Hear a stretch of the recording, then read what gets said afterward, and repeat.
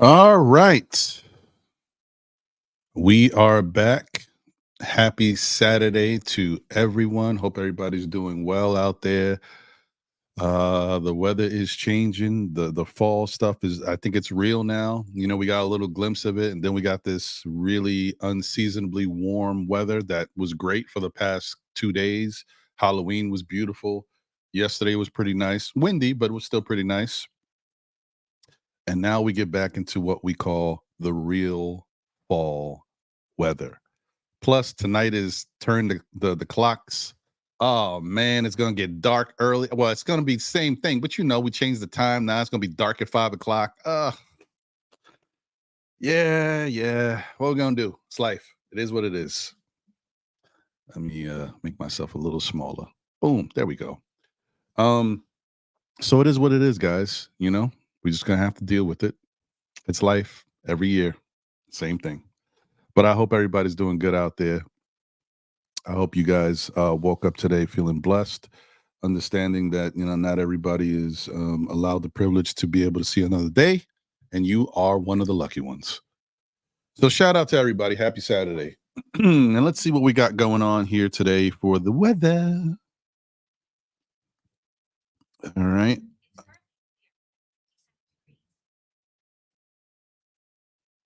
Y'all hear that? Come on. Siri, what are we doing? I didn't even ask. The problem is with these watches, it's right next to my wrist. So when I bend my wrist, it hits it, and then it's like I'm asking Siri something. It's weird. It'd be freaking me out. Okay, whatever. So currently in New York, it is 55 degrees, going up to a high of 64. Sunny. Yeah. One thing I have noticed, guys, and I don't know if y'all paid attention to this. Um, Hasn't been a lot of rain lately. It's been a little dry out there. I mean, I'm not complaining, but I know it's not good. Like when it's too much clear skies and not, it's always an issue with our reservoirs and this, there's always some issue. But yeah, and even if you look at the weather, I mean, geez, no rain in sight. It is what it is. And just when you thought it was really truly fall and there was no warm weather, it looks like Tuesday, Wednesday, and Thursday, 73, 76, 73. I don't know. It's weird weather. We'll take it though. Might as well enjoy as much of it as we can, because once it gets winter, it's gone. All right. Shout out to everybody. Hope y'all doing well today. Shout out to everybody across all platforms. Salute to you all. Appreciate y'all.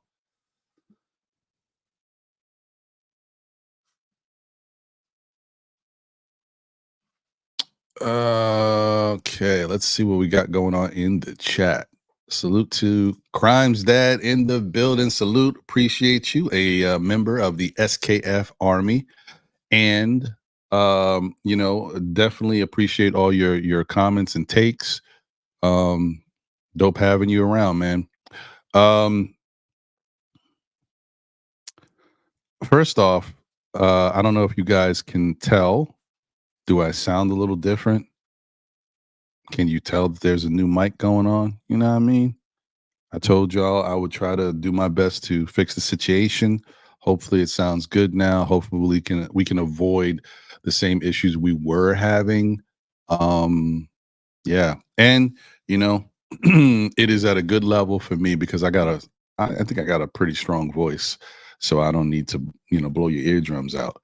But you could tell it's a new mic. You guys saw the mic that I had last week on the show. It's the same mic that I've had for like 4 years, but I actually, you got to see it in front of you. This is a different mic, so I'm not lying when I tell you I got a new mic. So you know, I said what I said. I told you I'd do it, and now I'm paying for it. No, but seriously, uh, yeah, man. So hopefully, I get to avoid hearing the issues that I was hearing last time, because I don't love it. I'll be honest with you. I just don't love it. Let me see. I didn't even test how I've tested it already, but let me see. Let me see how I sound on the show real quick before I continue.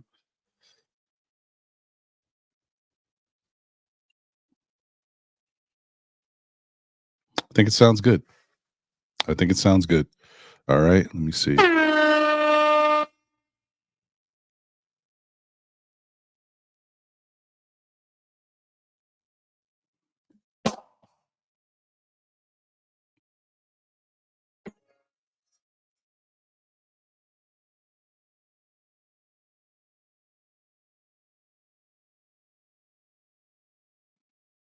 Okay. All right. I think we're okay.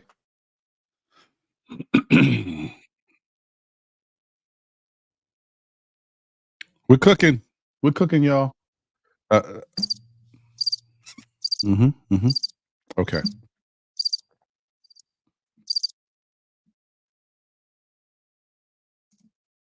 All right. We're good. Anyway, so let me get back to the regularly scheduled programming. Walter Blackman is in the building. Salute, Walter. What's good? Hope you're doing well.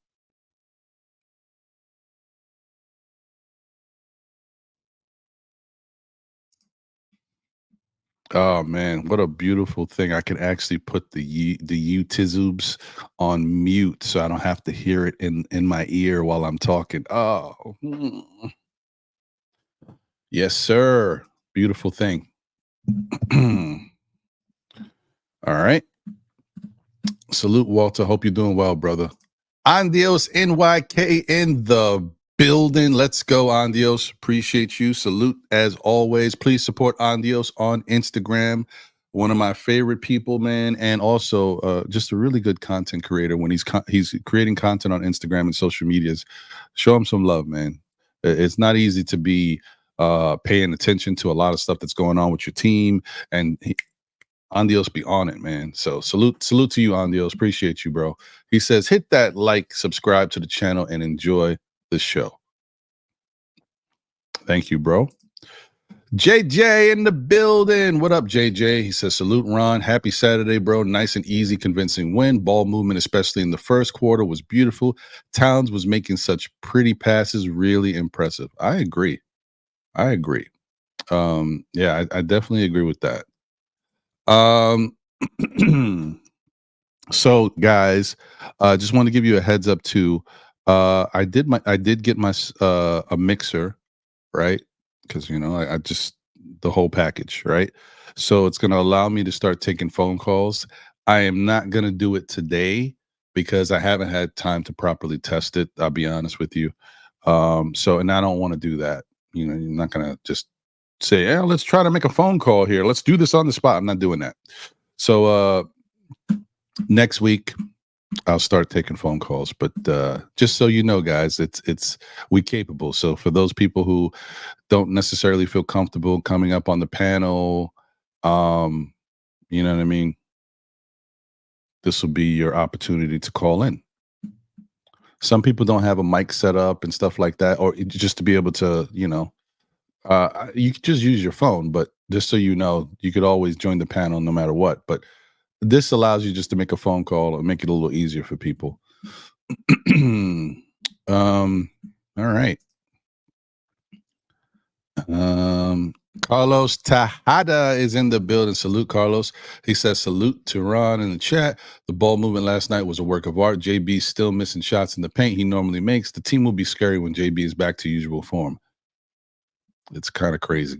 JB had like 30 something points and he still wasn't his best self. You ain't lying. So it's dangerous thing we got going on here. But I know it was the Pistons, but it was still good. Still good to see. Oh, and thank you, Mr. Tejada, for being a part of the SKF Army as well. Appreciate you, my brother. Excuse me. See, this is what I'm trying to tell. I talked to my wife before I started the show. I said, listen how I sound. Say I'm fine. Watch. Soon as I start drinking coffee, listen to the difference. And as soon as I start drinking coffee, this is weird stuff, guys. Morning Cup of Joe or Joanne. You know how we do. And I was trying to actually finish. Shout out to Crimes Dad. I was really trying to finish it before the show. I'm like, I'm sick of this.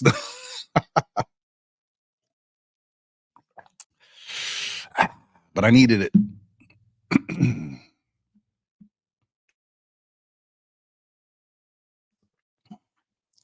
Okay. Shout out to David Smith in the building, another member of the SKF Army. Appreciate you, David, as always. Says salute to Ron in the chat. Hope everyone doing well. September 25th, 2023 was a big day in Knicks history. Is when Gerson Rojas was hired, senior VP, replacing Scott Perry, and became big. Okay, all right. Shout out to my guy Izzy Black in the building. Salute, Izzy. He said, "Grand Rising Knicks fans, love how we didn't play with our food. Let's go." Yeah, you gotta, take care of business. This is the difference between this Knick team and the Knick team like a couple years back. Like over the years, we've learned that we got to take care of these teams that we should be beating. Sometimes the Knicks have run into problems, even knowing that. But I think now they've got such good talent. It's really, if we lose to a team like a Detroit, it's a rare occurrence. Like, it should happen like in a lunar eclipse or something. Shout out to you, Izzy. Appreciate you, bro.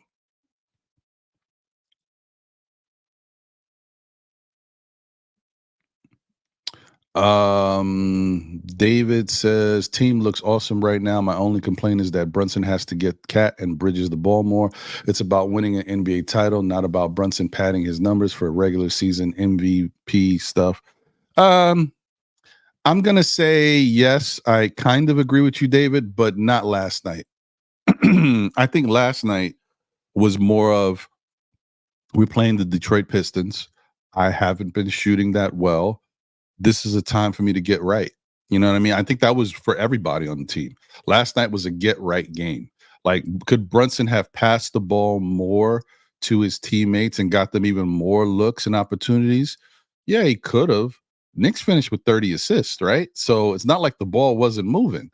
It's just that Brunson needed to get his shot right. He needed to get going. He's been struggling a little bit these last two games. So, and what better opportunity to do it against a team that puts up a little to no resistance? So I hear you, but I just think like this was a night that he needed to kind of get going because everybody was going to be able to eat no matter what. If he was passing to them like that, this is the only time that I will say that this was a night that you're going to do this because this game was too easy. Then like they could get whatever they wanted and you can score ISO, you can score in any set you wanted.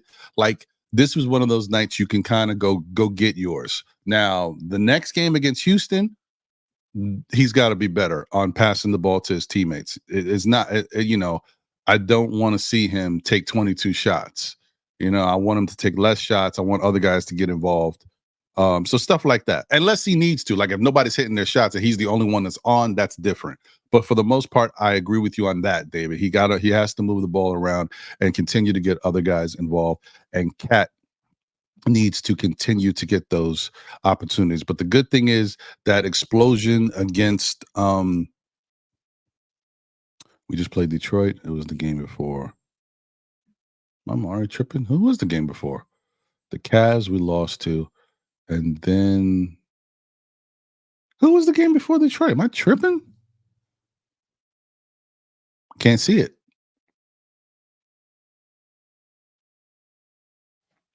I am tripping. Oh, Miami. Yeah, it's like an afterthought. I'm not even thinking about Miami. That's weird.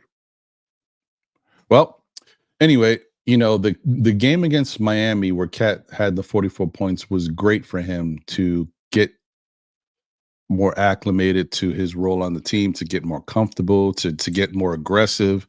And that's good. And last night's game, he had 18 shots. That's it. I'm fine with that. That's okay. So everything worked out the way it should have worked out. And I think it's going to continue. I like the fact that Cat's getting involved now. Josh Hart has found his aggressiveness. He's getting involved more offensively. And everybody else, like OG stepped up last night. He was getting, more aggressive. And Bridges is just playing. He's Bridges. And so that's fine. And then, we already know what Jalen has been doing and the addition of what Miles McBride has been doing as well. So I'm cool with it. But I hear what you're saying, but I'm cool with it. Shout out to my guy, Allah Wise in the building. What up, Allah? Appreciate you, my brother. Hope you're doing well, bro. Good to see you. Let me see here. Hey, L, damn it, is in the building. Salute, L. Appreciate you. Hope you're doing well. She says, salute to the chat, today's panel, and great Ron-O-Matic. Let's get the show on the I guess you can get the show on the road with our cup of coffee in hand. Facts.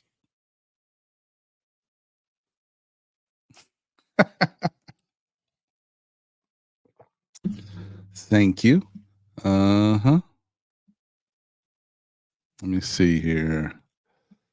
Prezi the boss is in the building. What up, Prezi? Appreciate you, bro. Good to see you. Say good morning to Still Knicks fans and the chat. Hope you're doing well, brother. Jason Madden is in the building. Salute, Jason. Appreciate you. My guy Craig is in the building. What up, Craig? Salute, bro. Hope you're doing well.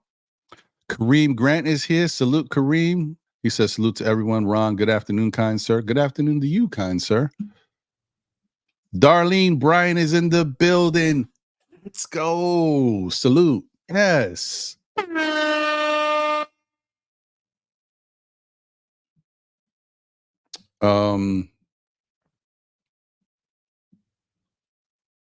Yes, sir, Craig. Yeah, sorry. I know I'm getting to your comment now, but that is correct. Yes, it's a new setup, brother.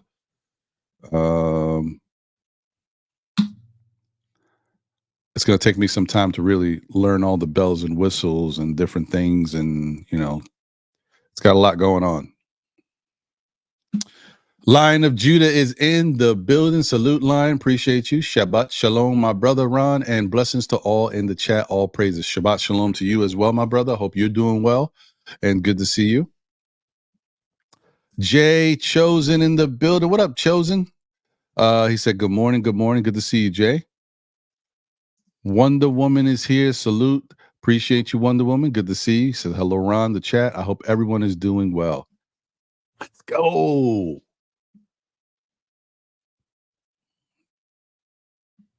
The best time of the year. Gotta love it. J Money 318 in the building. Salute, J Money. Appreciate you. Says salute, Ron. My guy Randu's in the building. Salute, Randu. Appreciate you, brother. Good to see you.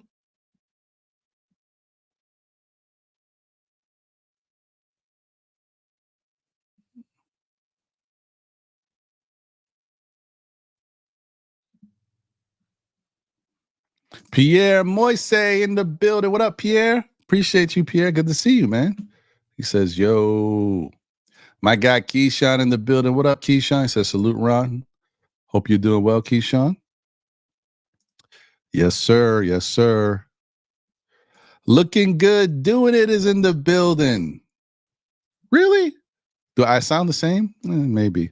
I mean, so, hopefully it sounds good and it sounds crispy and clear. The whole thing for me is like, with a lot of these mics, the best thing about these mics for a lot of people is it enhances their voice. And I'm not tooting my own horn, but I got a pretty good voice to begin with. And so I don't really need a lot of enhancements. And if I do make enhancements to my voice, it's going to sound too much. I'll sound like Barry, telling me this and telling me that. Nobody even knows Barry White these days, these young whippersnappers. But you don't want my voice sounding like Barry White. I need to stay exactly where I am. Good afternoon, Sherwin in the building. Salute. What up? Appreciate you. Blaze Brown is here. Salute, Blaze. Good to see you, man. Hope you're doing well.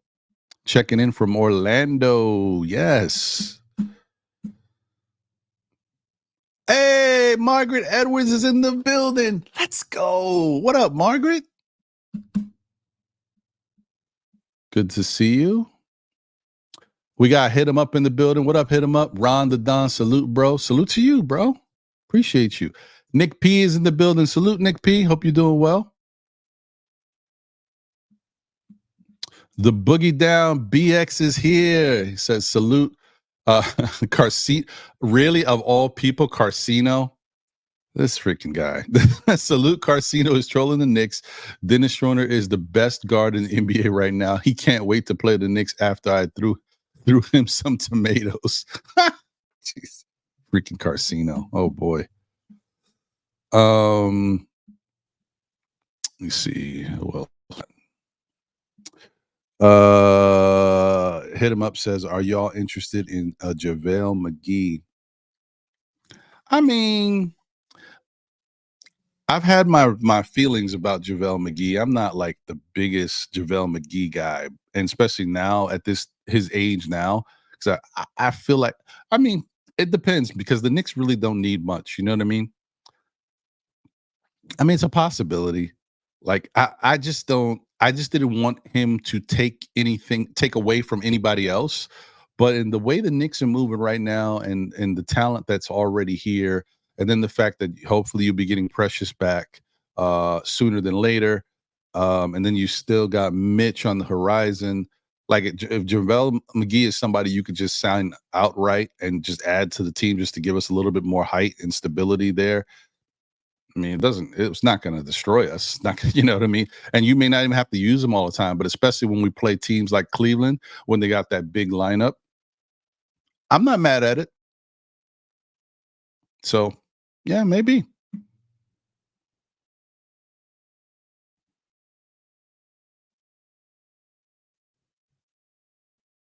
Let's see. D-Rex is in the building. What up, D-Rex? Appreciate you. He says, why do so many Knicks fans act like Tibbs is beyond criticism when he has yet to win a championship as a head coach? These minutes and rotations are crazy this early. No other coach is doing it now. Well, there's a couple coaches that I did notice have put their guys back. Not everybody, just put one or two guys back in the game in the fourth quarter just to make sure that the whatever they got going on is still intact. And then they've yanked them. So, but I hear you. We know Tibbs is notorious for that. But as I said, and this is the only reason I'm giving you guys this caveat, because I get it. This is we've already seen what this team dealt with last year. We are trying to avoid, the injuries and stuff. But so what Tibbs is doing is he's trying to put guys out there that he thinks one can handle it. You see OG's not out there in the fourth quarter in that time, right? Because he doesn't want OG getting injured. He's also Tibbs is I didn't know this when he came here because of how they talk about Tibbs like he's the boogeyman. Tibbs is a player's coach, guys. It is what it is. Tibbs is a player's coach, and we got to understand and deal with the fact that Tibbs likes to do good by his players. Karl Anthony Towns, when he was out of the game, had 9 rebounds, I believe, or 8 rebounds, something like that. He put Karl Anthony Towns back in the game in that time, and Karl Anthony Towns got 2 more rebounds and got himself, a double-double. Am I saying that's why he did it? No, but I think he felt like he needed a little bit more time out there. And if he can get some, more love out there with his stats, why not? I think Tibbs has already shown he likes to do good by his players. He also knows the importance of building a name for your team, not only for the players, but for the franchise. Because, guys, we look at things just as purely as fans. A coach has to look at things from many different standpoints. A coach also has agendas and bottom lines and stuff that is put on him by the front office that nobody talks about. And having an all-star on your team is a spotlight to the organization. It's part of the reason why the Knicks have been starting to be looked at more and more throughout the league. Like, you can't ignore the Knicks. We could be playing good basketball, but with no all-stars and no recognition in any other way, everybody's going to like, oh, they're okay. But you can't deny that Julius Randle's been a 3-time all-star with the Knicks. You can't deny that Jalen Brunson was an all-star last year with the Knicks. So those are the type of things that get shown. Those are the type of things that get talked about in the media. Those are the type of things that get recognized. So as much as we don't want Tibbs to overplay these guys or not have them out there in a blowout, sometimes he's got to do certain things to make sure that these guys look good to the masses And I'm not saying that's his main reason for doing this. I'm just saying that's another thing you got to think of. But the bottom line, too, is this is the most important thing that I wanted to get back to: chemistry, playing, being comfortable with the team. Karl Anthony Towns was with the Timberwolves for 9 years. This is his first year with the Knicks. He is still not comfortable, y'all. Just because we saw him drop 44 and do what he's done doesn't mean he's comfortable with this team yet. We haven't even been in all types of scenarios yet. You have to go through the gambit and get comfortable and get used to, and chemistry has to develop. The Knicks still have not played their best basketball, which is great to me. You know why? And you could say, well, we blew out the Pistons by 38. Everybody was hitting their shots. We had 30 assists. How could you say we're not playing our best basketball? Because we didn't do it against a good team. When we do it against a good team, then I can say, oh, that was the best that I've seen these Knicks. You know what I mean? So we're not there yet, but we will be. But I hear you, bro. I'm not, once again, I am one of the first that has criticized Tom Thibodeau, but I'm in a happy place right now. So, because I've seen Thibodeau's growth. I used to criticize Thibodeau for his rotations, for his lack of adjustments in game, coming out the half. I used to criticize him for many things, but he's made changes. I'm not one of those people that doesn't recognize when somebody makes a change and then going to still talk like, oh, you're still doing the same thing. Nah, I got to give you love. If I'm criticizing you when you're not doing it, I got to big you up when you are doing it. And I got to put it in my back pocket. Well, he's not really doing it the way he was doing it before, so I'm not going to keep talking about it. That's me. But I hear you, D-Rex. I hear you. Ed Winning in the building. What up, Ed? Appreciate you. Hope you're doing well. Thank you. Good to see you. My guy, Shy Powers, is in the building. What up, Shy? One half of the Knicks Real Talk crew, my brother Divine. Hope you guys are doing well. As always, appreciate you, Shy. And good stuff, man. I've been trying to catch as many of the pregame shows as I can. You guys have been killing it. Please, guys, go support Knicks Real Talk if you haven't already. I'm telling you, nobody gets me more hype and ready for a Knick game than these guys. When I'm ready to say, okay, who we got tonight? Man, let me go see what Knicks Real Talk is talking about. Appreciate you guys.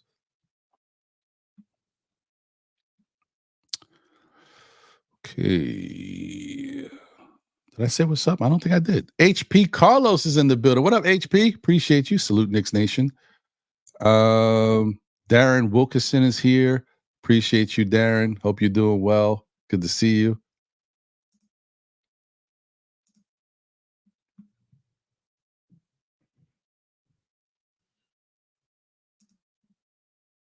Let me see here.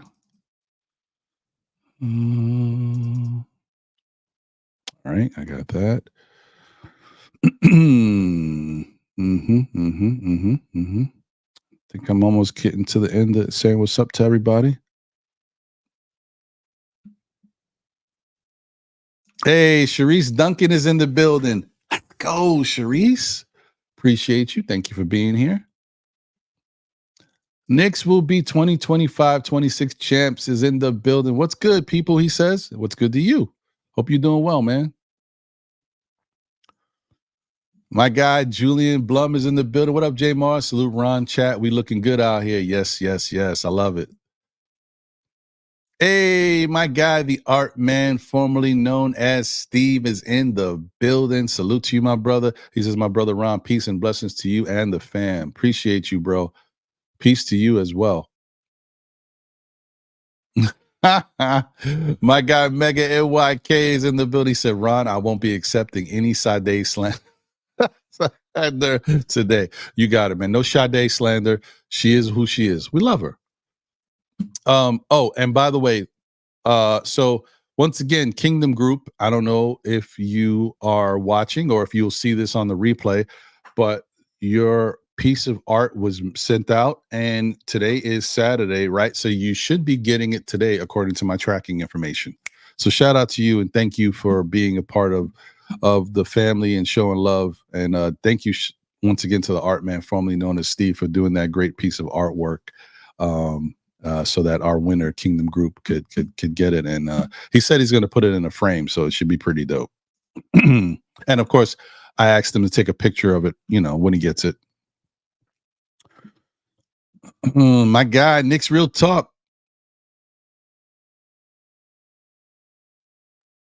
Knicks Real Talk. It's like a frog in my throat. What the Ribbit? I'm gonna have to do a little thing with a frog jumping across the screen. Like I love it. So what we're gonna do? We're gonna drink more coffee.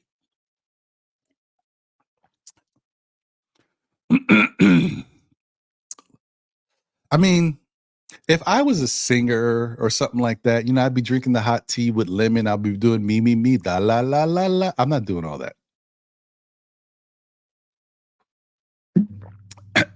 But if I get a deal with like Sirius XM or FM or something like that, or some other radio station, maybe then you go see Ron as a professional. Nah, I mean, don't talk to me. I got to save my voice. No, come on, back up off me. Still Knicks fans. But anyway, let's get back to it. Sorry. Let's see. My 2 cents is in the bill. Oh, wait, hold on. I didn't even really. Once again, this is the other half of Knicks Real Talk. My brother Divine. Appreciate you, bro. Thank you for always being who you are. You guys get me right for the start of the games, man. Your pre-games right where it needs to be, brother. Please go support Knicks Real Talk, y'all, if y'all haven't already. Like, subscribe, all that good stuff. Shout out to my 2 cents in the building. I said Tibbs slept like a baby. Good defense, movement, created space, attack space, selfless ball. Everyone ran the floor, cut, played off the cut, created good shots, got in a rhythm. Salute. Yeah, no, I mean, it looked great. It looked like a masterclass. First off, it looked disgusting for Detroit and their defense. I mean, we were getting, I'm like, yo, I could get out there. When you play like this, man, Ron can put suit up. You know what I mean? I mean, Brunson was getting easy layups. Guys was just cutting back door, no resistance. I'm like, woo-wee. This looks nice. Let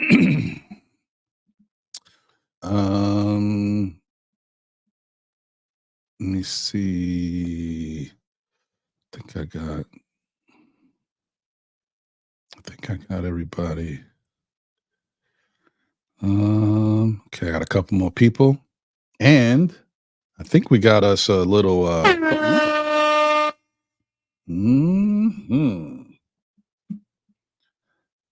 think we got us a super chizat. Salute to Parish Duggar. Thank you for the generous super chat. And before I read it, I just want to say, and I apologize, guys. Listen, but this is the way you got to do things. You got to be transparent. You know what I mean? And plus, y'all don't know. So I got to let y'all know so we can understand each other and y'all don't look at me crazy. So we use a program called StreamYard on Saturdays to do Know the Ledge. And on Mondays for SKF Weekly, we've been using StreamYard as well for the past, 5-6 months or so. But prior to that, on Monday nights, we use a different program called vMix, right?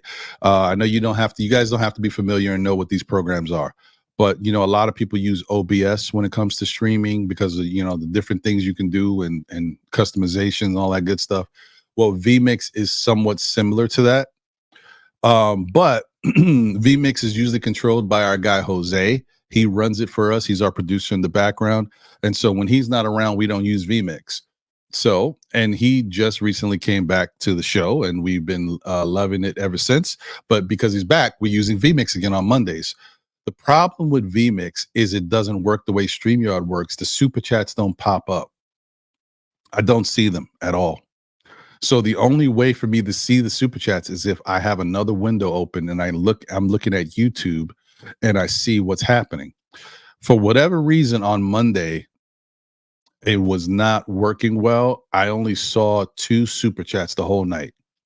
But looking back on the show, because I like to watch these shows again, there was 2 more super chats. There was one from Parish Duggar and another one from my guy 713 Gamer. Biggie D, what up, brother?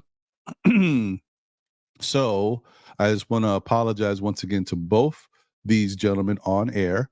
Shout out to you once again, Parish. I appreciate you. And apologies to my guy 713 Gamer. Unfortunately, I did not see those 2 super chats. They did not pop up for me. And, because the thing with StreamYard is StreamYard has a thing now where when you get a super chat, like you guys get comments, super chats automatically go to a different category. So you can't miss it. You see it. But that's StreamYard. And vMix does not do that. And you can't even see the super chats in there. So I apologize, guys. We'll figure out a better way to pay attention to that and to make sure we acknowledge, because we do not want to not read super chats. The only time I would ever say that I won't read a super chat is if my whole show was super chats and I had to end the show and I just couldn't get to everything. But we're not there. So, because I know there are shows out there on YouTube that all they read is super chats, and sometimes they can't even get to all the super chats, and I'm like, wow. So anyway, back to Parrish's super chat. Thank you, Parrish. Once again, I appreciate you, and apologies for any confusion. Shout out for capping for dumb coaching. Up 32, 4 minutes left, and he drives us drunk by putting Cat in. Let's hope he doesn't cause a catastrophe. I see what you did there. That's good. Actually, I mean, but I hear you. Minutes wise, I think he put Cat back in around the 6 minute mark, and then he took him out around the 4 minute mark, a little after the 4 minute mark. Even Cat was like, well, I don't know what he said, but when he went to the bench, I think Cat was like, because I saw him do his hand gesture, and I think he was a little confused, like, why did he put me back in? It was so it is what it is, guys. But I hear you. Thank you once again, Parrish. Let's see where we at. Oh my God! No, I gotta move my watch down because I keep constantly hitting it with my wrist or something. She's getting annoying. Calm down, Siri. Relax. Oh, look at this! A blast from the past. Haven't seen you up here in a minute. My guy Jarvis LaFleur. Salute to you, Jarvis. Hope you're doing well. Appreciate you. He says no to JaVale. Might as well focus on developing Huck Porty at this point. I could agree with that. I mean, that's fine. Shout out to my guy Vaughn Allen. Appreciate you, my brother. Hope you're doing well. Always good to see you. He said, "Don't look now. Chemistry is bubbling." I like that. I like that.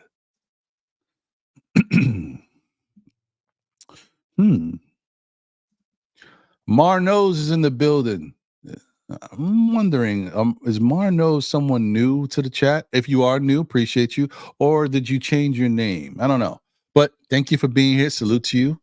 I said, if we can secure Sengun, my goodness, man, I don't know about that. Where'd you get the Sengun stuff from?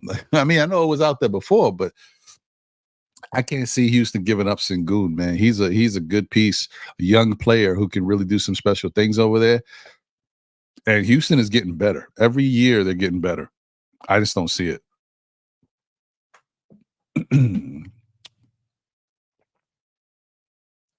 Let's see. JT Riddick is in the building. What up, JT? Appreciate you. He also has to get players paid. Listen, that's another thing. That's another good point, JT. And it goes back to, guys, when we say this, just understand there's reasons behind it. Have you noticed that everybody that comes to the Knicks plays better? They have career years, or, at least they match the best they've ever played. Let's give Tibbs some love, man. I know it doesn't look right because of the fact that we went through the injury stuff last year and we're trying to avoid that. But just understand, as the Knicks continue to build team chemistry, as they continue to understand how to play out there on the court, with each other, things are going to get easier. He's not going to continue to do what he's doing all the time. He's not going to play everybody excessive minutes. He's not going to, have to feel like he needs to put guys back in the game. If he goes to a bench unit and Tyler Kohler goes out there, he's orchestrating, he's killing, or like Dottier's killing, or these guys are just, getting real comfortable out there doing their thing. He's not going back to the bench and saying, Bridges get in there, or Cat get in there, or Brunson get in there. He ain't gonna have to. But it's the fifth game of the season, guys. We need to build the chemistry. And the other thing too is it is the 5th game of the season. If there's a time to see what your conditioning looks like, it's now. Right? You don't want to be playing like this all season. I get it. But it's the beginning of the season. You've had training camp, you've had an off season. You need to get in basketball shape for Tibbs. You need to get in Tibbs shape. So now's the time where Tibbs gets you into Tibbs shape. I'm just throwing out the pros for it. Now, the cons are, once again, I said this before, it's not a big deal if it's game 5. Now, if it's game 35 and he's still doing it, it's an issue. That's it. That's all I'm saying. That's it. I'm not saying he should wait that long. We get my point. I'm exaggerating for the point.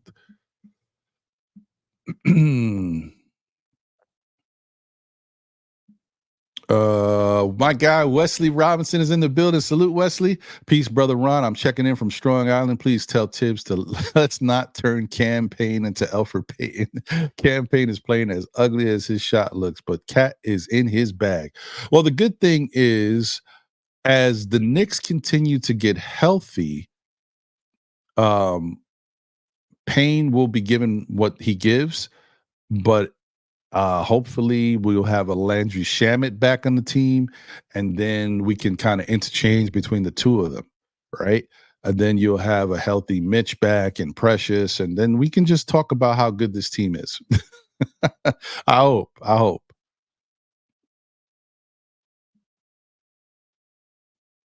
Keyshawn says, is Cat proving the doubters wrong? I think he's starting to.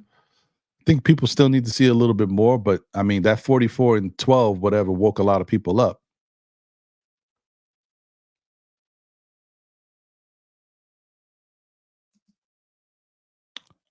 I'm not mad at that. The Dottie thing works. We can probably find some more minutes for him if needed. I mean, if the Knicks continue to play the way they're playing, the Knicks are going to put up some good numbers. There's going to be some blowouts. There's going to be time to give Daddy 8 minutes. But if it's a close game, I don't know. Old Head is in the building. Salute. What's good, my brother? I appreciate you. Hope you're doing well. Gio Concepcion in the building. What up, Gio? Appreciate you. Hope you're doing well. Gonna work on the art this week. Ooh. Oh, nice. D Coolis 718 is in the building. Appreciate you, D Coolis. Now I wonder if I should, because guys have been. I'll wait till I get everything. So yeah, because guys have been sending in pictures of their prizes that they've won. I got a picture from D Coolis. I got a picture from Coach Malpica. They both won the hats. I haven't got anything from Kerry Cox as of yet, and Kingdom Group is still waiting to get his. So we'll see. I guess I'll wait for everybody.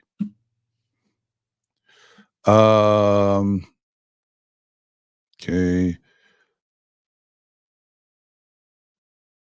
No doubt, brother. Appreciate you.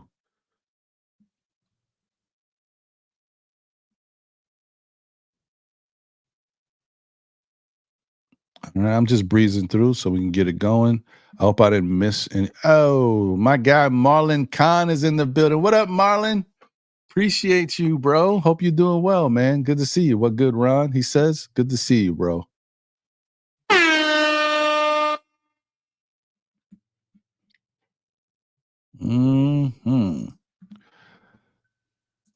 Shout out to Parrish Duggar. Thank you for the generous super chat. Appreciate you. He says, need to educate fans. Tibbs plays Sims because he's quick enough to prevent penetrators in pick and roll. Guys rarely get in the lane against Sims hedging up. Okay, that's fair. I mean, the one thing I will say about Sims is he has good feet. He moves pretty well for a bigger guy, with his size, especially how, upper body strength and big, but his feet, he moves pretty good. He's probably one of the best on our team for size that moves their feet. Now, that doesn't mean he's the best defender or other little tricks and things that you learn, but as far as moving his feet and getting to spots, he does do that well. So I can agree with that. Shout out to Nick Yak. I thought I already said what's up, but I'm like, I think sometimes, you see a name, but did you say something? I don't know. But shout out to you, Nick Yak. If I didn't already say your name, appreciate you. Hope you're doing well. And obviously shout out to my guy Mega NYK with his Sade love. Shout out to Source One in the building. Source One, appreciate it. Of course, the player is going to have good numbers when they're playing 1,000 minutes. I mean, hey, look, the bottom line, guys, is if you want, we can do this again because I feel like we do it every year. If you want, we can do the thing where we go across the NBA and we look at total minutes and we see where the Knicks players rank in total minutes in comparison to the rest of the players in the league. And also, first off, there should be no argument about Cat and Jalen Brunson. They are the two stars of the team. Stars play. Look at Boston. Stars play. Look at Cleveland. Stars play. And for them, it's Dante. I mean Dante. Spider. Look at Dallas, the Mavericks. Luka plays. Kyrie plays. Look at Phoenix. Kevin Durant. These dudes play minutes. They play minutes. So I'm not going to do it yet because it's only game 5. Maybe when we get to game 10, we'll take a look at how many minutes everybody's playing around the league. And when you guys say Tibbs plays his guys more than anybody else and nobody else is doing this, we'll take a look around the league once again and we'll share that. And this is not a knock on you, Source One. I'm just saying because I feel like we always do this. The only time you can say in recent times that Tibbs was playing his guys extremely, heavy minutes was the stretch going into the playoffs and then in the playoffs.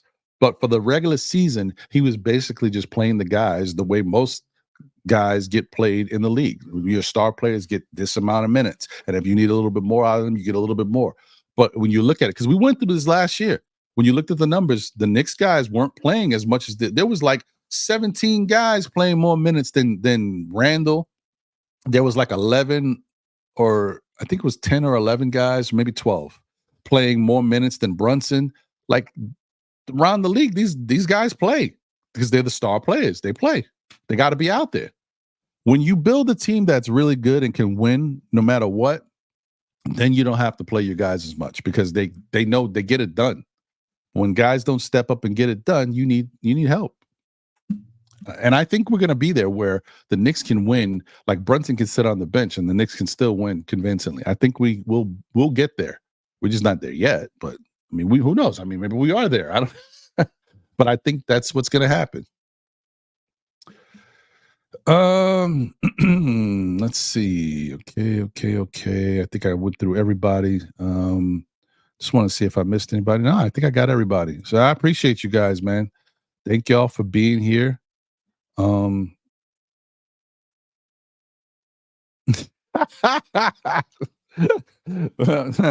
bad, Mega. I guess I'll look out for that call from HR. I don't want no smoke. Shout out to my guy, Coach, in the building. What up, Coach? Salute. Appreciate you.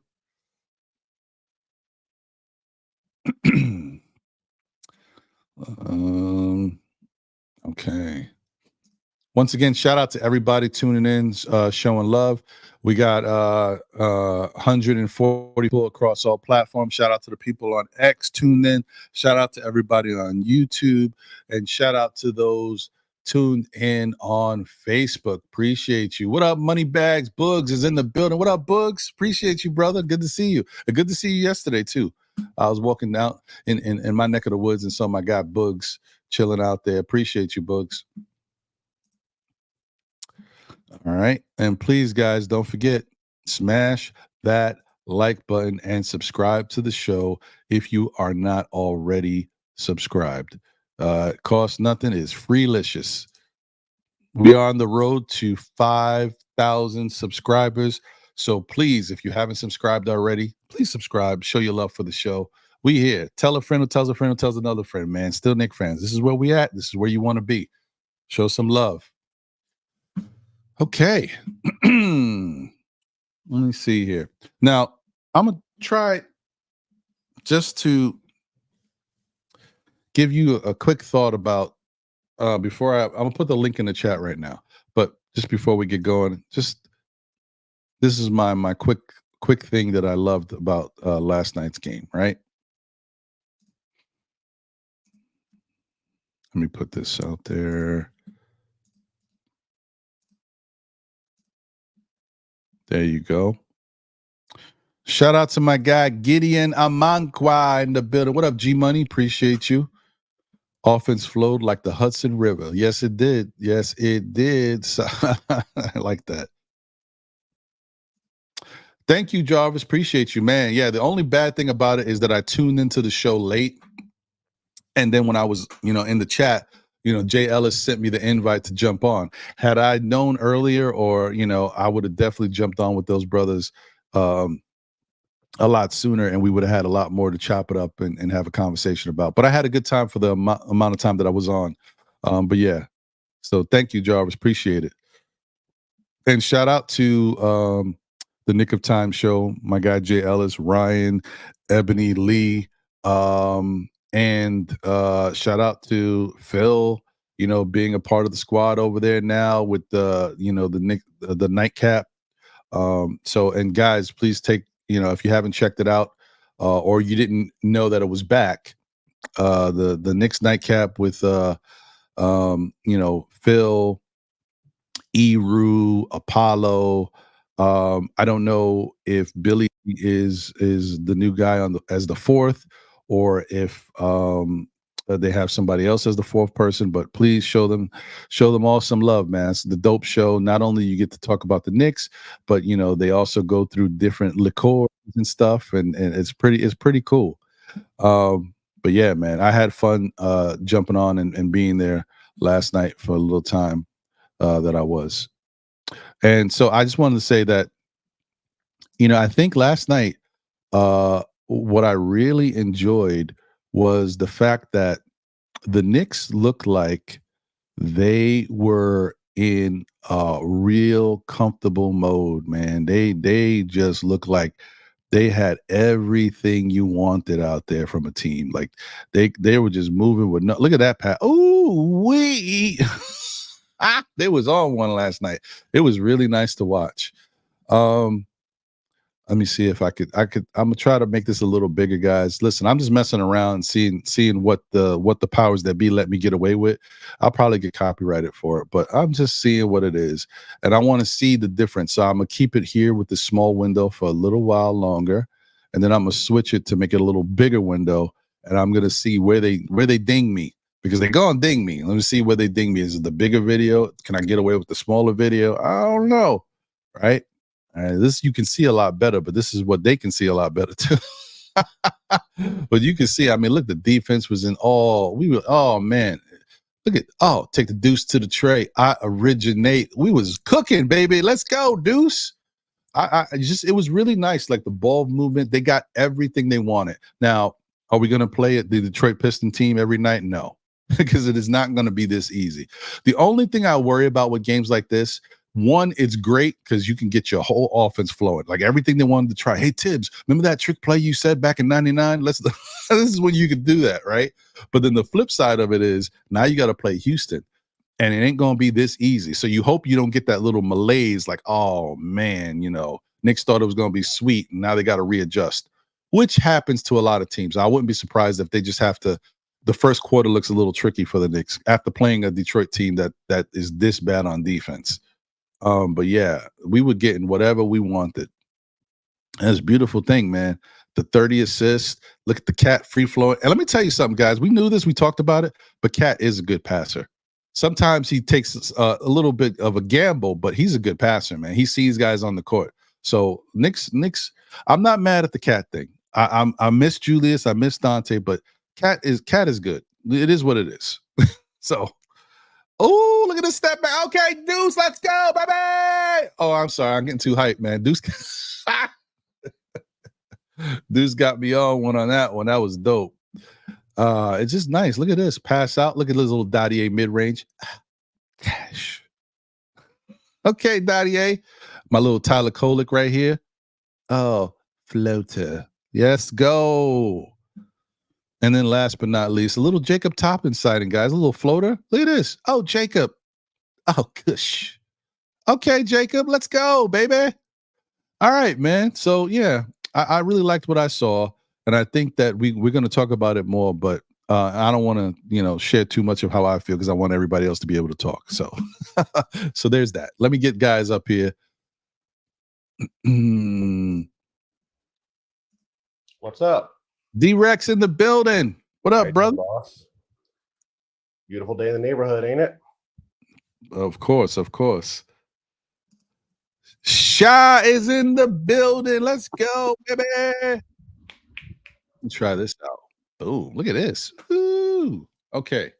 Yeah, I like the setup. I like the way everything looks different. Yeah. We try a little something different. Yeah, man. I know. I'm gonna hit you on the back end. I'm just hoping that the sound is continues to be good and that we don't have any more problems. But man, we shouldn't. All the money I spent on this stuff. So good to see y'all. Oh wait, hold on. Let me see. I'll let him Rex, get what's right. going on, Rex? What's up, boss? How you doing? Long time no talk. Everything all right, man. Glad to hear you. See you on the chat. Glad to see you in here, giving you a great knowledge of the basketball that the Knicks, the team that we love, the Knicks. So I'm glad to see you. All right, let me get my guy. With you, man? What's going on with you? You okay? Yeah, man, I can't complain, man. I'm happy. Yeah, you on that happy coffee? To be I can here. hear it all in your voice. You on that coffee, right? Yes, sir. But now, finally, I've finished my coffee, and I think it's starting to calm down. It really is something weird. I have to figure out what it is. I have to think that it has to do with the creamer that I put in my coffee. For whatever reason, I don't know what that is. I'm gonna figure it out though. It's like a scientific experiment, man. I don't know what it is. Let me get my guy Jay, the chosen one, up in here. Yo. What up, Jay? What it do? What it do, homeboy? What's happening? Good morning, man. How's everything? Yo. Can't complain, man. We here. Yeah, we here. We here. So let me start with D-Rex. Just, it is what it is. We know we were playing the Detroit Pistons, but how'd you feel about how the team looked last night? Was there anything that you took from it that you were a little bit more excited about that maybe you didn't see and you're like, okay, now I'm seeing something new? It's more like stuff that I've seen accumulate over a couple games. And it's as far as they're two different players, right? Like I was going to say between Dante and Mikal, but his just ball handling, his ball distribution, a lot of his passes. He's obviously not the 3-point shooter that Dante is. Almost nobody is. But seeing him present the throw, I'm gonna dribble up and do a 3 on you, but then a no-look pass to someone else, all that kind of stuff. People always said secondary ball. We don't have a secondary ball handler. And you remember I was hating on Mikal, a lot of people, right, when he came in, And I got to be honest, bro. He showed me up, and I'm very happy to be wrong on that. Very happy to be wrong. I also feel like we just tell Jalen Brunson that he lost the game before every game, because when he loses, he always comes back and plays really well. You know what I'm saying? It's true. Just tell him, yo, bro. Even though we just lost, actually, even though we just won, you know what I'm saying? The only other two things I got to say, other than that, is people are going to be annoyed at me, whatever. It doesn't make it people act like the more minutes you play, it's you become healthier or something. Obviously, there's a risk. You know what I'm saying? Everyone can say that. And I've been tracking other teams in the league, like the Houston Mavericks game the other night. Most of the people on both of those teams didn't even play 30 minutes, and they had a wide ass rotation, and it was a very competitive game with Luka and Kyrie. You can't say that these are not at least on the same tier of players that we have. I don't know about the players on their bench. Maybe they're good, maybe they're bad. I'm not an expert. And I also just want to say, bro, people was telling me on Twitter, oh, you're questioning Tibbs. Who is he? Who is he for us? Until he brings us to chip, who is he that we can't question him? You know what I'm saying? He's not God. He didn't win us. He didn't win anybody a chip. Yeah, I have as many championships as Tibbs right now. So who is he? True. You know what I'm saying? Like, we just have to be better about it. It's not like a question of when I say that, it means I'm saying Tibbs is a bad coach. He did nothing for the team. But my fundamental question for this year is he the one that's just leading us out of the darkness, or is he the one that's going to bring us all the way to the promised land? You know what I'm saying? Those could be two different coaches. And I'm hoping that he is both. But yeah, I don't know. That's all I got to say. Right. I mean, but no, I mean that's fair. I mean, the only thing that I will say is one one thing that we don't know yet is if Tibbs can take us to the next level. But the other thing is we don't know if he can't take us to the next level because we know what happened last year. And that's like a chicken and egg thing. Yeah, like even if you want to say that, look, call a spade. Guys are different, and we know that some guys have been put in situations to play more minutes than they're used to playing in certain cases. But a lot of that has to do with the fact that we had so many injuries, right? Last year was incredible. Yeah. But I don't fault him for the Randall one, but also, like, you know, there people would have said he should have been out by that point, you know? Right. I but see that as a minutes overuse one. Even with Randall, it's tough because outside of what we do see how Tibbs plays guys, Randall likes to play. Like Randall works hard in the off season and even in between games to get his body right to continue. I'm just going to speak from my personal experience. He never had a career-ending injury before. I'm 35 now. When I was in my 20s, I was working out a lot. I was a boxer. Okay, so you could argue that's at least as tough as basketball. Maybe I'm getting punched every day. You know. I thought I was invincible. I'm a big dude. One day, unrelated to what I'm doing, I go on the monkey bars in a regular playground, whatever, messing around, and I hear something crack, and I have a dislocated C5, C6, and later on I find out I have what they call congenital narrowing of the cervical spine. I'm not going to bore you guys with my medical history, but you don't find out that stuff until your shoulder comes out of the rotator. You know what I'm saying? Who knows? You don't have an MRI of the person head to toe until they get injured. Everybody thinks that they're unstoppable, especially an athlete. They have all the staff around them. They're doing crazy stuff every night until their knee pops out of the socket or something. You know what I'm saying? Like, it could happen. Yesterday in the last, when he subbed Cat in, there's a timeline where Cat breaks his wrist and has to sit the rest of the season out. You know what I'm saying? Like, people can hate on me about the stuff, but I would rather err on the side of caution on that one and get hated on. Like, I really would. Okay. I mean, listen, that's fair, and you have reasonings behind it, and it does make sense. Look, every day that the Knicks go out there and play basketball, these players are at risk. Now, I understand what you're saying as far as like with Tibbs and the usage, how he can be putting them at more risk, especially in situations that are meaningless. Like if you're already beating a team by 20 plus points or more, why have a guy out there? Because if he gets injured in that time when he could have been sitting on the bench. I also question the utility of, like, how applicable is the fourth quarter beating up on the Pistons bench when you're up 40? Like, you really think that's going to help you beat the Celtics in the season? Like, I don't think so. Probably not. But remember, see, that's why I say when we look at this stuff, we've got to look at it from something as possible, you know? No, I hear you, but we've got to look at it at all angles because remember, we're talking about a fourth quarter of a game in which we're basically beating the team by 28, 30 plus points, whatever it is. And you know, what are you really getting out of this? But as we already said, we have two new guys in this starting lineup. We have a team that is trying to understand, not only the players are trying to understand how to get comfortable with the team, but just watching other guys on the court in front of you allows you to understand what they like to do, what they're comfortable with. This helps everybody. But I guess I feel differently about it because this is game 5. Right.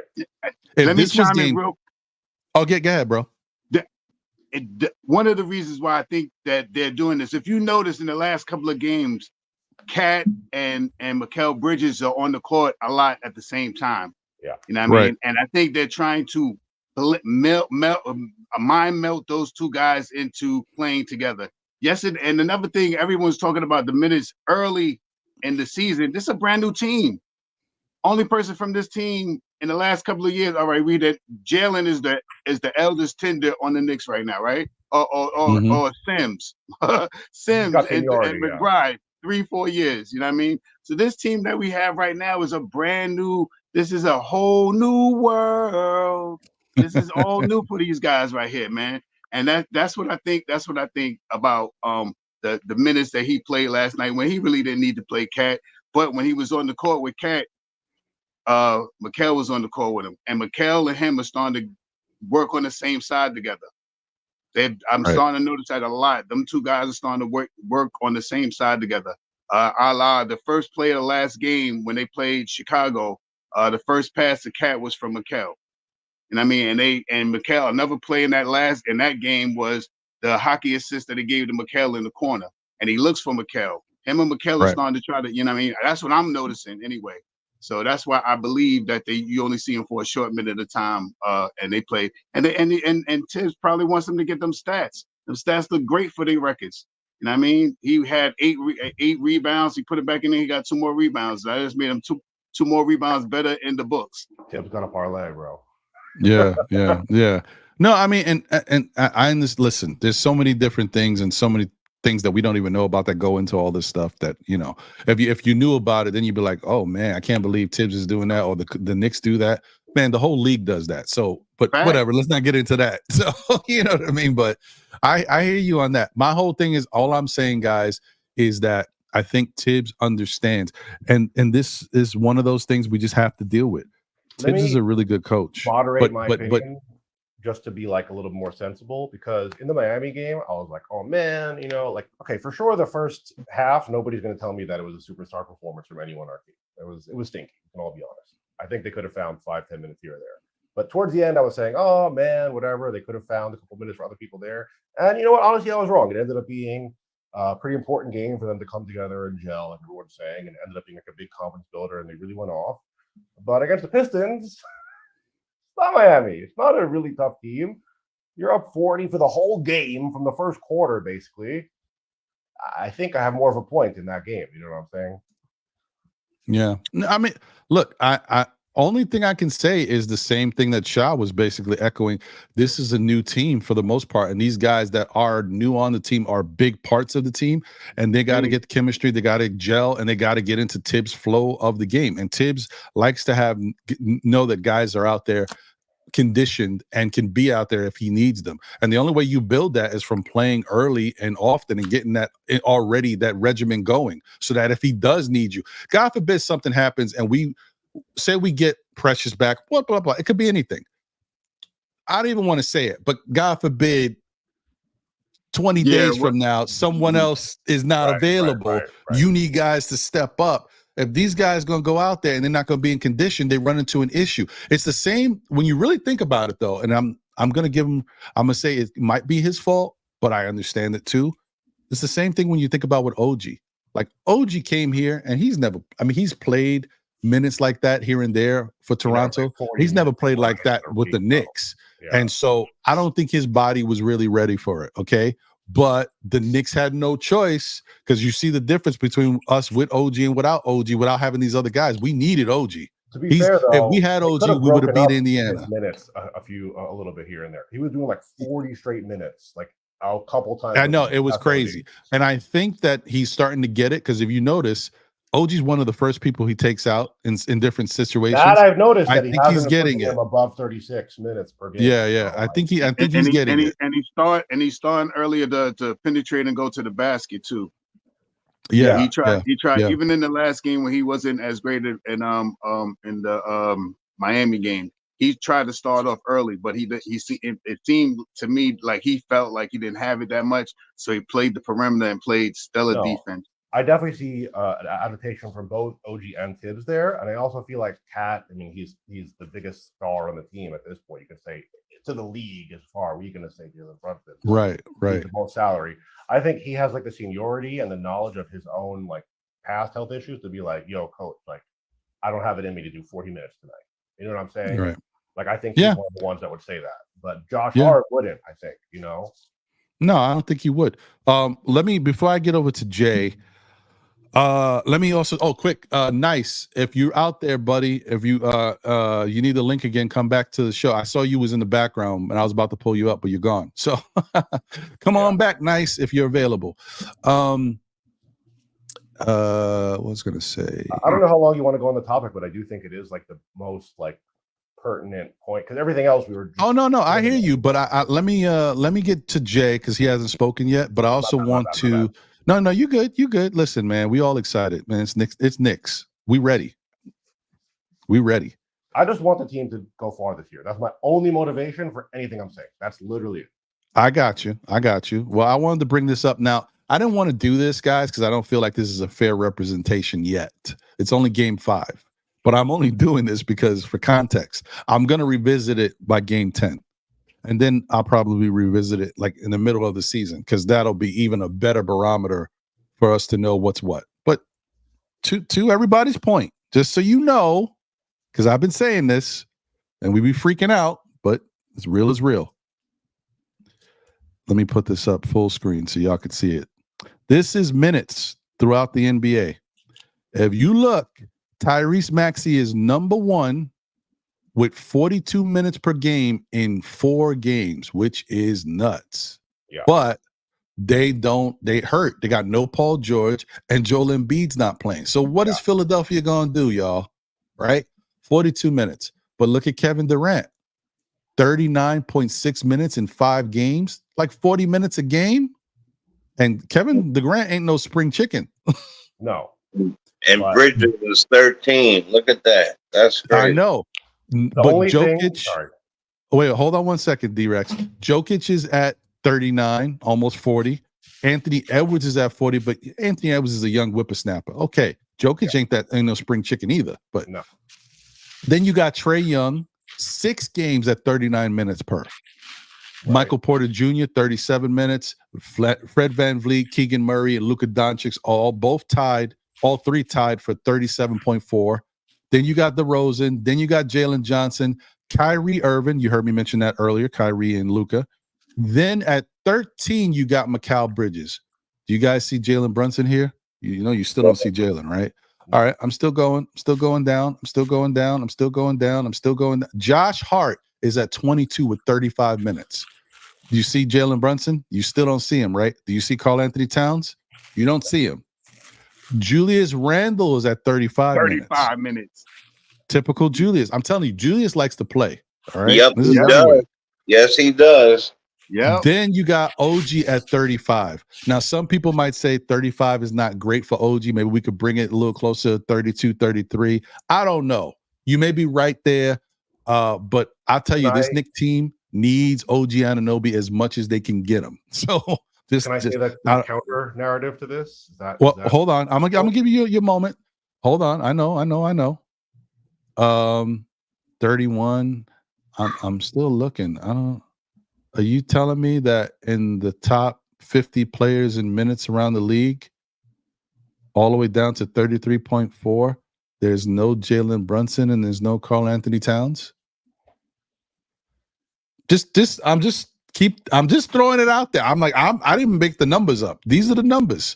So I just wanted to put that out there just so people know. Like I said, I don't really like to look at it now. It's only 5 games. It's too soon.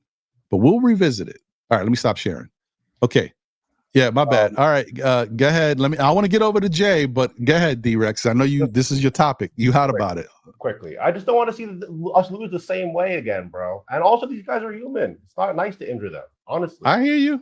But the thing I was going to say is nobody's complaining that it's the average overall, unless it's the playoffs, because then it gets OD. But it's the raw total consecutive amount in certain games and certain situations where it really doesn't make sense. At the end of the 40-point blowout of the Pistons, these guys don't even be playing, bro. The bench can mop up. They're not going to, unless like people actually think like the bench is going to come in and in 5 minutes we're going to lose a 30-point lead. People have actually made that argument. That's not rational, you know. But if you look at, for example, the Houston Mavericks game again last night, in the Boston Celtics blowout against the Knicks, You could say it's an important state win and they need to build chemistry. The same things you could always say. Nobody played more than 30 minutes. And in this regard, I got to be honest, Joe Mazzulla is the one that has several championship rings at this point, possibly. And that's the guy I'm going to go to off of this. Like Tibbs is the one that doesn't have a proven record of this. That's also a blowout. I would say similar. You could even argue it's more important that the starters ring because the Knicks are much better even at the beginning of the season than the Pistons. But nobody played more than 30 minutes. Celtic, But that's fair. But in the 6 games that have been played, both Jason Tatum and Jalen Brown are averaging 35 and 36 minutes. Yes. I mean, and Jalen Brunson and Karl Anthony Towns are not even in that list.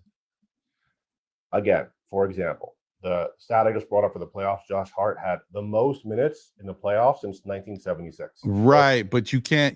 I hear you, but you can't look at that because, as I told you, Tyrese Maxey is playing 42 minutes a game in 4 games. They don't have Paul George and they don't have Embiid. That's why he was playing those minutes. That's why like he's that. playing those minutes. Right. And Josh Hart was in the same situation. I could also make the case the opposite, that they're so thin staffed that if the 76ers injure Tyrese Maxey right now, then they literally don't have a team.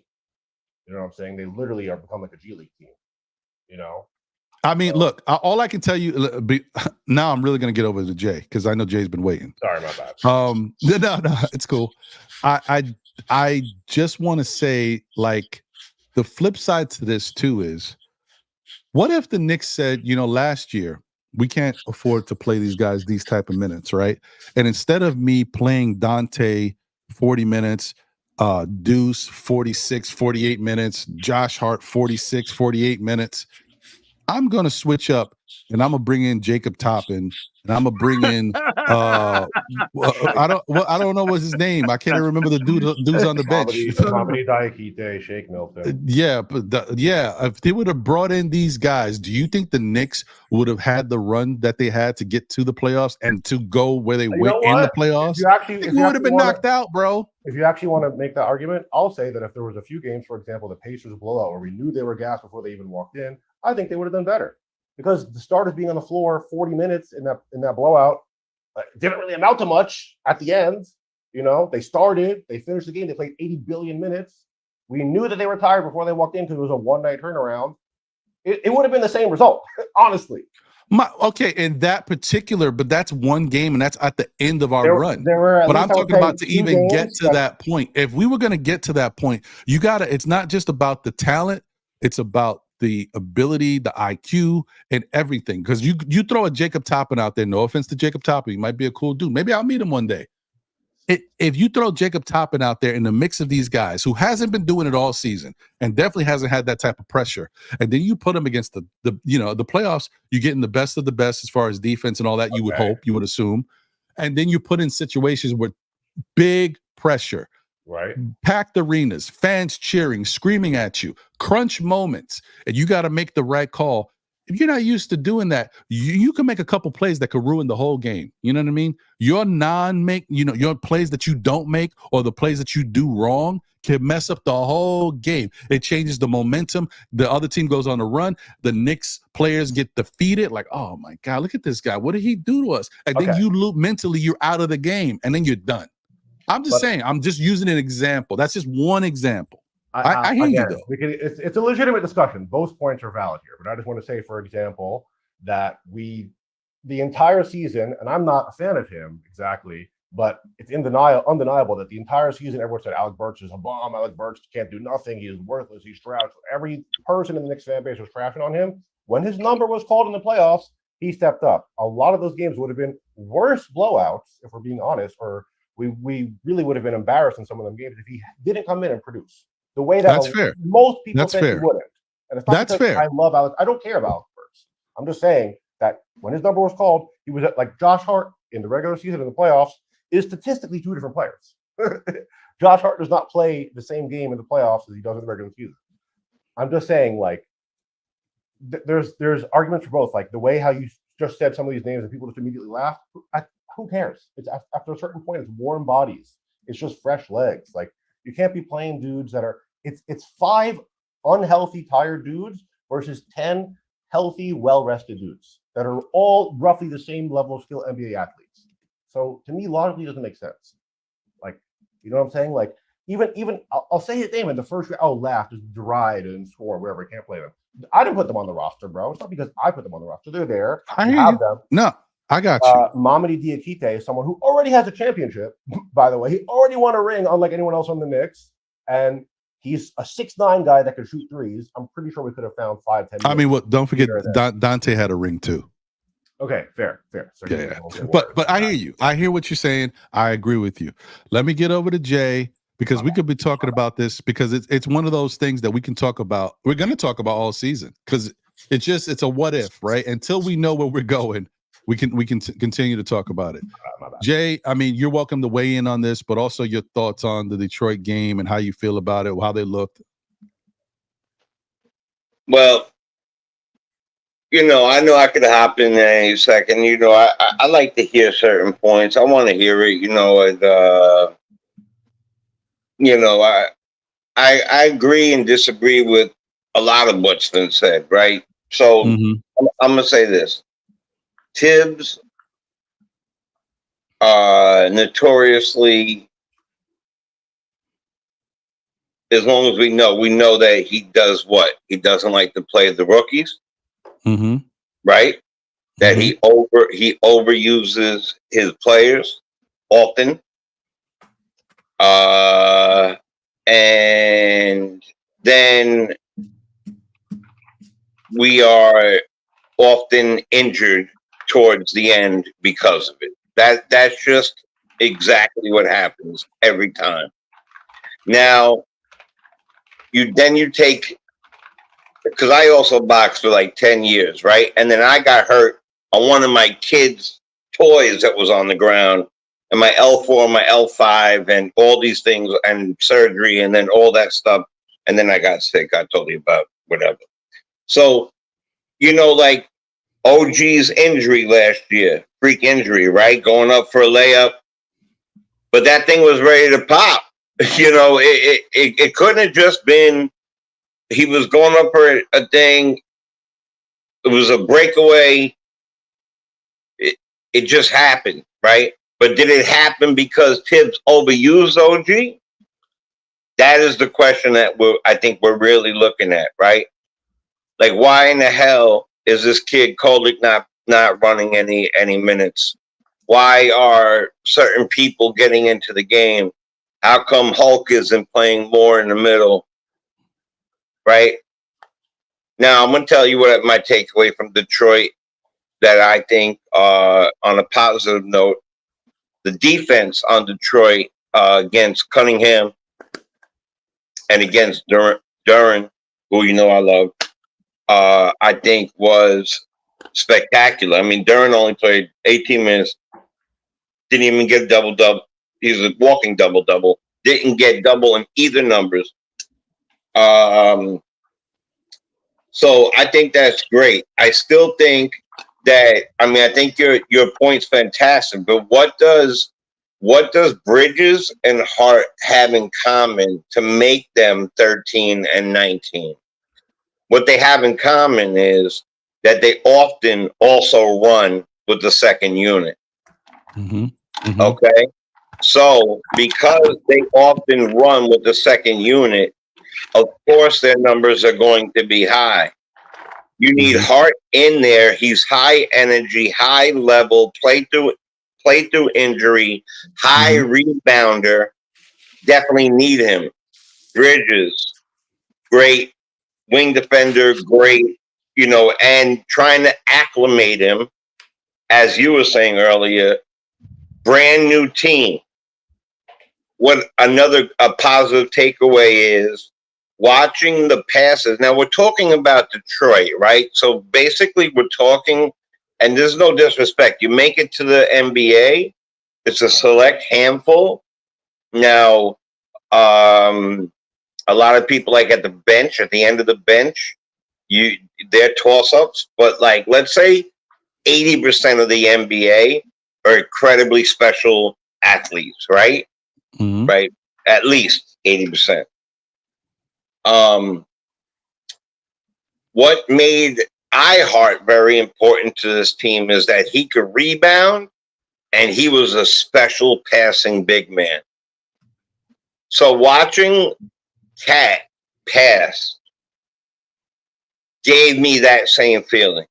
Yeah. Except now with Cat, you got double-digit scoring, right? But it's still not the same. Like, because it's Cat, and then who's backing up Cat for real? We don't know who's backing up Cat for real. Like, for me, it's a hodgepodge, right? Like, we gotta throw in whoever can. I have no idea why Hulk is not playing way more minutes, and why, especially in a game like this, and why Kolek is not trying to run the ball a little bit more. You know, we got to see in a game like this how these guys are going to play. Now, I'm going to tell you something. When he put back in Cat, I freaked out. Everyone I did win my FanDuel because of it, but it still freaked me out. Like, it doesn't make sense to me. That is when you see these other players play. And I'm not talking about Payne, who's been in the forever. I'm not talking about any of these people. I'm talking about the kids. So, and so a takeaway from this game is that you could see that the team, here's a positive, here's a negative. The positive is they're smiling, they're happy, they're gelling, they're looking good, that they are definitely becoming, like this team said, it became like family. You need them to have that gel. The negative takeaway is that if you go into Houston with that same smiley, we're not quite sure movement, Houston, I don't know if you look up, but we have the same record as Houston. They're really good. Yep, and they're young, and they don't play half court. They play full court press, bang, bang, bang, bang, bang, and the only time that they play a half court, the only time that they slow down the game is when Sengun goes up for an offensive rebound and they have to reset because he's a beast. He's a beast in the middle. He's a beast in the middle. And so you look at Cleveland. Cleveland's success right now, 6-0 right now, right? You look at them right now and you say, how Cleveland's success? What about them is successful? Well, they got two big men that can operate and have a double-double at any moment, and they have their own superstar shooter, and then they have Karis LeVert. They have all the players around them, and I think that if Cleveland stays healthy, that's a team to really watch, and that we better continue to gel, but make our bench unit. Because all these successful teams, bench unit. Our team last year, success really came from the way that Tibbs finally integrated the bench unit in a better way than he has in the history. So, I think Tibbs is not going to change overnight. Right? He's not going to change overnight. The question you first asked is he the guy who's going to take us all the way, or is he the guy that is just going to take us to wherever else? I want to point out that Tibbs' success also came when a young man named Jalen Brunson came. He really started to become like a better coach. He was a better guy, a better coach when a young man who was dynamic. Now I'm gonna tell you something that really, really excited me. The other day when Cat scored 43 and 12, or whatever it was. Brunson had 22 or 23 and 9, and that's what I brought up to you the other night. Being the first caller on the hotline, is that in order for us to do that, they're going to have to switch off. They can't both be. They're not going to both get 35 points a game. Last night, all five starters did what? Double figure scoring. The sharing That's of correct. the stats, the sharing of the steals, even. Right, and then you throw in McBride, and that's 6. That is because of the movement, because of the fact that Brunson's shots came on wide open, a lot of threes.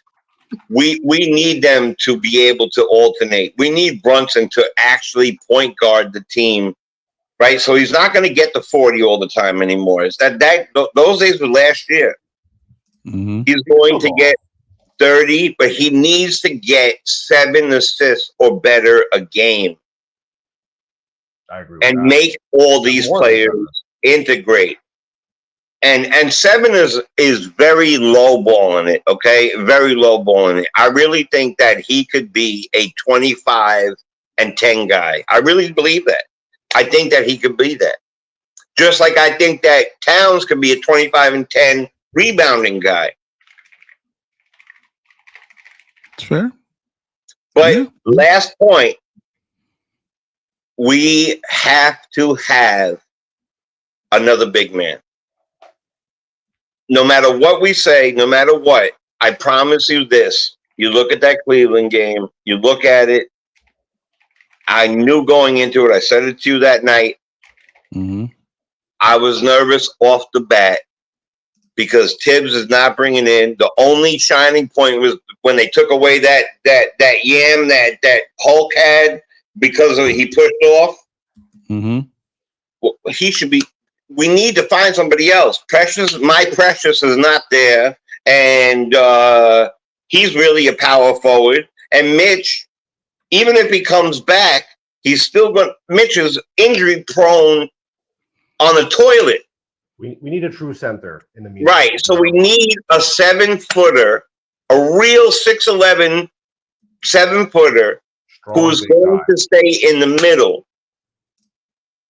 Right? And that means after that your starting lineup changes a little bit. Maybe Hart does run with the second unit differently. Maybe Bridges even runs with them. It depends on what the game is. And that's on Tibbs.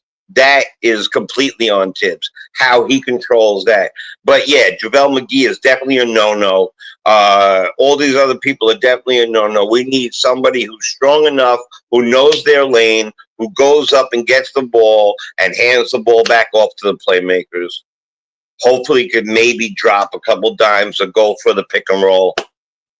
But this is Detroit. Let's not get go into cartwheels and get nuts over this because this is Detroit. I did like their defense. I did like their defense. They shut Cunningham was scoring like 30-something a game. He was playing very well, and they shut him down. And they shut down the big man, who I think is a future star in Jalen Duren. So, yeah, my take is that Tibbs. But I can't answer that question that you said just yet. You said revisit in 20 games. That's when we'll talk about it, because I can't tell you if he's the coach that's going to take us to the thing yet. He has to show me more versatility, and less get off my lawn, old man. The word you use, get the whippersnappers in there and let's see what they can do a little bit. You know what I mean? He's rigid. Right. Yeah. Then No. then they'll be cooking with gas. No, I hear you. That I'm with you. So we better not take that energy into Houston. I'll tell you that. We better regroup and get. We could take the energy into Houston, but we can't take that Houston is Detroit attitude in there. Ron, do you want to change topics, or can I say one more thing about this? I don't have to. No, go ahead. You go ahead, and then we'll move on.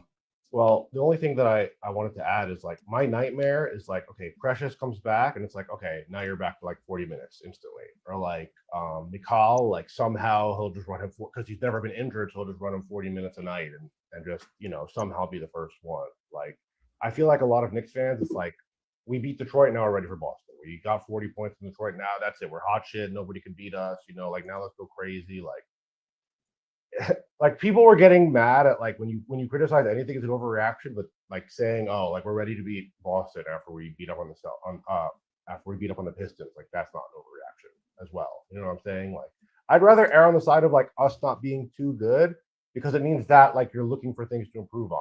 They're just saying that should always be the way. And they're saying, "Oh, I love the Knicks so much that like they're just going to beat every team because we just won and we played really well against the freaking Pistons." You know, like let's not pat ourselves on the back too hard. You know, like that's also an overreaction. Like, yep, I think that's fair. I think most people would agree that is the case. That we know. I mean, look, I've already said it. You know, I love what I saw from the Knicks last night. I think they moved the ball really well. But I also saw so much stuff that was laughable on the Detroit Pistons defensive end. Right. I mean, like easy lanes to the rim. I mean, I brought it up when I was on KOT last night. There was a play where Jalen Brunson was in Detroit's paint, grabbed the ball and ran a curl around the paint, and then went around the paint and came back, and he had an easy lane to the layup. I'm like, what? Where's the defense? Like, how do you let that happen? That was nuts to me. Like a strong big player, do they? Like their defense. I mean, Duran is a strong player, but I don't even know if Duran was in the game at the time, and if he was in the game, was Cat in the game? Because that would have meant that Duran was probably on Cat, and Cat had pulled him out of the lane. I just know that was horrible. And let me tell you something. That couldn't be Tom Thibodeau. Tom Thibodeau would have saw somebody on the Knicks do that. It would have been timeout quick. That dude would have had his butt on the bench. Like somebody missed something. But I know that Bernie, whatever is that, was that Bernie Bickerstaff Jr.? Is that the coach? Yeah. He's dealing with Detroit. He's like, I mean, if I call timeouts and put people on the bench every time something bad happens with this team, we won't be playing. It's just forfeit, you know. Like so. I don't know, man. Detroit needs like 30 timeouts. Yeah. It's just it's crazy. It's crazy. Like, so you couldn't jump to too many conclusions till we beat the Pistons and scored a lot of points. Like, you know what I'm saying? Yeah, I mean, but I think, you know, the average fan is not gonna look at this as that big of a thing. It's a nice victory. It's a commanding victory. And as someone said, you know, you got to eat your food, man. Take care of it. Can't be playing around with your food. And that's what the Pistons were. They were food, and the Knicks did what they had to do. So now on to Houston. And Houston ain't gonna be like the Pistons. I'm telling you that right now. That's not a chance. Go ahead. No, go ahead, Cha. Go ahead. I was gonna say the one great thing that we did last year with teams under 500, we kind of put a beat on them, and you know, and for the game yesterday, I'm glad I seen the guys out there. It didn't seem like they played more. Did anybody play over 37 minutes yesterday? Josh Hart, maybe. I don't think nobody played heavy minutes yesterday. They played light minutes, but they looked good with the light minutes that they played. And I'm thinking Tibbs is thinking, you know, Tibbs got that circle of trust, man. And he don't have guys on that bench that are in his circle of trust yet. Let's be clear. That's why he's running this 8-man rotation. We all know this. Tibbs is running this 8-man rotation because all those guys, those 8 men he trusts, even Sims, he trusts those guys. He's not trusting Haka Purdy yet with up 18 points and putting them in. They're not trusting him yet. Sims is doing his job. He's coming in. He's grabbing rebounds. He's doing what he has to do as a backup center. I mean, maybe get a live pass here and there, maybe grabbing offensive rebounds. He's doing what he needs to do. Tibbs' circle of trust is for real. And if you don't know it by now, you're not going to know it then, because he's not going to play nobody that he don't trust. When Precious comes back and when Mitchell Robinson comes back, you'll see a solid 10-man rotation. This is when you'll see the guys in the starting unit getting less minutes because the second unit is good enough to sustain a lead or gain a lead in the second unit. That's what's going to happen. We're waiting for Precious to come back. We're waiting for Larry Chapman to come back, because even with Mitch coming back, it's going to be hard to run all of those guys. Tibbs is running an 8-man rotation. When Precious comes back, it's going to be a 9-man rotation. If Mitch or Sherman come back, it's going to be a 10-man rotation, and then we're going to have to figure it out. So that's what's going to happen. That's Tom Thibodeau's way of going. I've been watching Tom Thibodeau all this time. Tom Thibodeau has people that he puts in that he trusts. You know why IQ got a lot of minutes? Because he trusted him. You know who he didn't trust that much while he got traded was Quentin Grimes. Okay, trust. I got it. You know what I mean? That's the bottom line. Cut you off, but we understand that it's like a trust-based system, but it's also like I understand the need to trust someone, but you just need warm bodies and people. You can't build trust with someone sitting on the bench. You can't. When we get Precious back and when we get Landry Shamus back, you'll see the third unit on the team of the Tyler Colas and the Haka Purdy's get more minutes like last night because we'll be beating teams and having bigger leads. So these guys will get 6, 7, 8 minutes. Hopefully, I want to say every time the Knicks are up big on the team. But when it's time, the crunch time, Tibbs is going to his know-it-all, his circle of trust. I'm playing Josh Hart. I'm going to play people that I trust. Sims can get a couple of minutes. I trust him enough. He tried it with Haka Purdy the other day. He did good. You know what I mean? But you haven't seen him again. You know what I mean? I think 2 games ago, he put Haka Purdy in there over Sims. He played more minutes than Sims did, but he don't trust him yet. He'll get the trust for him, I guarantee it, because he's working with those guys. But the time those guys are going to get minutes, the Tyler Colas, the Patty, Forpak, Airport, and Tyler, they're going to get minutes when the starting unit and the second unit is blowing teams out. This is where they'll get spot minutes in the games, 5, 7 minutes when they're up like 30 points like they did last. I'll put it simply. It's not really a question of trust for me, which I understand. It's a question of need. At a certain point, you just have needs in the team, like gaps that need to be filled, and whether it's like just a physical, you need someone who is healthy to play. Okay, well maybe that's a failing of his, and it needs to be. Now with Tibbs, circle of trust with Tibbs, man. I know that since he came here. He's a circle of trust type of guy. If he don't trust you, he ain't playing you. You can't build trust sitting on the bench, and you can't step up if you're never given an opportunity to step up. And I use the example again of Alec Burks, who again everyone wrote off. He's a bum. He was not in the circle of trust. He was not played because he had a lot of bum performances. Call his number in the playoffs. You got something different out of here. You know what I'm saying? You gonna trust Haka Purdy over Mitchell Robinson? Sometimes in some matchups, I don't think so. Not in 100% of situations. I don't think so. I don't think Tibbs would. Would you trust Mitchell Robinson on a potentially still weak ankle? Or I don't think you're gonna be able to trust Tyler Colas when you still got Cameron Payne, Landry Shamet, and Cam Payne's a good example, bro. You trust Cam Payne, he bricks 1,000 shots a game and he never loses minutes. Once you're in the circle of trust, you can never leave it. Yeah, that's the fact. Good or bad, he's gonna roll with you. Payne didn't have a good game, but he played stellar defense. Merit-based? Yeah, but Shah, I think the question he's asking you is that because what you're saying is a fact, right?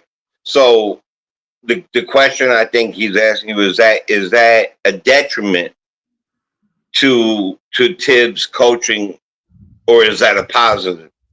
Because to me, when Mitch comes back, if you're running a fast-paced game that they are, Mitch doesn't run a fast-paced game. We both know that.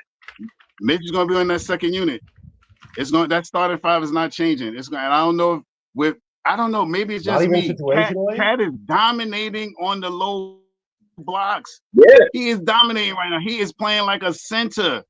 He played like a power forward last year because they had Gobert. He is playing like a center. He is down low, shooting short jump shots, banging to the basket, driving to the hole, and then if you leave him open, he'll wet you in your eye with a 3-pointer. That's what I see so far. He's playing like a center. So I don't think Mitch comes back in. I don't think they come in. And you know what? What helps up right now, the person who didn't know what his role was going to be, Josh Hart. He is grabbing months out of rebounds right now. So Cat doesn't have to be down there to grab all those rebounds. And you know what else is helping? OG Anunoby. He is picking up from last year, having 4 rebounds. So far, I think he's around 6 rebounds. So that's an extra 2 rebounds. Mikal Bridges is going down there helping rebounding. So this starting unit is starting to get together on rebounding the basketball or for missed shots. And you also see them crashing the boards on offense. These guys go to crash the boards. This guy is playing like a center. The cat is out the bag now. He's down there banging, grabbing offensive rebounds, hitting and ones, and getting to the line and putting it in about 85% of the time. This is how the team. I don't know what it is. Maybe it's just for Josh Hart. This is how the team's going to be. For Josh Hart, do you think he should start 100% of the time? Like, because even we've seen like against certain taller lineups, like he can struggle because he just straight up is not that tall. Josh Hart is a hard playing rebounding machine at 6'4". He's right now in the league. He is a number one rebounder at his size, not at his size for rebounding. Period. Against all the rebounders, he is I think top 10 in rebounding. Last year he was tied for first. Do you remember that he was tied for first? He's unbelievable. He is definitely starting to find his niche in this starting lineup. And you know what's happening real good too? I'm sorry.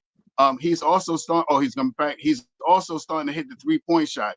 He doesn't have to shoot 40% like the rest of the guys on the team, but if he can sit a solid 34, he upgraded his 3-point shooting. If he gets to hit a solid 34, 30, 33, 34, 35%, maybe league average, that's all 5 plays in the starting unit hitting major. That keeps us around 38% for this season. If everything continues, he's a super good rebounder, but I think even his level up in 3-point shooting is not appreciated enough because it is noticeable from last season. His intensity is the core. His heart is actually the heart of the team, in my opinion. Brunson runs it, but Josh Hart is the intensity. He's the engine in a lot of ways. But Shad, the question I want to ask you really, is while we're waiting for Precious and Mitchell, right? It would be nice to see what these other brothers have here and there, especially a game like last night. We want to see what they have because, God forbid, knock on wood, anything happens down the line. We don't want to see what they have then at that moment with not having anything under their belt. So I think that there has to be a medium in between, right? There's got to be, you're 100% right. Precious I believe exactly what you're saying too, Jay, and I think it's going to happen the more the team gets to play.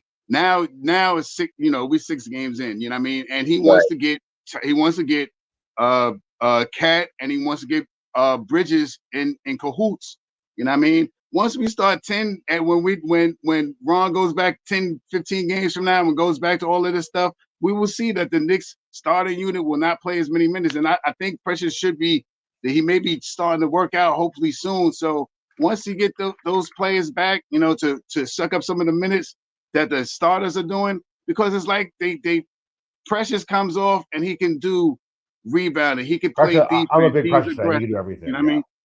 I agree. And I think it's not just Cat and Bridges. I think it's Cat and Brunson also that they're looking to make sure that they're more him and Bridges, but they trying to look for. They're all going to start. You're going to notice all their assists go up because they're all looking for each other. That's what I said when you slipped off the side of the thing. Sorry to interrupt. Is that Brunson's numbers and assists have to go up? They have to go up because even Mikel's numbers are going up. It also makes even Mikel's assist numbers going up. I think he was averaging around 3 assists. He's almost about 5 assists a game now. We see it now. The last 2 games, 30 assists. Oh, sorry, Ron. We just running. No. You can finish. I just don't want to get too far away from my topics that I had for the show. Go ahead. we going off on crazy tangents here, so I'm like, all right, but we good. Right, but let me in '97. You know what I mean? Let me reel it back in a little bit. But first, before I do that, because there's more people who have joined the chat. We had 180 people here, but I wasn't able to shout those other people that might have been here. They might have bounced. We got like 150 here now. Salute to y'all. Thank y'all for being here. Appreciate you. Shout out to Ron Mills in the building. Salute to you. Ron had asked, what was the point about showing who has the highest minutes? Well, we're talking about Tom Thibodeau, and if you know anything about the Knicks and Tom Thibodeau's coaching, the narrative is always about Tom Thibodeau playing guys heavy minutes. And so the point was to show what the minutes look like right now after game 5 or game 6 for some people, right? And so you can see where the Knicks rank. And we already looked at it. Miles. Mikal Bridges is 13 on the list of playing the most minutes in the league right now. And 19 was Josh Hart. But there was no Karl Anthony Towns in there in the top 50. There was no Jalen Brunson in the top 50. And so we were talking about that. There was a lot of conversation about that. You might have missed it because you came in later. And there was also some concern about in this game against the Pistons how Karl Anthony Towns came back in the game in the fourth quarter where we were already blowing the team out. But the bottom line is we talked about the fact is the Knicks are still trying to build chemistry, continuity, all that good stuff. And maybe Tibbs felt like in the whole grand scheme of things that Karl Anthony Towns played too little minutes. Because even with him coming back into the game, if you look at the end of the game, he only played 27 minutes for the game. So I don't know what he was at before, but it obviously was a little less. And maybe he just said, you need to get a little bit more time out there.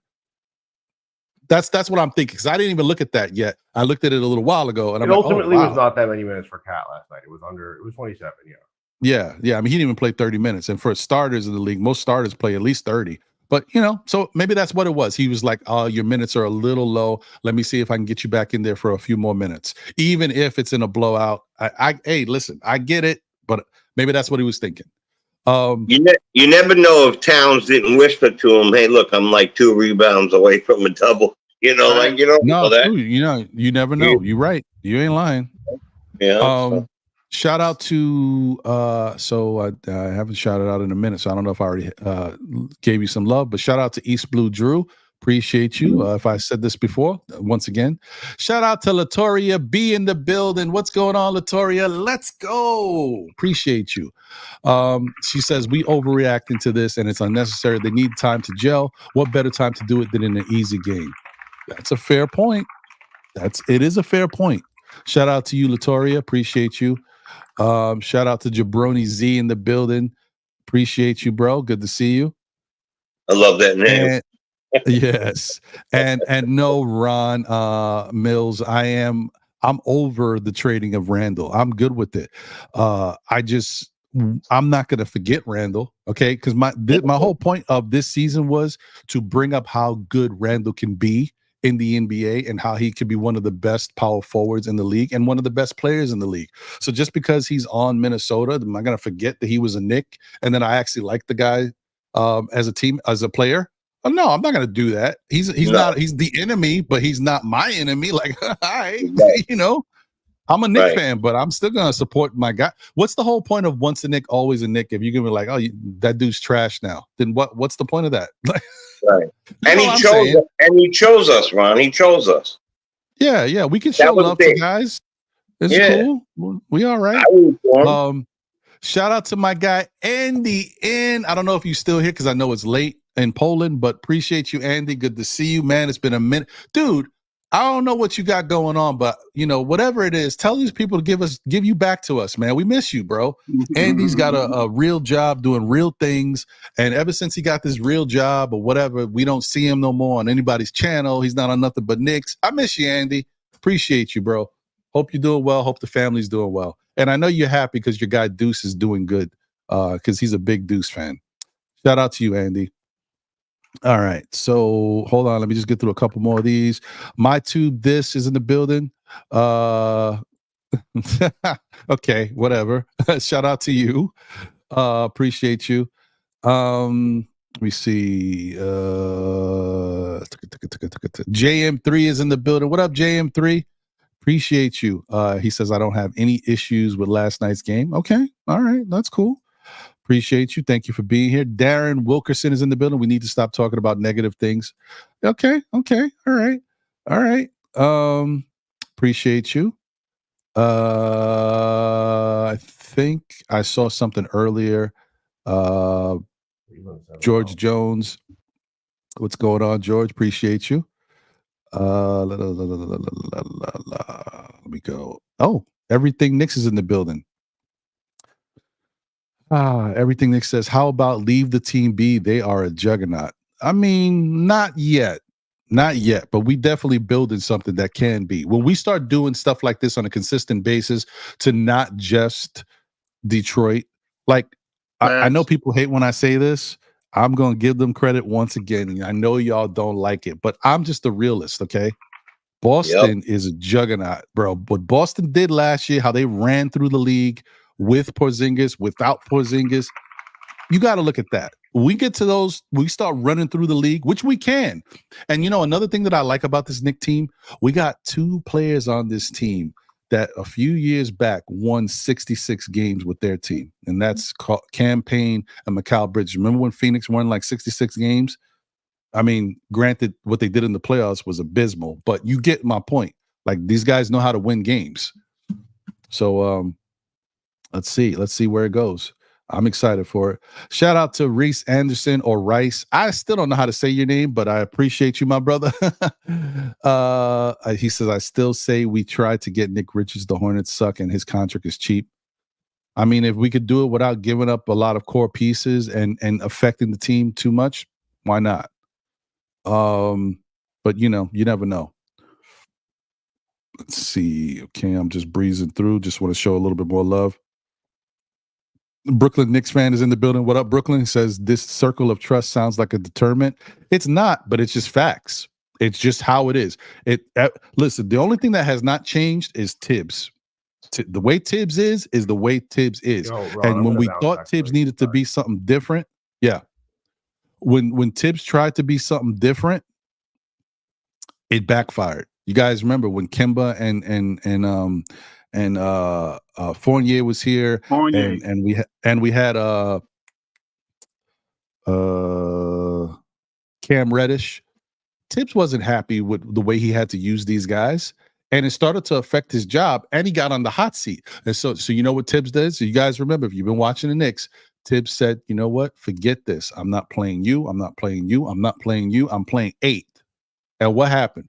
Knicks, not only did they start winning, they went on streaks. And then the Knicks, then he got off the hot seat. And then it was all, oh, look at the way the guys are playing. Forgetting that Tibbs is the reason why that change happened, because the Knicks were not playing well at the time that he did that. And his job was in question. When he moved to 8 and played the guys that he wanted to play and played the style he wanted to play, they started winning. So I'm not going to keep questioning Tibbs when it comes to that. I'm going to let him continue to do his thing. And hopefully he's learned, because what I have noticed with Tibbs is every year he seems to learn how to be a better coach in the NBA for this team. Yeah, he's learning. He's learning. Let's give him some time, y'all.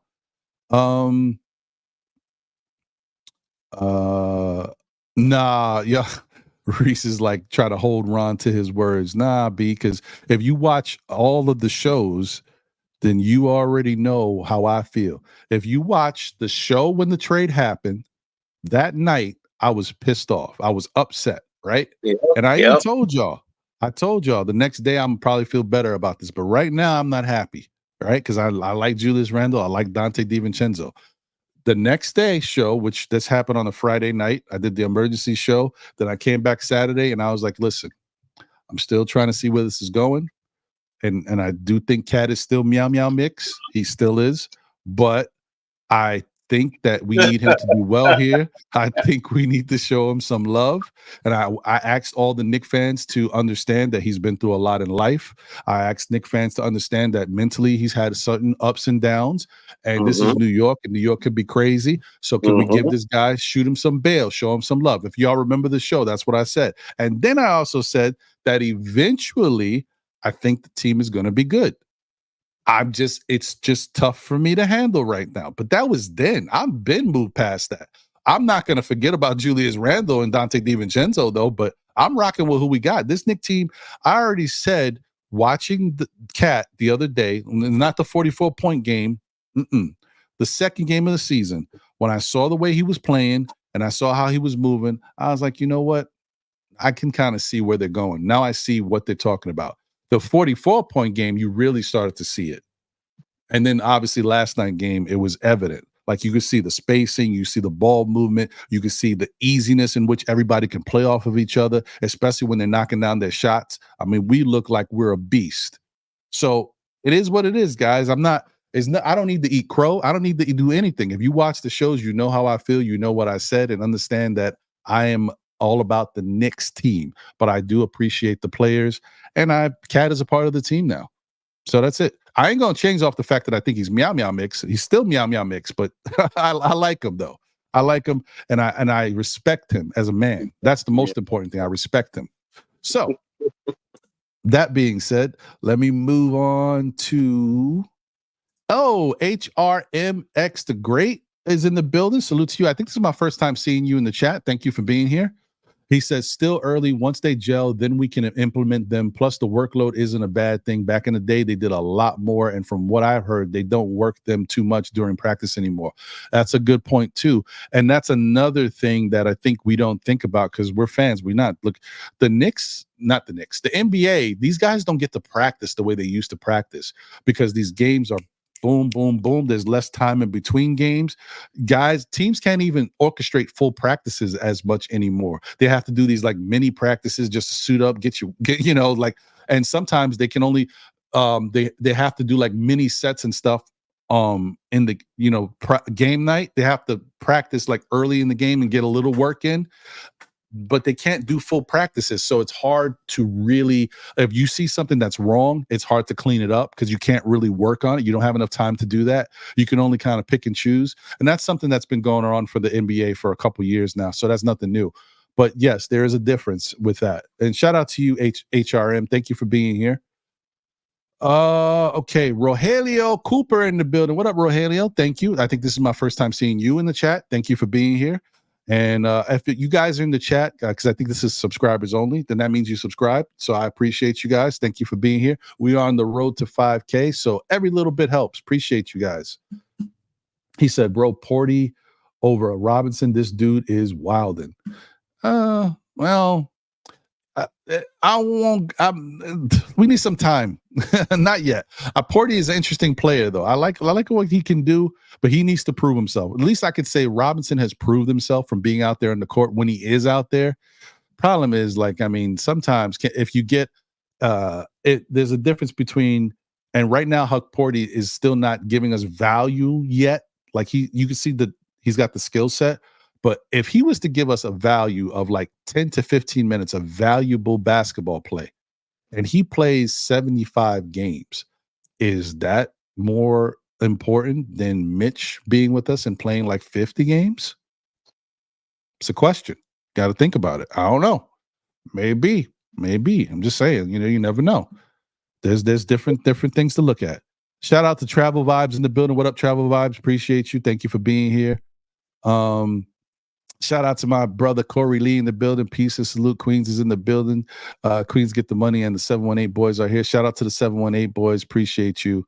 And thank you for being here and showing love as always. Let's see here.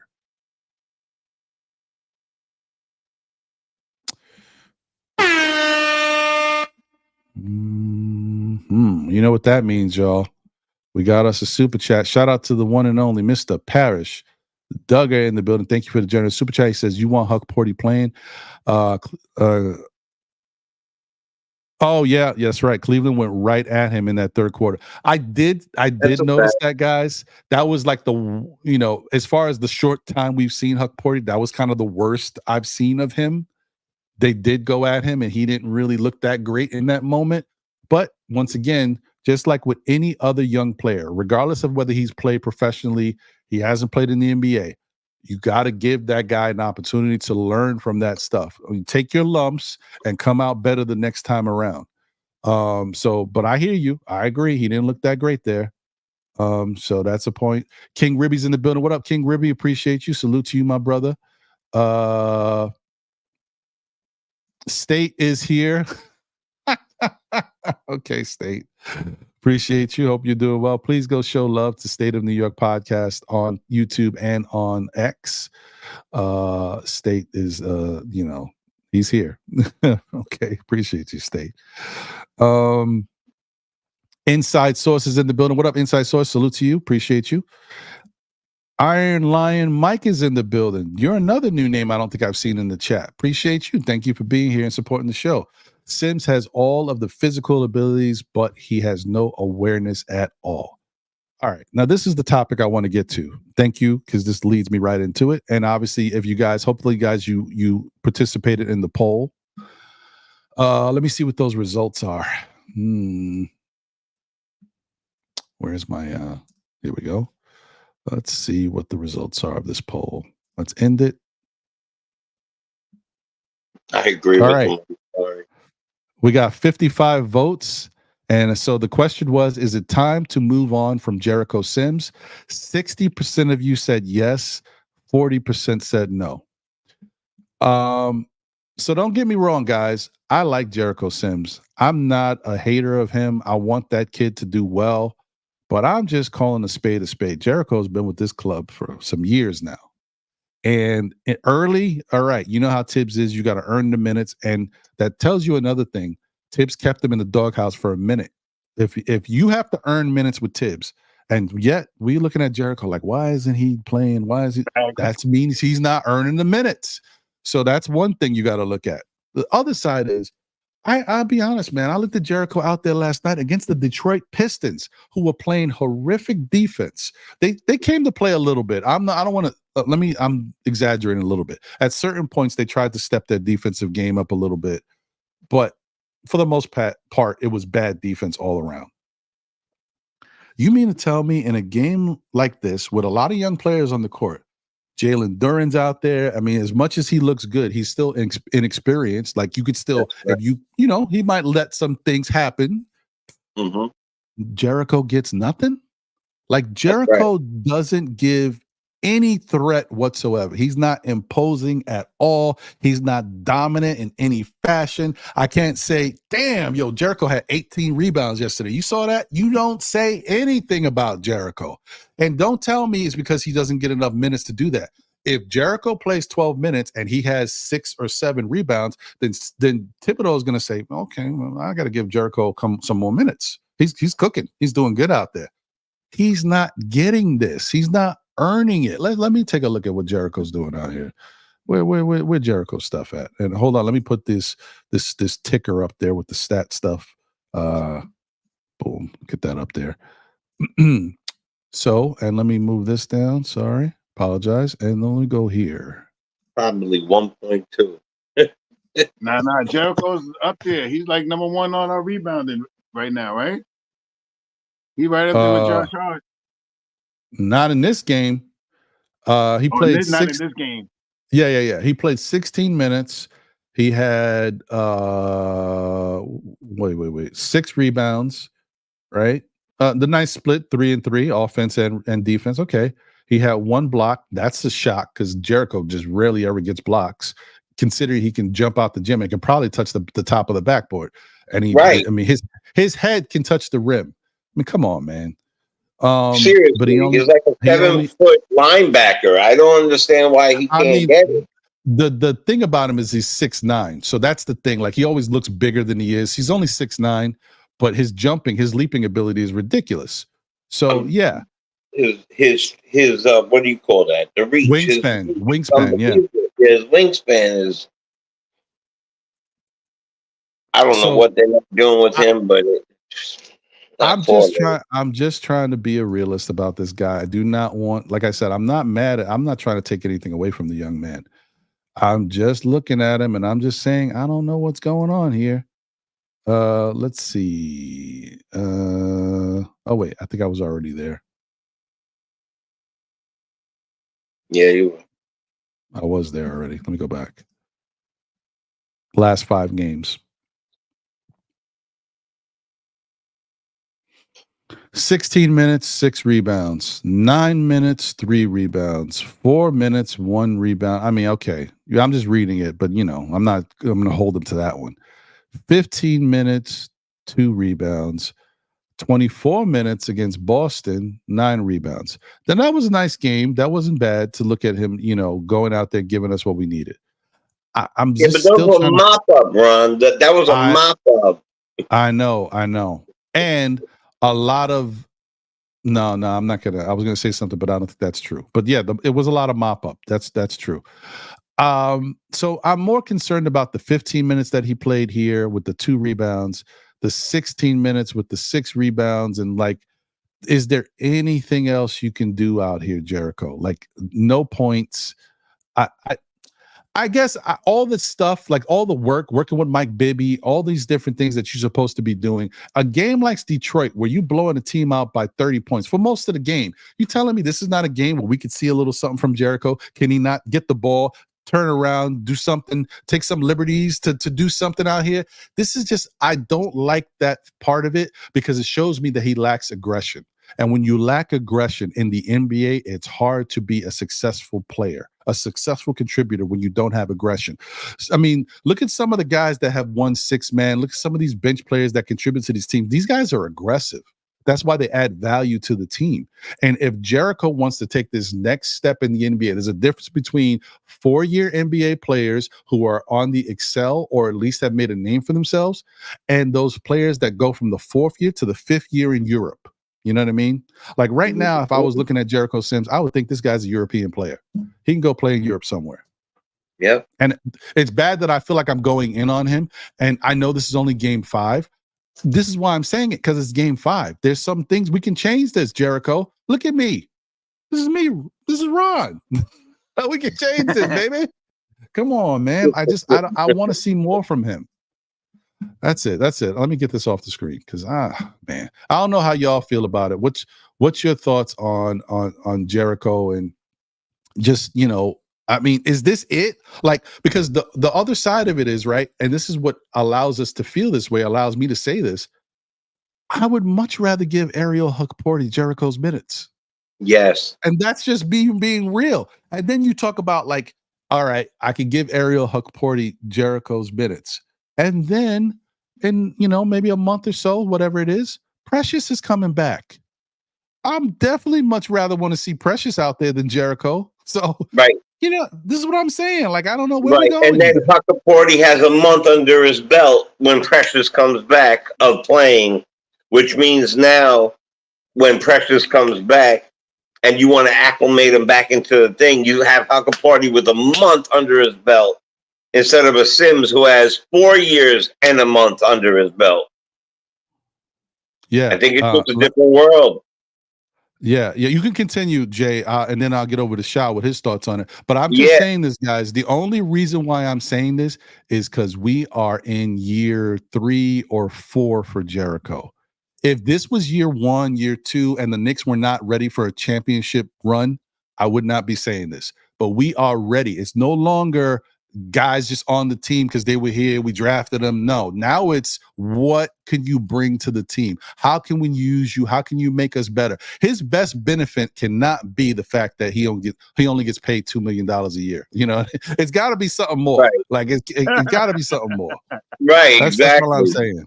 They could give that to me. I'll sit at the end of the bench. You know what I mean? They could give that to me. I'll be a happy camper. Listen, I think this, man. You know, when we traded away, let's say like Obi Toppin, right? Well, let's go there for a second. Obi Toppin, correct me if I'm wrong. You're telling me Sims is 6'9". What is Obi, like 6'8"? Yeah, Obi.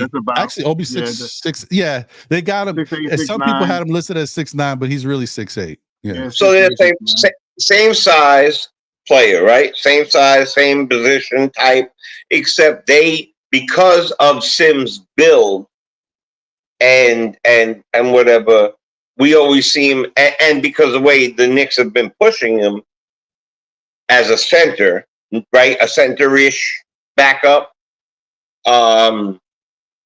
When we're trading somebody and Obi Toppin is you know, could grab rebound, could shoot that corner 3 no problem, you know, could do things like that, and let's just play for real quick that same exact trade, and we say, okay, we'll do that, and instead of Obi though, we want to give you Sims. No one's saying yes. Nobody is saying yes to that. No matter how little of minutes Toppin is now playing. No one is saying yes to that. And that is a problem. Right? And so if you and I agree that that Tibbs does have this trust. I'm going to call it an issue. It could be a good or a bad thing sometimes, but you have years under your belt. You have NBA all-stars who are past all-stars who are working with you, and you can't, and you're monstrous, and you can't go out there and get like this. He seems very timid, right? You know what I mean? Too timid for. You ever have a friend that we call them a gentle giant? You ever have? I have, right? You know what I'm talking about? He's big as hell. You bring him everywhere. He don't got to do nothing, scare the hell out of everybody else. But we know that he's a gentle giant, right? Mm-hmm. Right. That's how I think Sims is. He's just a gentle giant. It's just not it's just not computing for him for some reason. And you know, yeah, I seen when he bodied Isaiah Stewart, but you know, like, I'm sure, you know, everybody has a shining moment in their life. You know, that was a shining moment for him. And again, just like you, I want to see him do good. He's on the Knicks. I want him to do well. Look, I have a house. This is not a game. This is my house key. Look, all right. This is my house key. My house key. It's a Knicks. I don't know if you see it. It's a Knicks key. All right. Yeah. I want them to excel. All of them. So that means Sims. All right. Yeah, I want to see Cat. Not meow meow. I think that we are watching an elevation in him. I do agree that mental health and all the stuff that life gone through, and you come to New York City, you better be ready because that stuff is really gonna hit. But I think more of a meow meow is Sims, and we better be very, very cautious of how we use him and not use others. So to Shah's point earlier, there is this 8-man, but I think that one of those 8 men are not like the other. If that makes sense. And you go look at all these other people, and if you can't get hyped because 6'4", 6'5" guy is getting 15 rebounds, grabbing the Knicks shirt and screaming, and even Cat is pounding on his chest. You got to get hyped. They either have him on Valium or he's got to get like they got to drug test his brother because he's not doing something. I don't want to hurt. You know what? I'm not big on that. I'm a Christian. I'm not big on like slandering anybody. I'm going to just say this. The fact of the matter is you have a couple other people. Maybe Hakaporti's not the answer. Maybe he is, but we will never know. And I know this for a fact that for 3 or 4 years now, Sims has not even been named in it. He is so close to the Shaka Fool, JaVale McGee type of player than he is to actually being a backup anything. In my personal opinion. And you know what? I pray for the brother. I want him to do well, but he doesn't seem to be the answer. Hey, you cannot get 0 points at your size. You could not get 0 points at your size. You got to get in there. 100%. I agree. Could you imagine? Shout out to Schmorn, whatever the hell your name is, because you got to have some big cojones, my friend. Imagine, shout out to Jabroni Z, 100%. Imagine coming into somebody's Nick chat and spamming Sixers when your team is 1-4. You got no Embiid, no Paul George. Your main player is Max. He's playing 42 minutes a night. He's like coughing out there. Give me help, baby.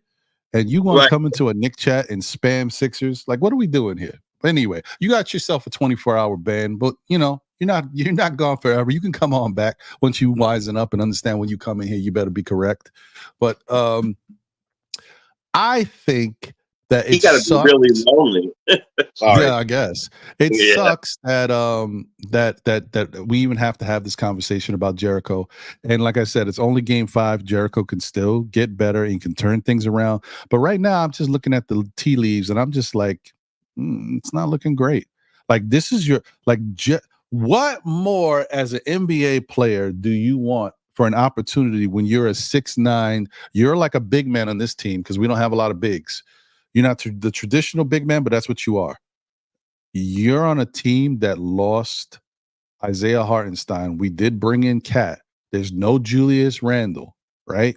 So, I mean, because you traditionally are the 4. You're not really a center. So there's no power forward in front of you. Precious is hurt. You got Ariel Huckporty, who's technically a rookie. What the hell are you waiting for? What more do you want? This is it, Jericho. This is your time. This is your time to say, I've been in this league. Some guys don't get an opportunity to really show what they can. I have it in front of me. Take it, young man. Take the opportunity. Let's see something. That's all I'm saying. Come on, man. I don't want to get on this guy, but I honestly, guys, this is no different. And if I can say this about anybody else's player on their team, why wouldn't I say it about my own player on my team? I said the same thing about what's his face, that people used to be like, oh man, he's always available, or why don't you try to go trade for him? He would make a great Knick. Mo Bamba. Yeah. The reason why I say that face and how I've always felt about Mo Bamba had the keys, not just the keys to play good minutes for the team. Mo Bamba could have been the man in Orlando. That's right. 100%. Nothing. Mo Bamba was there when nobody was there. Are you telling me he couldn't take the reins and do something with that? But yet he's the guy you want to bring to the Knicks? Like if he's going to make a difference? He couldn't make a difference, and he had the keys. I'm done with these guys. I'm done with these guys. All right. But anyway. Yeah. Let me get off of the Jericho thing, because I would love if Jericho actually watched this show, but I would also love Jericho to understand that this is all because we want him to play better and we want him to be around on this team. And I'm just calling it for what it is. Honestly, guys, we are moving in a different direction. And as much as we like Jericho Sims, I think this might be the last year of his current contract. And I know he's only making a little bit of money. But if he is not giving us more value when he has an opportunity to do a little bit more out there, the organization's got to look at that. Tibbs has got to look at that and say, I don't know, young fella. Like, you got too many guys waiting in the wings. There's other guys that are hungry for your spot. You got to make something happen with it. That's all I'm saying. That's all I'm saying. I just wanted to throw that out there. And I said it before, even if you're not good at something, be good at what you're good at. I said the same thing about Obi Toppin. And I still say it about Obi Toppin. He has become a little better shooter over there with Indiana. But my whole thing about Obi, okay, we know you don't play great defense. We've seen it. But and we know you don't have a great handle. We've seen it. So, but what we do know is you can shoot a little bit and you can dunk out the gym. So instead of me saying, oh, what he's not doing well, how about we talk about, damn, man, Obi had like 15 to 18 points out there. You seen him shooting? You saw how many dunks he caught? You saw how aggressive he was? Do what you do good. Like Jericho can box out. He can get rebounds. He's got good footwork. He can jump out the gym. Let me see him catch a couple yams on somebody. Let's get busy here, Jericho. Like, what we doing? Right. And Ron, if you remember correctly, even if Obi scored 9 points and had and went 2 for 9, right? I mean, and then a couple free throws or whatever it might be, right? And then maybe whatever it was, 3 for 9. People clap for him because he stayed in his lane. When he dunked, it was thunderous, and people are excited to see Toppin in the game. I'm telling you, Sims, if he doesn't wisen up, he's going to be one of those players that when you read Jericho Sims retires after 9 years, you go, whoa, he was still in the league. He was still in the league. You know what I mean? You know what I'm talking about too. I know what you mean. I think Jericho Sims is just a space filler for now until we get the guys back. Because once we get back Mitchell Robinson and Precious Achiuwa, you won't see many minutes from Sims. You know what I mean? And I think Tibbs is going to really go with a hard 10-man rotation once Mitchell comes back. Once Robinson comes back, you have a player for a player that you can sub in at any time. You know what I mean? To relinquish some of those minutes of the starters and to, get you strong in the second unit. You know what I mean? And Sims may not see much minutes once Precious come back, so he may not, but for now I think he is just a space filler. You know what I mean? He comes in to give Cat a breather.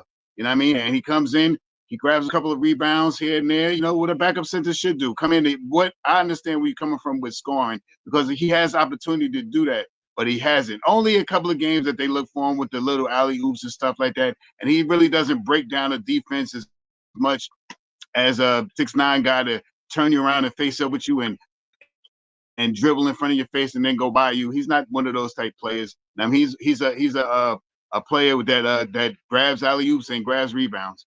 I mean, and I don't think once he is going to be one of the bench players, the third strings. You know what I mean? He's going to be on that end of the table once Precious comes back, and more so once Mitch comes back. You know what I mean? And and he's not getting paid a lot of money. He's been here and he can back up when he needs to. I mean, he had a couple of sporadic good games last year and stuff like that.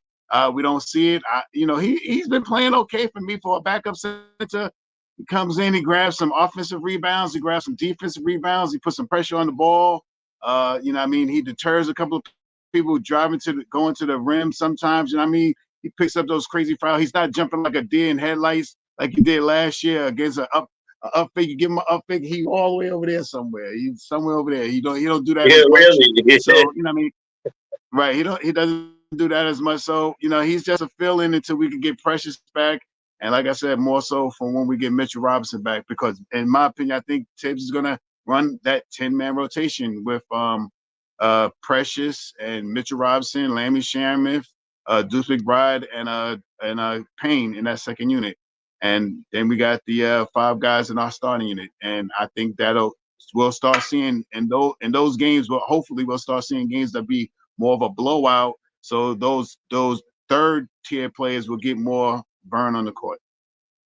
What scares me about that shot, and I think you're 100% right, and that's what scares me. What scares me about that is if you got somebody who's coming in, right, and he's a minutes taker, right? He's like you said, right? Giving a breather to Cat. And he's not elevating his game. We have other people to see. They like tried it. Quality. He might get some more minutes. You're right. And then because I'm we don't know, and this is probably, and then Ron, you want to switch your points, this is great, but we don't know what we're going to get from Robinson and my Precious. We don't know what we're going to get. Mm-hmm. We don't know what we're going to get. They were hurt.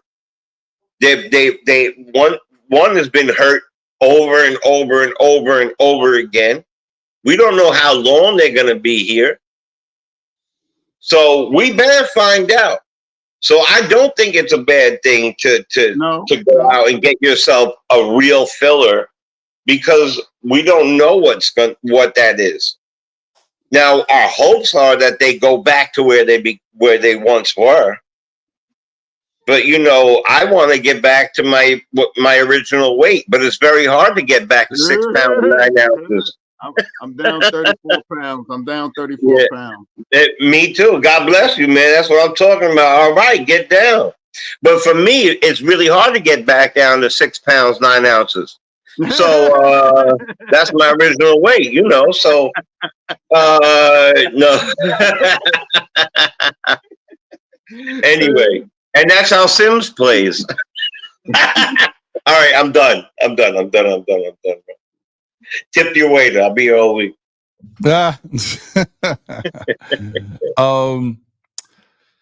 Okay. Let me see here. Well, first off, let me say shout out to Luke Skywalker Visions in the building. He said, "Are we really spending all this time talking about Sims?" Yeah, we are, bro. Because guess what? Jericho is a part of this team, and if there's ever a time to give him some love and make him a focal point of a conversation, it's early in the season where the games don't mean as much, and he still is in a moment where he can, shout out to L in the chat, Elevate seize his the game. day. Like Mhm. 10 games, 15 games from now, I don't think I'm gonna be talking about Jericho Sims. 10, 15 games from now, I don't think this is why I'm saying this now, because I don't think 15 games from now, Jericho's gonna be a big part of what we got going on out here. That's why I'm telling y'all this now. I'm saying it because I want Jericho to understand that now is the time to cut your teeth. Like, this is how you make a name for yourself. This is it. You're not gonna get no better opportunity than this. This is it. That's whatever. It is what it is. Some of the best players in history have evolved due to injury. Yeah. All right, and we would never have seen them ever. And he's not proven that he could even be a viable backup. So he better cut his teeth. To your point. Yeah, I agree. Just Zoo's in the building, so he barely dunk a game. I know. And listen, sometimes that's not all on him, right? He's obviously can't do it on his own. He's going to need somebody to help him out. So he needs somebody to get him a lob or get him a backdoor cut where he can get a good lane to the basket. It's fair. You got to say that's on coaching, but it's also on the players. We already know, we talk about Jalen Brunson. Sometimes he calls his number a little bit too much. We get it. But I'm going to say, like, in any situation, when stuff is not happening the way it's supposed to happen, you have to make it happen. You got to do something, and the players around you were like, okay, all right, Jericho. Yo, next time, all right? And then what Jericho does on the flip side is Jericho grabs some rebounds. Jericho boxes out. Jericho sets a screen that allows this guy to get a nice open look or a lane to the basket. Then you're like, oh, okay, I appreciate you, Jericho. I got to take care of you, my brother. You got to do things, and it don't matter if it's not in the game plan. It happens. It opens up. You created it, and the players got to help you out. They got to feed you for being what you're doing for the team. This is what I need Jericho to do. It's just play ball. Go out there and do the damn thing and get rewarded for it, but also let's get aggressive. Let's command it. Shout out to my guy, Parrish Duggan. Thank you once again for the generous super chat. He says, Sims is a minimum wage third stringer who plays and the team wins his minutes.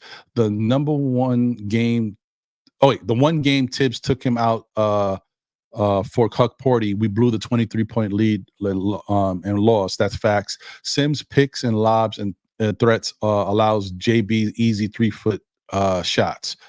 Okay, so I understand what you're saying. His presence out there, knowing that he can catch a lob and dunk on somebody, allows the defense to stay home, and they can't just leave him because that is a threat, which allows Brunson to have more room to do what he's doing.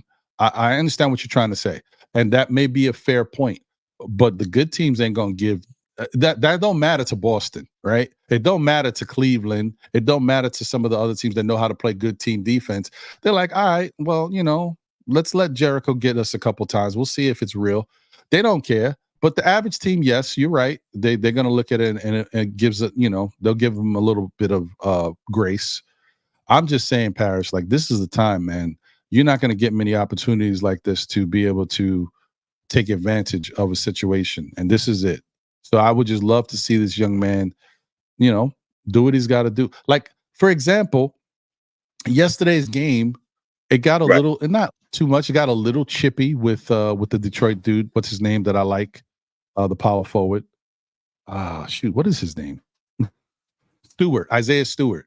It got a little chippy with him a little bit, and there was a point where Jericho Sims got hit in the face.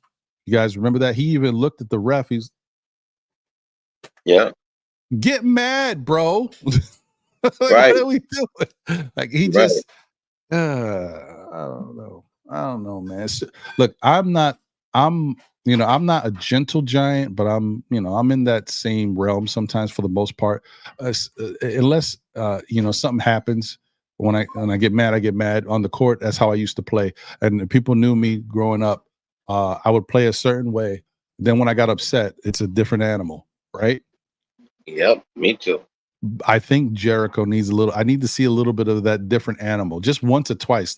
Let me see the fire in his belly to see what Jericho is under those circumstances. He's just one, like he's definitely he's an introvert, and we don't know nothing about him and what he does and how he moves, but he's just monotone, man. He's one way, and I just think if he's going to have success, like true success in the league, some of that fire has got to come out at some point, here and there, just little spurts. But last night would have been a great, if there was ever a game for you to say, damn, Jericho, get busy. That was it. He got hit in the face, man. Oh, okay. You want to hit me in the face? Okay. Next Right. time around, don't put your arm up in front of the rim because your arm's going through it. Like, don't, Right. you know what I mean? Like, come on, man. That was an All right. oh word minute. Like, oh word? You're gonna hit me? Yeah. Okay. Yeah, and he didn't do it. If there was ever a game for him to show up in, it was last night. Period.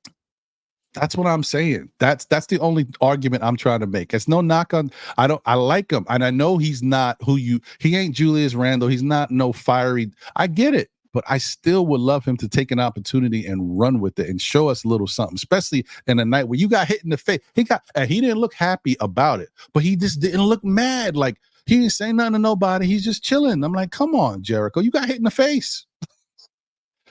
Oh boy. Oh man, we got another super chat. Appreciate you, Parrish. Let's see. He says, know your coach. Jericho plays because he doesn't demand shots, minutes, and he plays his role. Tibbs only wants his scorers taking all the shots. Just ask iHeart. That's fair, but even iHeart got an occasional middle of the paint floater opportunity. Yep. Like he got those floater opportunities. Jericho was working on the same type of things in the offseason. He was working on he was shooting shots with his right hand and his left hand. He was shooting jumpers righty and lefty. Like, what are we doing? You gonna tell me this guy can't get a couple shots? Yep. I don't want to hear that. I don't want to hear it. I'm not saying to you, Parrish. I'm just saying I don't want to hear it. Like this guy, like, what are we playing for? I'm an NBA player. I'm on this team. If I can go get a rebound for you, I can get a putback. I can shoot a shot. I'm shooting a shot, coach. I can already say I'm not playing for the Knicks. I'll be on the bench. Like, I told coach I was shooting a shot. He put me on the bench. Like, damn. I'm telling you, man. Yeah. There was like 3 days straight when I opened up my phone that Sims was like Sims is working on both hands. Sims is working with Bibby. Sims is working Now what? You know, it's kind of like redundant. Just like us talking about it now at this point. Like it's just it is what it is. I mean, it is what it is.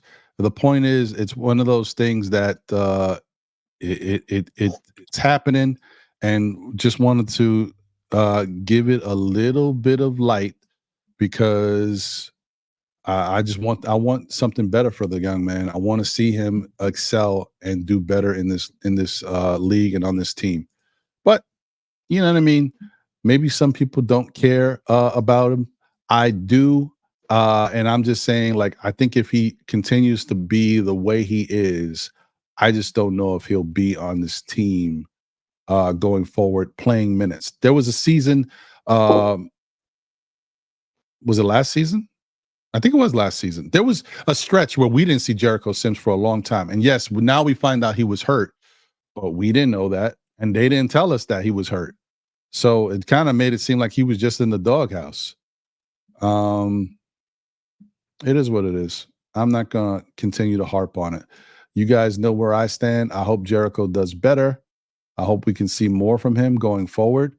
But I really don't think that, I think that once Ariel Hukporti continues to play the way he is playing, he's going to get more minutes. I think he's going to impress, the squad and Tibbs. And I also think that once Precious comes back, I just think Jericho is not going to play at all. I just don't see why he would. And that's just my opinion. But I'm not hating on the young man. I just want him to do more with the opportunity that's given to him. It's the same thing I used to say about Obi when Obi used to be out there. One of Okay. the big things that that was we probably all seen this video of Deuce McBride talking to Purdy, like, play these minutes. These the minutes that Tibbs, you could build Tibbs trust. You know what I mean? He said that in one of the games. He was hot mic one or two games to about 2 or 3 games ago. He was hot mic and he was talking to Hakaporti Mhm. airport. Yep. That's the airport, and he said to him, play hard in these minutes because these are the minutes that Tim's going to pay attention to you. You know what I mean? That type of lingo and stuff like that. So and Tibbs already had tried to put Haka Purdy. Remember, we was just talking 2 or 3 games ago. He put Haka Purdy in, and Tibbs sat the bench. I thought something was wrong with him. I thought he hurt himself or something like that. He let Haka Purdy. What was that? Was it against It was 2 or 3 games ago. He took Sims out and let Hakaporti rock for a little bit. So Mhm. it may soon become. It's about that circle of trust, man. It's really about that circle of trust with Tibbs. Yeah, it's always going to be the same thing. It is what it is. It's just one of those things where you just hope he understands it. But let's move on. So, I think at this point there's still going to be some questions, right? I mean, that last night was Detroit, but I think that now more and more people are starting to feel more comfortable with Karl Anthony Towns and what he can bring to the team. I think he is in a situation where, he just has to go out there and play basketball and his game will do the speaking for him. Because, I mean, a lot, how it happens sometimes. You can know how good a player is, but when he's not on your team, like it's different when you see him like firsthand on your team with your guys. Like you start to appreciate it a little bit more. You see, oh, okay, all right, and I can really see the little things that he does. Because when you're on the opposing team, it's kind of like you got blinders on. You can see somebody cooking you, but you're like, all right, whatever. But you're not paying attention to how he's cooking you really and all this stuff because he's not on your team.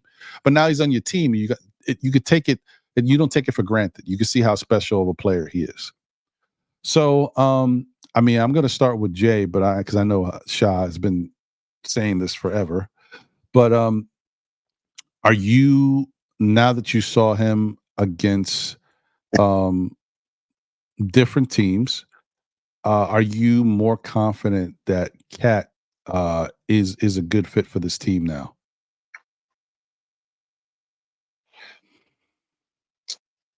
Well, I think he's a good fit for our team, 100%. I mean, I think that, like you, I was a huge Randall fan. I was excited to see what Randall was going to do. But I'm very much a realist, right? So the moment he's traded, I have to get zoned in on what's happening. And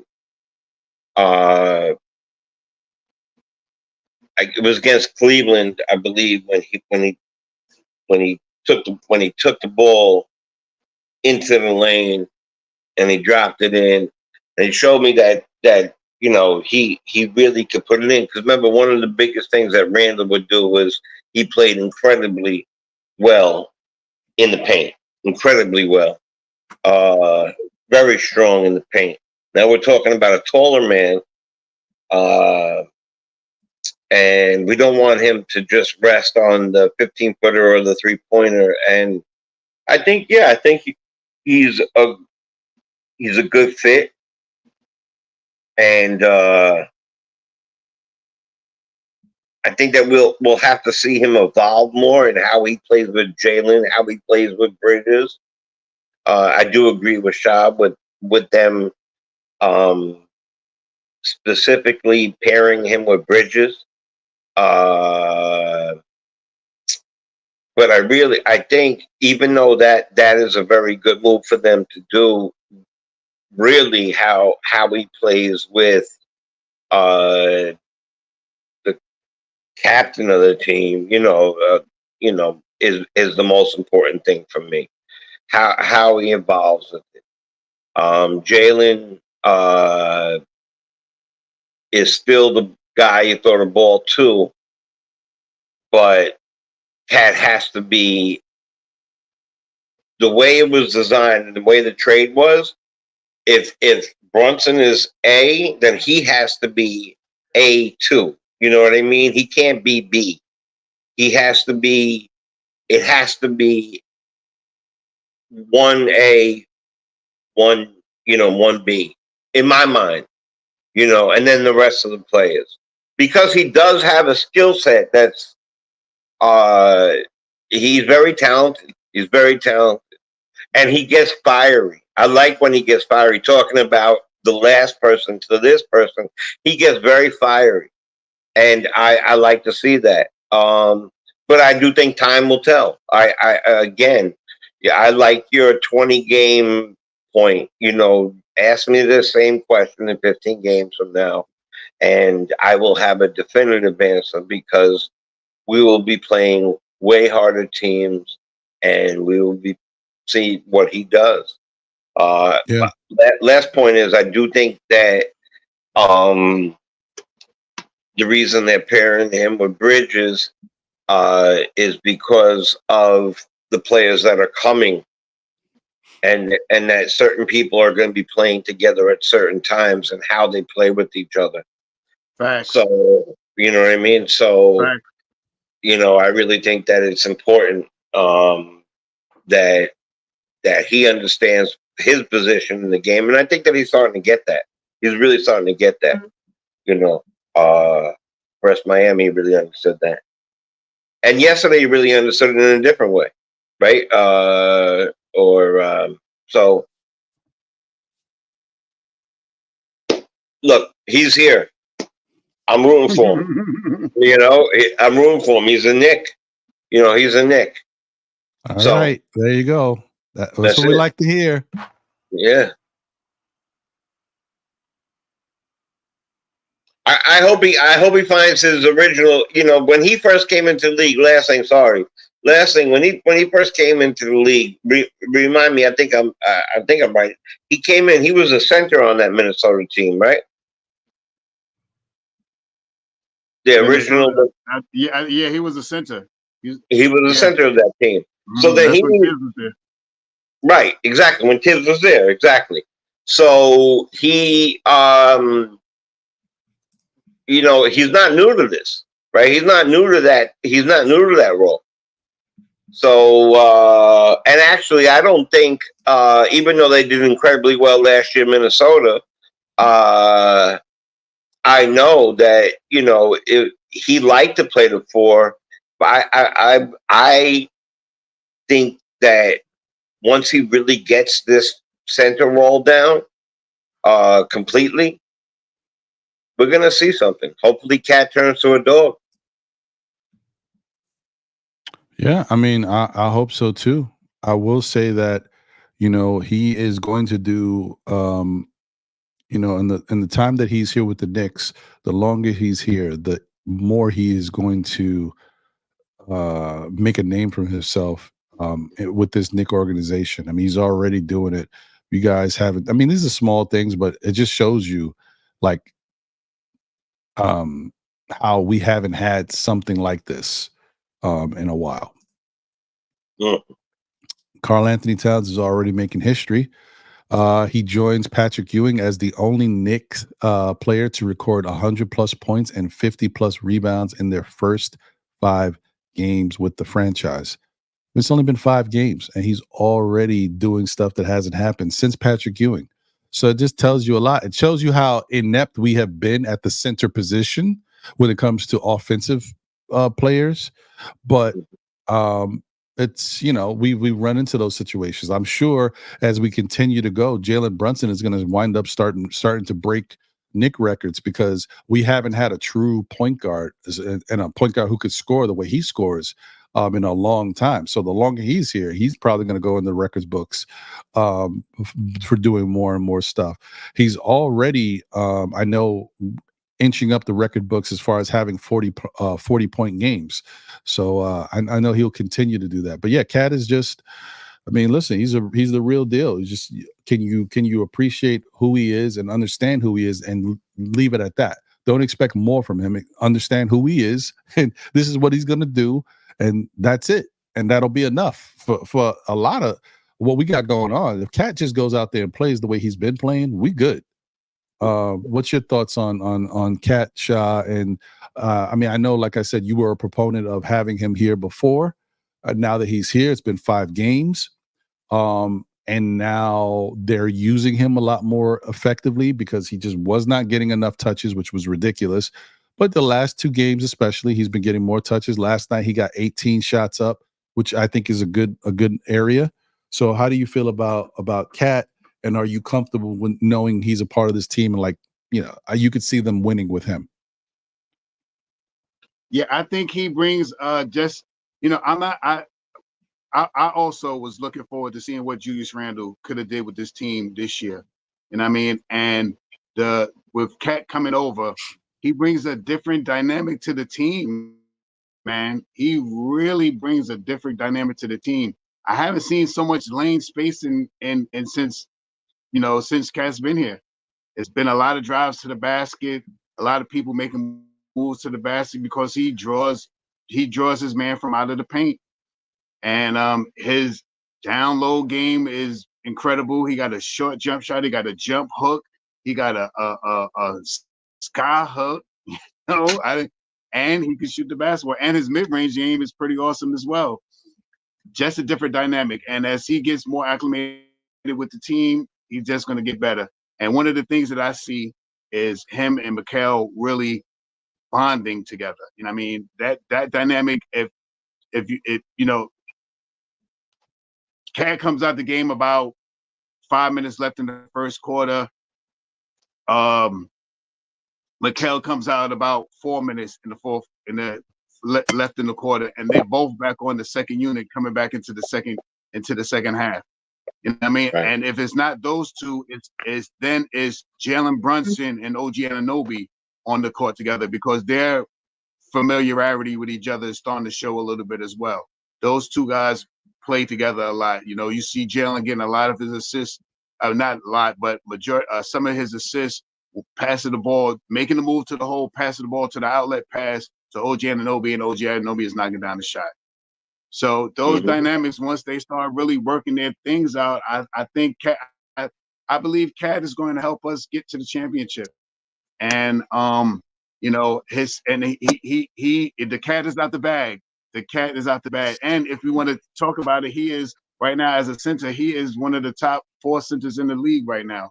You want to talk about salute Raw Hebrew for this, Anthony Ambulance. If you want to talk about Embiid, if you want to talk about the Joker, he's right there in those realms of those 4 guys right now. Someone that can put the ball in the basket, score big numbers, and help his team win games. So, him here with Jalen Brunson and the rest of the team that he got, I think we got a great shot of, this year, next year, and the next 4 years that these guys are here to, get to that, not the upper room, to get to the mountaintop. I mean, I think we'll be able to get to the mountaintop. And and they're not even ready yet. This is just 5 games plus 4 or 5 preseason games. You know what I mean? They're not even, not breathing hard coming down the court yet.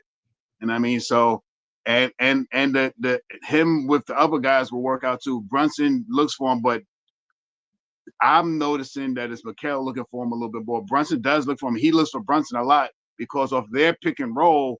Brunson breaks to the hole and he dumps the ball off. Almost what he did yesterday in the last game. Jalen went around the pole. He threw the ball over. He grabbed the ball. He went up, got the and one. You know what I mean? You're going to see that a lot too, because he draws double teams and you can't leave him by yourself. Just like I just like the way it's looking so far. So far, so good. And I think he's going to help us win some big games down the line. He's a big time shooter.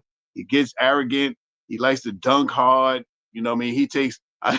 I'm making a joke, but he stands on the 3-point line and he takes 2 steps with them big dogs that he got on, and he's right in the paint. Them long strides, them big feet, and he right in the paint, laying the ball up on you and stuff. So I can't wait to see some more of that. And he got a face up move. He got a back to the basket move. And he grabs rebounds. You know what I mean? He's a 50, 40, 90 type of guy. You know what I mean? Any year that he's in the league. And, you know, let's hope that he could get that here in New York this year. Right. Agreed. 100%. Yeah, man. Yeah, I listen, it's nice to watch. Thank you, Just Zeus. Appreciate you. Yeah, man. You know, we just trying to put a show together and do what we can, man. It can always improve and get even better, but you know, the little stuff we can do, we try. Thank you for the love. Shout out to No Cap Life's Analyst in the building. Salute to you. What's good? Said the big bodega. Facts. Rich Boy's in the building. Salute. What's going on, Rich Boy? Appreciate you. Cardiac Knicks is in the building. Salute. He says JB needs to stop playing hero ball all the time. It's going to be tough, guys, because it's a combination of two things. It's one, when Brunson thinks the Knicks need it because he's not seeing it out there, he thinks he's the one who has to go do it, and maybe he's right. Sometimes he can get a little too caught up in that, right? And then he kind of forgets about others when he thinks he's got to call his own number. That's fair.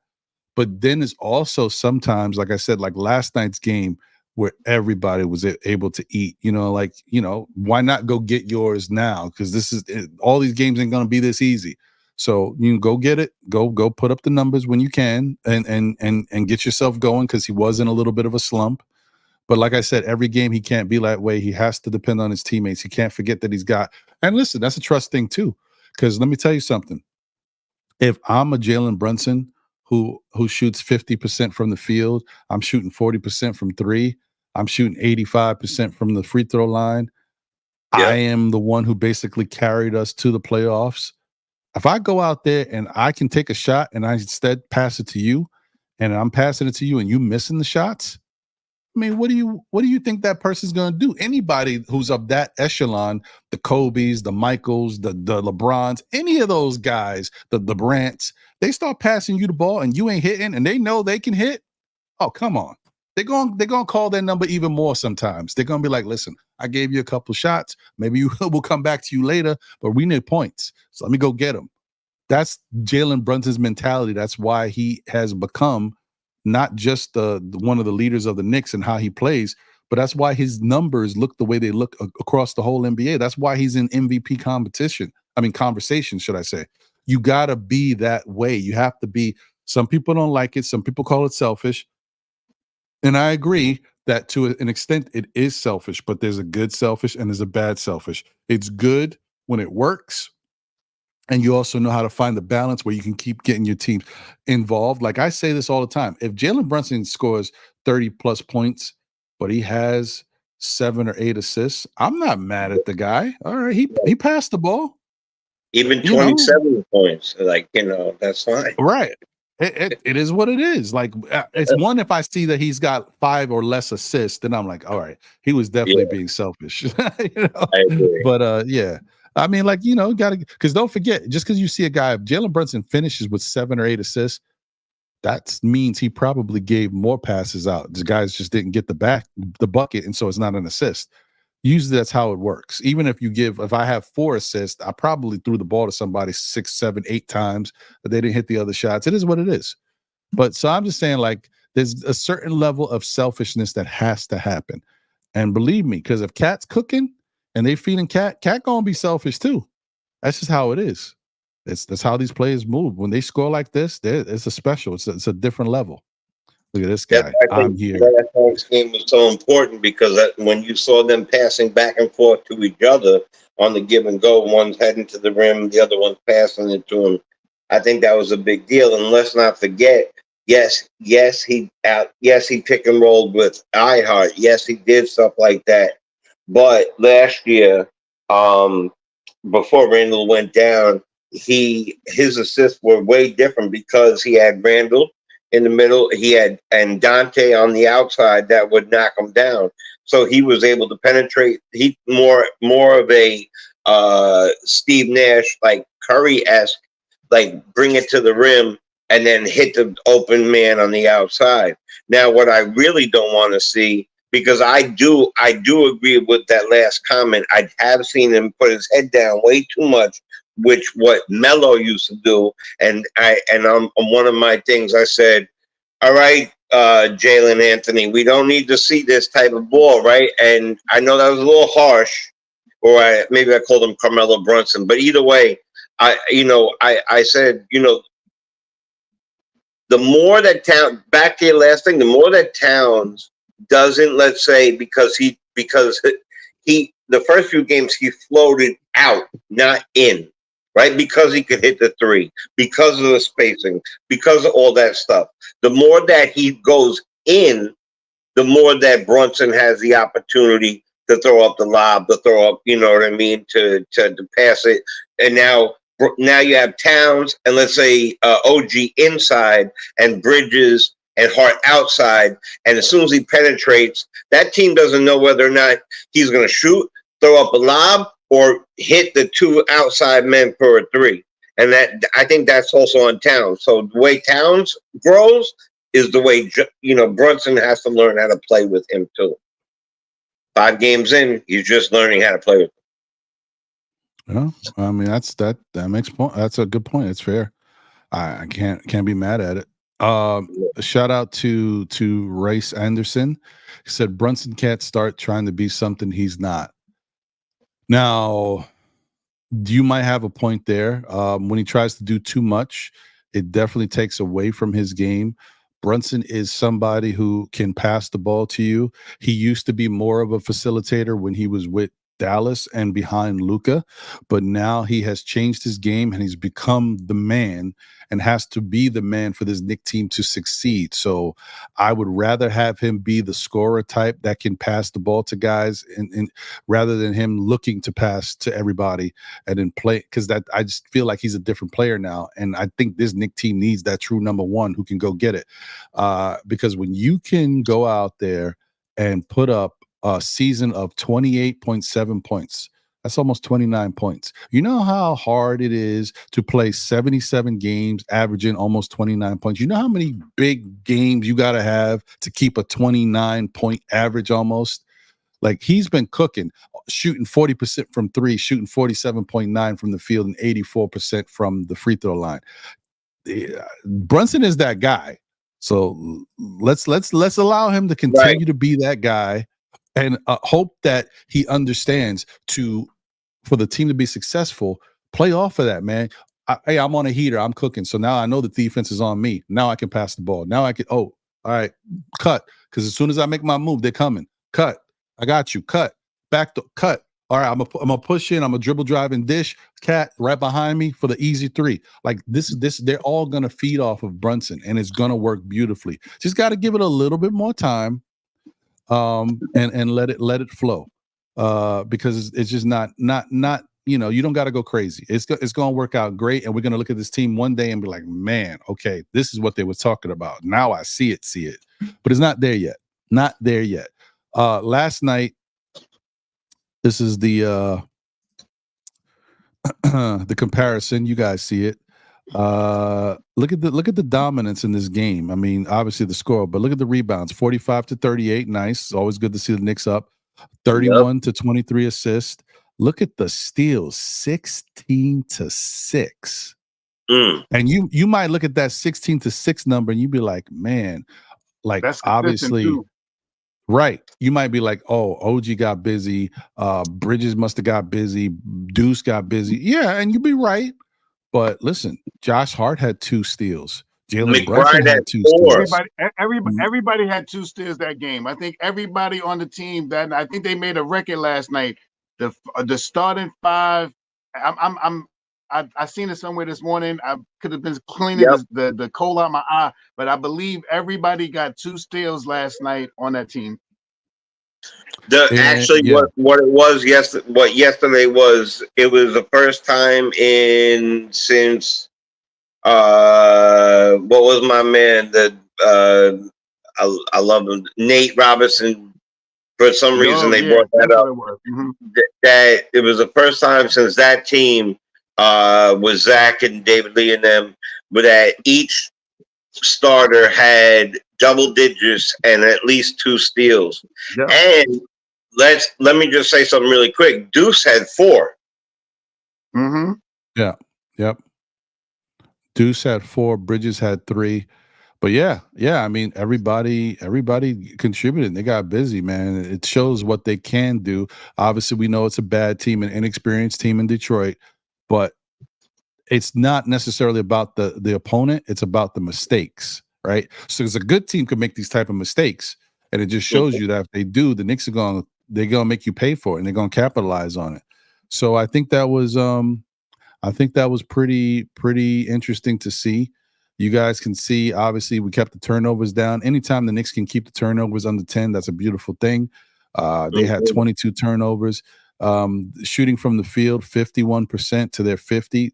Imagine getting blown out by 30 points and you shoot 50% as a team from the field. Wow. Oh, wait, sorry. That happened on opening night when we played Boston. So it can happen. 47% from 3 as a team. 47% from 3. Wow. Right. Without a Dante and without anybody. That's big news, man. And outside of, shout out to the KOT show last night. Phil brought this up on the show. He was like, the Knicks, all of the starters, out of the 5 starters, 4 of the 5 starters shot over, was it 50% or 40 something percent? Hold on. Let me just take a look at this real quick. I'm cheating. 40-ish. I'm cheating, guys. I think it might have been 50. Could have been. I don't know. Let me see. Might have been 50. If you mention it, yeah, because 40, yeah. Yep. All the starters except for Josh Hart shot 50% or better from 3. Josh Hart shot 33%, so he kind of wah, but it's all right. It's Josh Hart. But imagine that. So that goes to the whole thing about the Knicks trying to do this 5-out system where everybody can knock it down. Look at that.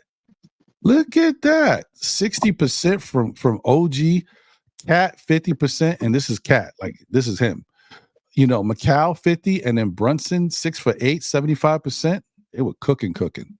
So yeah, man, and it's just nice to see that the plan of what they're trying to do, what they were trying to orchestrate, looks like it was working at least last night against Detroit. Now, hopefully, they can bring that into the Houston game. But points in the paint, 56-50 for the Knicks. Second chance points, 19-12 for the Knicks, and then fast break points, 23-16. An utter domination. The only negative you can say from these team stats is the free throw shooting. We shot 60% to their 71%.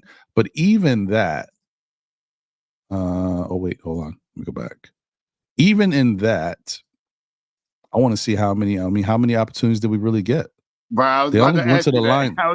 They only went to the line 10 times, 6 of 10. 10 times. Okay, so they hit 4 out of 6. What was it, the percentage? 60%. So they missed 4 of 10. Well, they missed. Okay. Yeah, I mean, so all in all, man, that was just a clinic, a really nice game to get right, to build confidence off of everybody. And this is definitely a laugher, one of those, you leave the game, you go, shower up, you get dressed, you get on the bus, and you're like, that was good, man. You get on the plane, like, yeah, man, maybe next time I can get in there and play a couple more minutes. Like, that's what that is. Like, this was a good one to have. So shout out to them. Shout out to the Knicks for doing the damn thing. But that being said, guess what, guys? We got to worry about the next one. So before we get out of here, the next one up, you guys already know, is against Houston.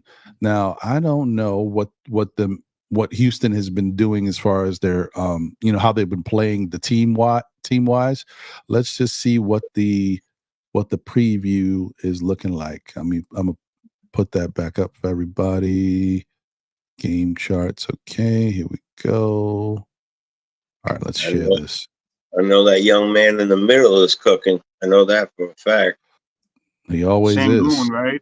He always is. And what's the other one? Jalen Green? That's their Jalen, right? Jalen Green. Jalen Green. He's been playing some good basketball too. They got a lot of big men. They got a lot of big men off the bench too. Oh, you know what? I almost forgot. Thanks. Somebody put it in the chat and reminded me. Before I put this up, hold on. Let me bring this back down. What is going on? Because that was a question that I had for everybody. Where is Matt Ryan? I don't know, guys. Now, apparently, the Knicks have to wait until I think November 5th before they can do their next maneuver here. And after November 5th, we will find out what's the deal with Matt Ryan, and we'll also be able to find out if there's a chance that he will be a contributing factor on this team. I think he will in the interim, because I think Landry Shamet would if he was healthy. And I think the Knicks need that coming off the bench, because, yeah, when you play Detroit, it doesn't matter. The Knicks could have played with that 5 and, put in the bench guys, and we still could have beat Detroit. Maybe not by 30, but we could have won. But when you play another team like a Houston or any of these other teams that we may have on the schedule, there's going to be nights where we need the bench to do some work. Like, the starters can help, but the starter's going to leave the game, and the bench needs to retain the lead or keep us in the game. And this is where I think Matt Ryan can be a big part of what's going on with this team. Let me put this up real quick. I unfortunately couldn't do it. I just didn't have enough time. So you guys always know I'm very concerned about the strikes and how these this main system be limiting us as content creators. So I'm gonna look for it real quick and put it up. But I know this show is definitely gonna get ripped. So this is what I do for the people. Just want to put that out there. It is what it is. Okay, here we go. This is what I was watching to kind of get an idea about him. Who is this? Shout out to Intuition Hoops, too.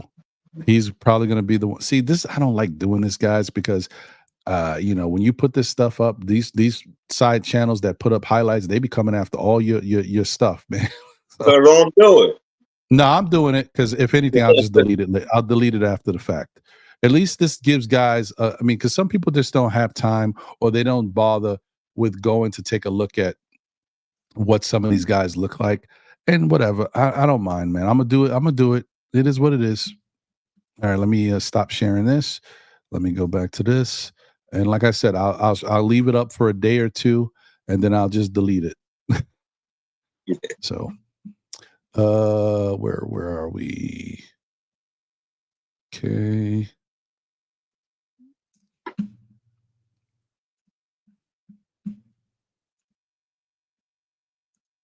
All right, guys. So if you don't have an idea, this is just so you have an idea of, this is a lot of Matt Ryan's 3-point shots, pretty much all of them from his moments with New Orleans.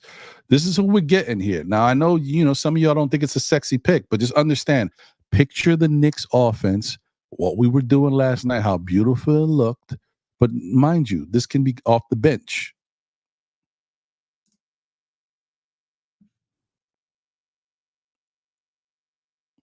Right there, nice open look, knock it down. Ain't nothing wrong with that. I like it.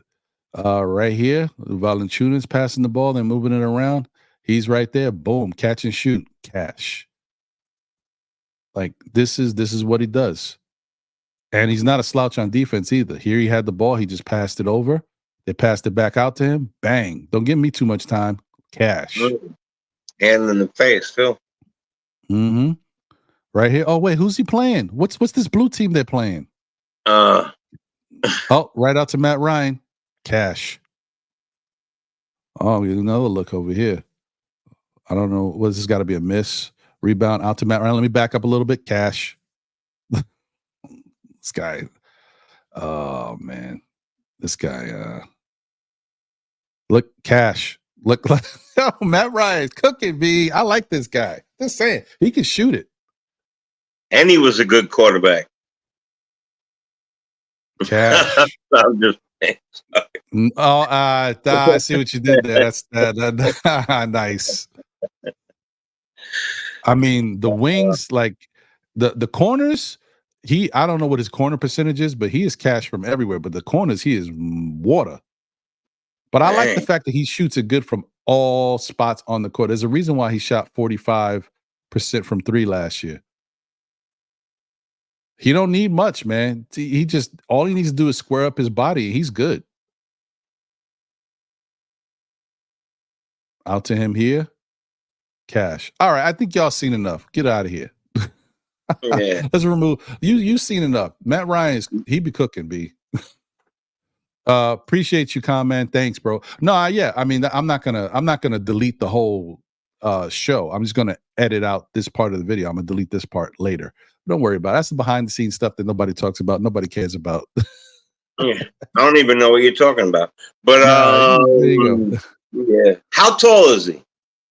He looked pretty tall. He's 6'6". 6'6"? No, 6'6". All right, so he's 6'6".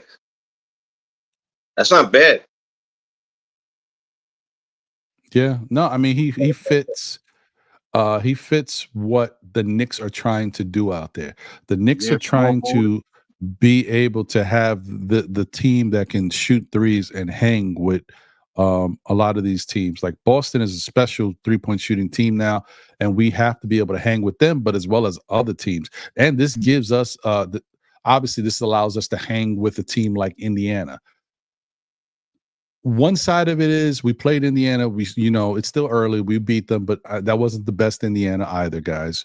But when we play them, our defenses should be enough, and the players that we normally have should be enough to handle. But if injuries happen, if anything, this just allows us to be able to match offense with them, to be able to have more guys that can shoot the rock. And that's what they need. That's what the Knicks need. They need to continue, to have a solid starting lineup and an adequate bench. And this is all, the Matt Ryan addition could be something that fills in all while we're waiting to get Precious back. And then eventually we get Mitch back. And then eventually after that, I would assume sometime we'll get Shamet back, because Shamet, I think you guys understand that Shamet, the Knicks really like Shamet. They saw what he's played. He's got some good defense. He can shoot. He can take guys off the dribble. He's got more to his game.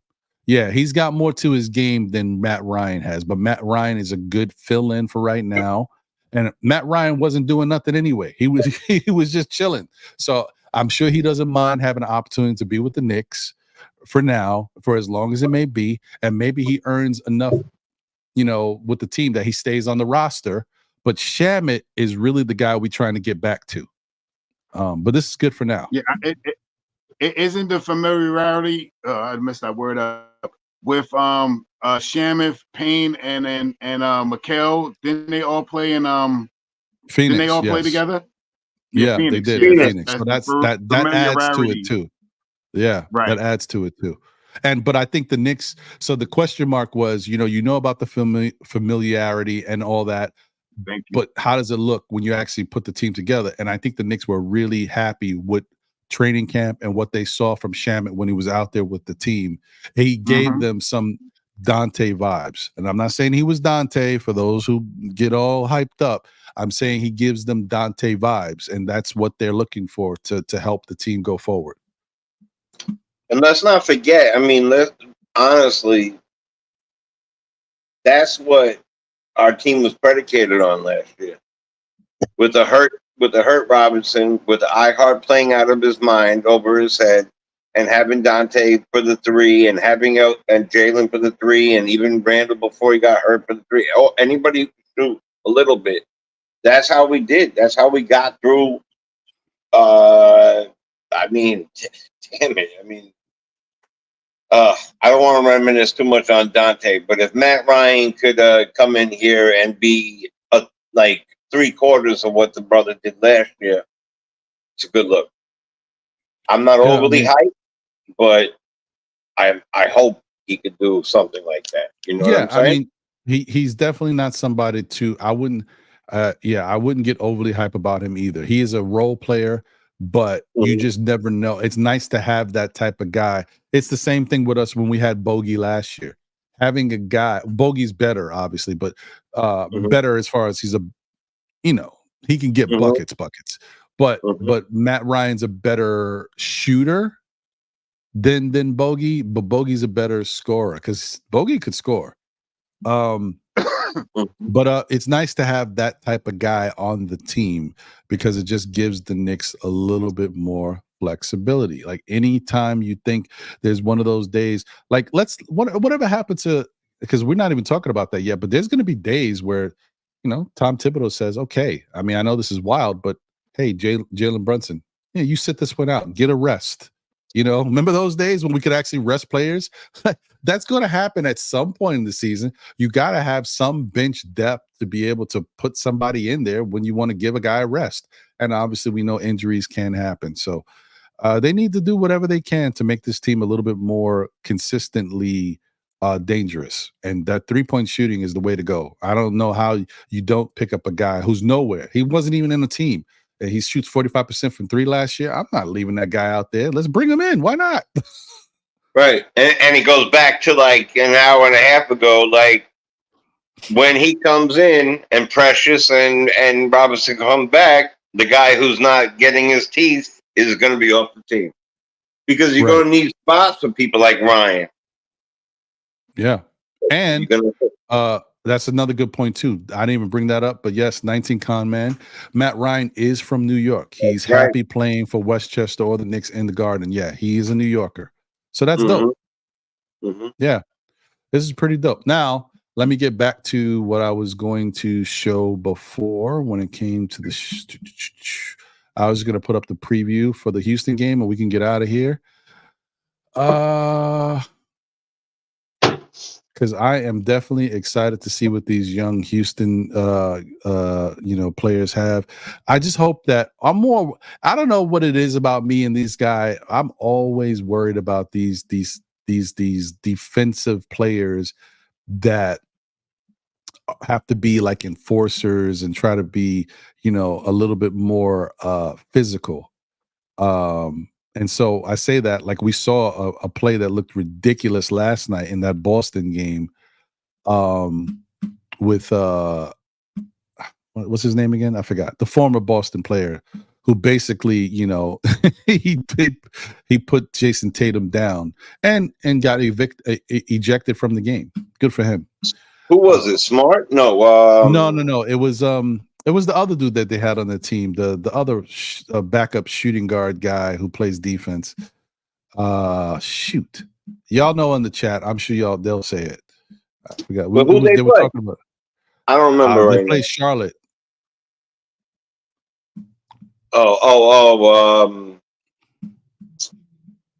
Grant Williams. Thank you, 19 con man. Yeah, Grant. That was a bonehead cheap play. And let me tell you, Jason Tatum handled it like a professional, but I don't know, man. Me and Grant Williams might have to start moving some furniture. Like you was on my team and you come hit me like that. That play had nothing to do with basketball. Me and you got a problem, bro. I could be the nicest guy ever, but you do something to me that I feel is disrespectful. We're gonna have some words. I don't know if maybe it can't happen in the middle of the game, but after the game, I'm seeing you. But, Jason Tatum is bigger than that. That's why he is who he is. That's why he's a professional making really good money. Shout out to him because I can't do it. Yeah, but that's why I'm very interested to see how our team gels together because last year, both hearts would have been on them. Both hearts would have been on them. Dude, Josh Hart, stuff happens in games when we see Josh Hart get a little mad at people or get a little whatever, and Dante gets a little. But that's never happened. If Grant Williams would have hit Dante or Josh Hart the way he put Jason Tatum on his butt, we would have had a problem in the Garden, man. It would have got crazy. Okay. But even worse, see, Tatum is their best player. So if he would have did that to Jalen Brunson last night. That's what I'm saying. Josh Hart would have ate his lunch. I know what you're saying. Yeah. Somebody else to come to the aid so that way your star player doesn't. Yeah, I got you. Right. And iHeart was that guy last year. iHeart was the first person in the mix, right? Like hand on neck, ready to roll. So facts. George Jones said, waiting at the team bus like Melo. Facts. Listen. Right. I was about to say the same thing, George. Everything is all fun and games and it's jokes until it ain't jokes no more. Like, it's one thing if you want to, that I think these players sometimes now obviously this was just a physical play. Grant Williams, I mean, he's not the type to really talk like that. But you know, when you talk like that, sometimes you could go a little too far, right? And I think Kevin Garnett went a little too far when he was talking about the Honey Nut Cheerios and La and all that. I think that was a little wild. I'm gonna see you after the game too. I don't care who you are. I'm gonna see you after the end of the game. They're gonna break it up. I don't care. But I'm I don't know. But that's one. And then also, I forgot who said it. Was it him who said it?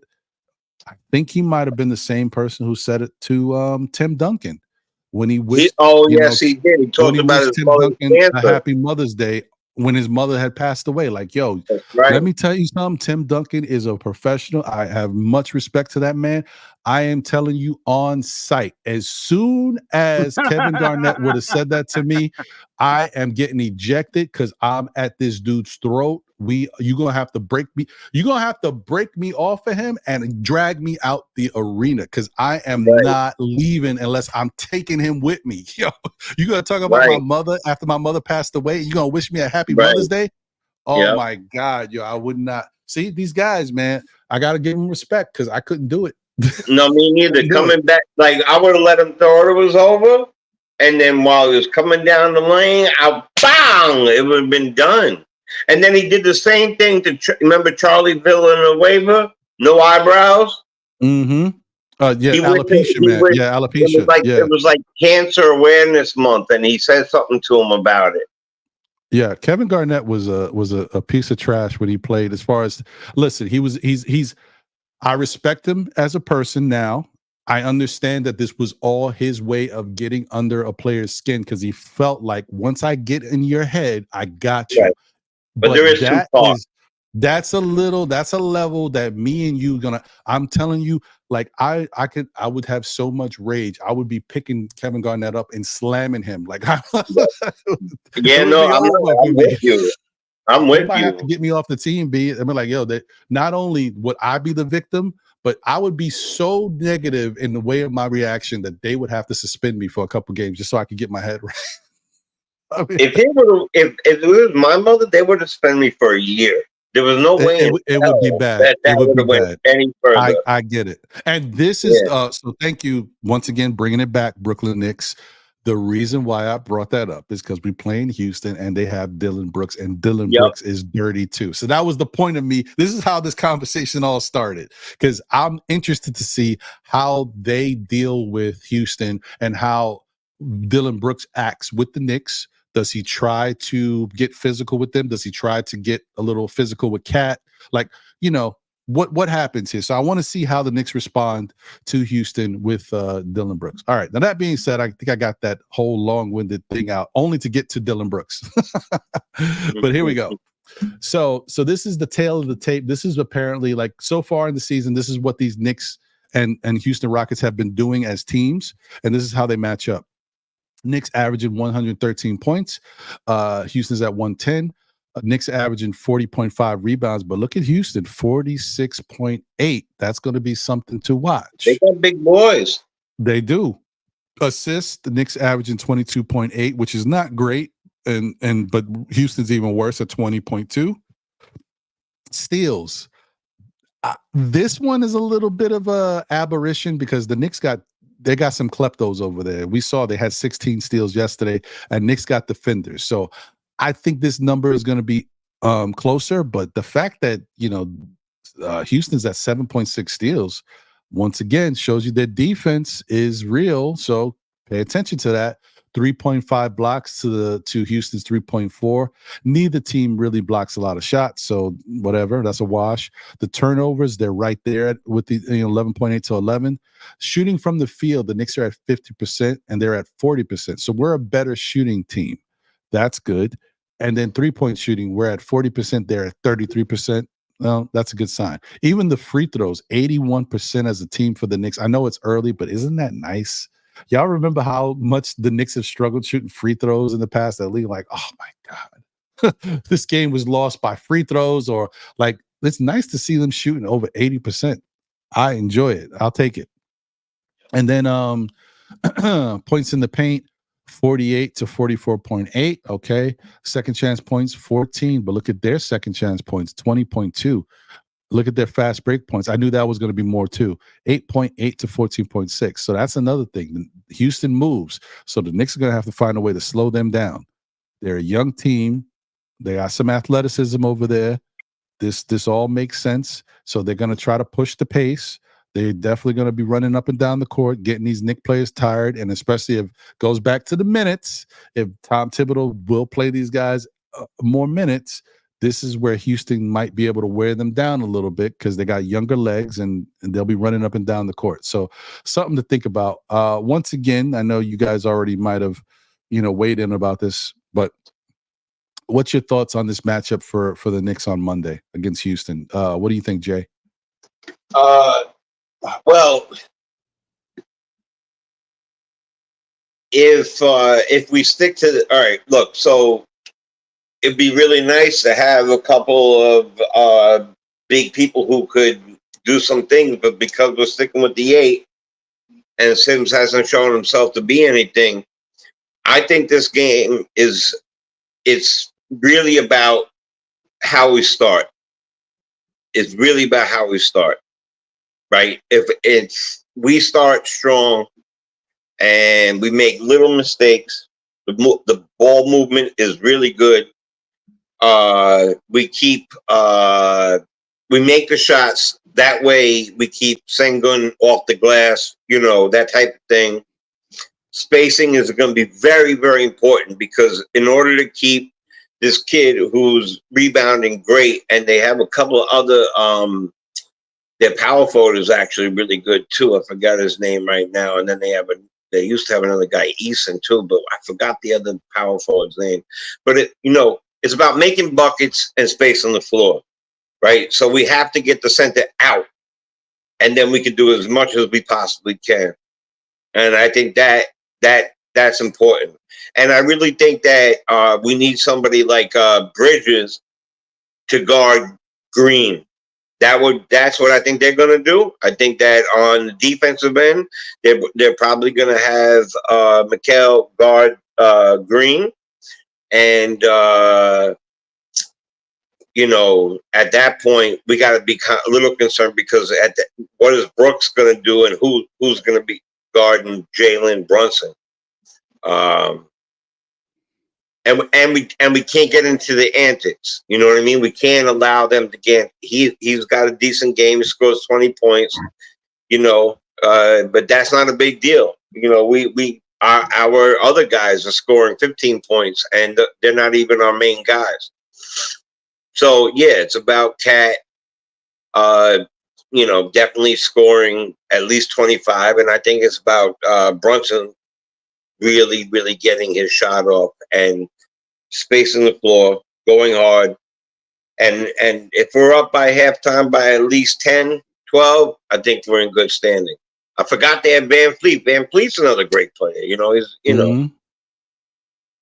That's very Jalen strong Brunson. defensively. Yep, Jalen Brunson's kryptonite. Yeah, Van Fleet always plays Jalen Brunson really well. That's very true. In Toronto, he played him unbelievable. So that's why it's really good to have Cat on this team, because you got no answer. They don't have an answer for Cat. No. Who's this Jock Landale? That's an interesting name. That's a very strong name, Jock Landale.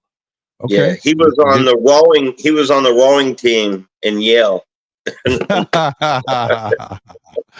Nate Hinton. I'm just looking at this for the first time myself, getting used to these players. We already looked at Jalen Green, Jay Sean Tate. He was with them in the past. He's a solid defensive player, and got a little athleticism too to him. When you get to the power forward, yeah, look at that.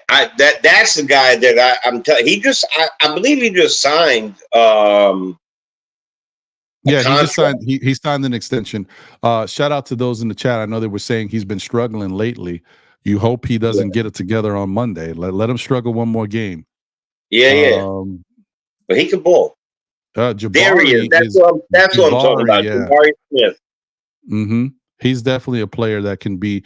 So, like, Jabari's tricky because Jabari got a lot of talent, man. And one day he's going to put it all together. Like this is 13.7 and 8.1. This is great for him to see him getting better and better. But you never know. Like he's the type that he can blow up on any night. He could have one of them special games. So he's definitely somebody you got to watch. And he could be a little bit of an issue for the Knicks because you got to deal with Sengun. You got to deal with Jabari. They both can score in their own right. And one of them, is going to be guarded by Cat. Right. And one of them is going to force Cat to kind of come out of the paint as well. So you got to watch that. Go back to him one more time. Look something very important. Go to his height. 6'11". So now you have Sengun and you have Jabari Smith, who could, was grabbing rebounds. They're both 6'11", actually. Both 6'11". This will be a game you want to talk about, a breakout game from somebody. This will be a real big deal for somebody like Hulk or Sims to have some sort of impact on this game. Look at Tyra Eason, B. This is the guy I wanted on the Knicks, and look at him. I mean, Tyra Eason as a forward, I don't even know if he's starting. This might be bench numbers. Is he starting? I think he's coming off the bench. No, he gets like 12 minutes rebounds. Like, yo, Tyra Eason, he's a problem. And this is where our bench could run into a little bit of a problem because the Houston's got good athleticism and size coming off the bench. This could make it difficult for the guys that are kind of iffy on, will they step up and give us the points? Like Deuce is going to get his, but them other guys that, I don't know who the other guys might be, guys, but I'm just saying, outside of Deuce and Campaign, who can step up off the bench right now to deal with the defense that Houston and their young athletic bench players can play on us? Like that's where it's going to get a little tricky. Then you got Jermaine Samuels Jr. Okay, he's just a bench player. All right, he's coming. He's coming off the bench. Look at that. Nate Williams. I don't know much about Nate Williams. Okay. No. They also got Amen. Holla at your boy. 9.5 points, 6.6 rebounds. This is off the bench, yo. I think Amen's coming off the bench. He is. And then Cam Whitmore. They got a squad. Let me tell you something. Cam Whitmore. Ooh, they got a squad. Houston is real, y'all. I ain't gonna lie to you. Look, I'm not saying they the Knicks, okay? But I am telling you, Houston is much better. Now, this shows me Houston is no Detroit. Because remember, 2 years ago, I thought Houston was going to take that step, and they didn't. They looked like trash. Last year, I was like, okay, this is the year. They got Dylan Brooks. They got Van Fleet. I was like, Houston's going to get bit. They did not look good early. They got better towards the end of the season. But this year, they look like they got it together. They're all right. Shao, what's your thoughts, bro? How you feel about this this Houston squad and what they got going on? This is a young, energetic type of crew that likes to run up and down the court. You know what I mean? Something similar to kind of like Indiana, want to push the pace all the time. I'm holding fast with just holding these guys down. We limit them to one shot, grab some rebounds, and keep it to a half court game with them. You know what I mean? I think we fare better off with majority of the possessions in a half court style of game. Van Fleet is Jalen Brunson's kryptonite. You know what I mean? Every time I see Van Fleet play Jalen Brunson, he excels his game. So that's something to watch out for the next game. But I'm confident in Mikal Bridges and OG Anunoby. You know what I mean? That where we're going to lack at is in the bench. You know what I mean? We're going to really see the deception in the bench because we don't have the Preciouses and stuff. So we may see some more minutes from Sims and Hakaporty this game. You know what I mean? Them long, linky type of guys that can get in there and try to rebound the basketball and stuff like that. So this is not an easy cakewalk. This team, like you said, Ron, this team has got better over the last 3 years. They're a better team. I watched them the other night. Just some highlights just breezing through on one of the sites and stuff like that. And they look prepared. And I don't know how many games ago it was, but Sengun was going off. hitting 3-point shots, pass the ball behind his back, giving out dimes all over the place. So this is not no cakewalk. We're gonna have to go in there and make them earn our respect. I mean, earn respect from us. So I'm not taking that. I expect for Jalen Brunson to try to continue doing what he's doing. We may see a bigger game from Cat because their center is not. That's where I'm looking at. I'm looking to put it down low a little bit and see what Cat can do against Sangoon. And keep him out on the perimeter and stuff like that. So, I think, and one thing that we Jalen Brunson played in the West, so he played against some of these guys the years that he was over there in the West. Cat has been in the West last year, so he knows a lot of these guys because he plays them more than he would play an East Coast team last year.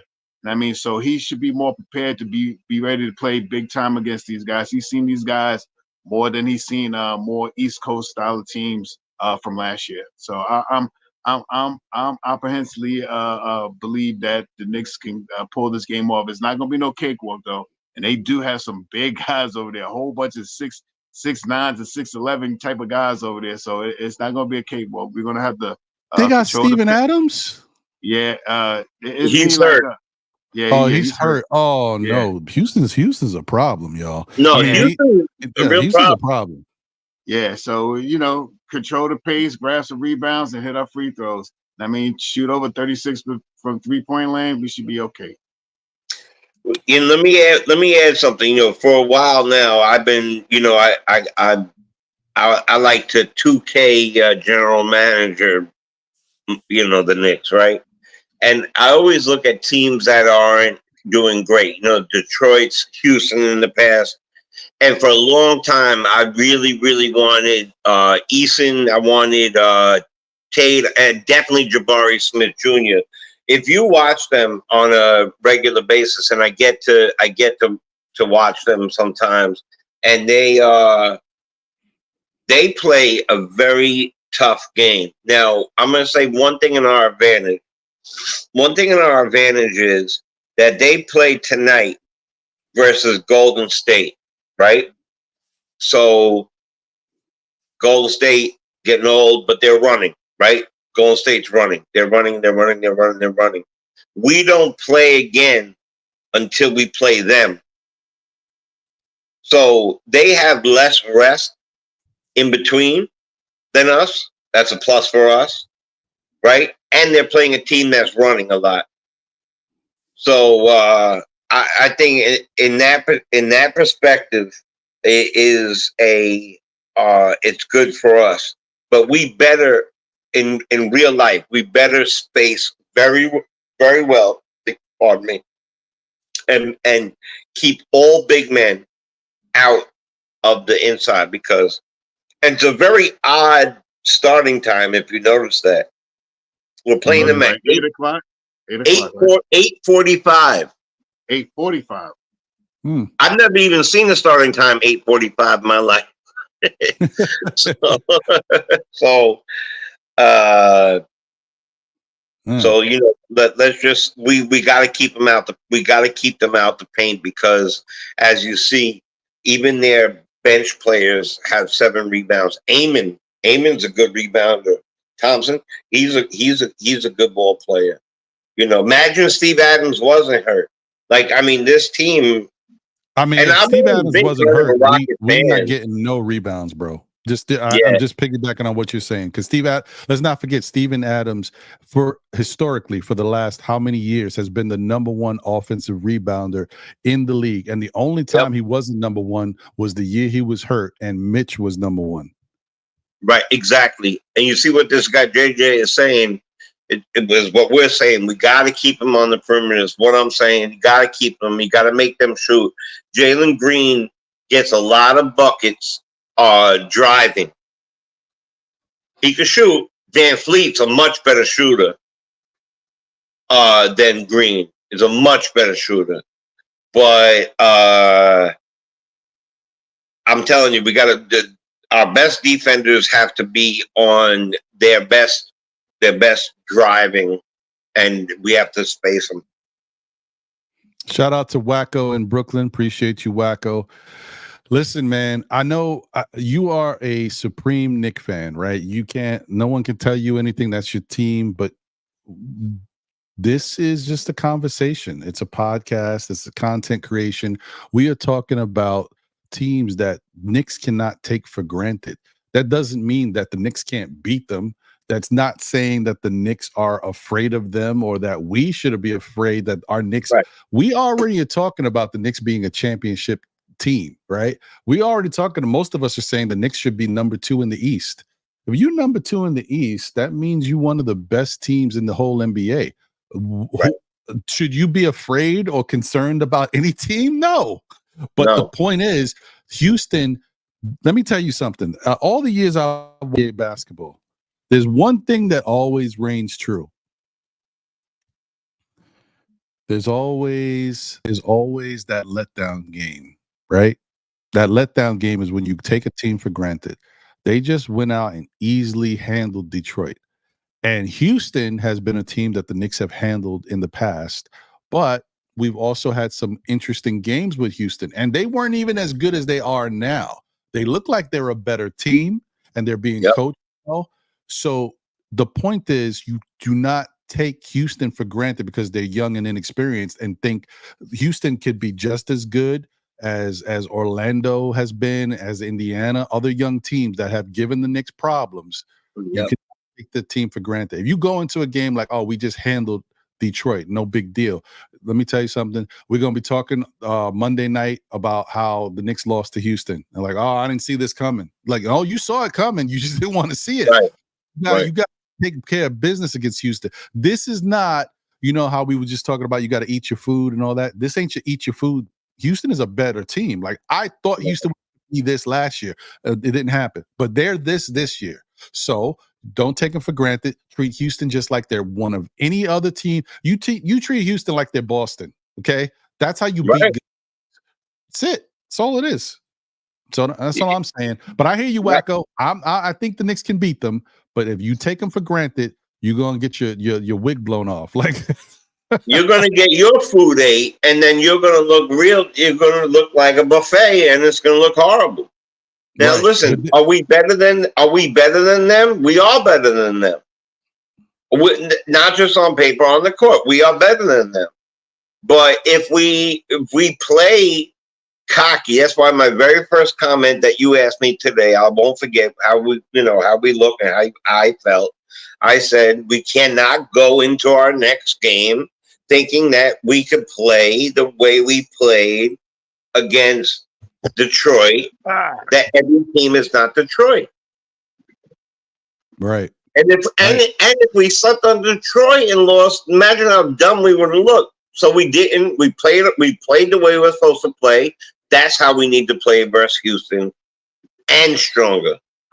Yeah. That's all. Look, all this game is going to come down to is the Knicks playing basketball the same way they've been playing basketball, but it's also good. This is a coaching game.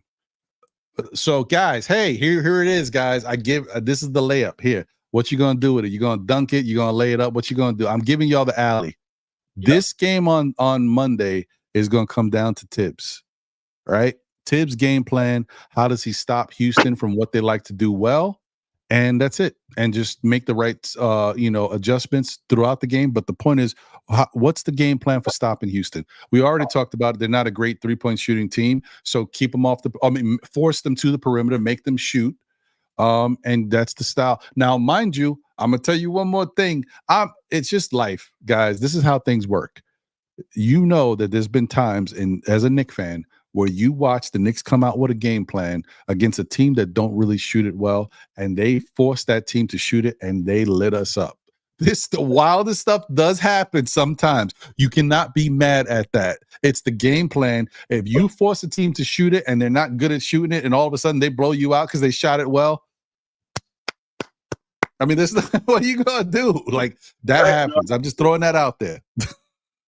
Sha, what you think? That you think that's the smartest way to go about playing Houston? Let them, shoot outside shots. I mean, these guys, can shoot as well. The best thing is to eliminate try to eliminate one of the heads. You know what I mean? If you're gonna keep Van Fleet on a lockdown, if you're gonna keep Jalen Green on a lockdown, single one of them out and then let them have a bad field goal percentage type of game.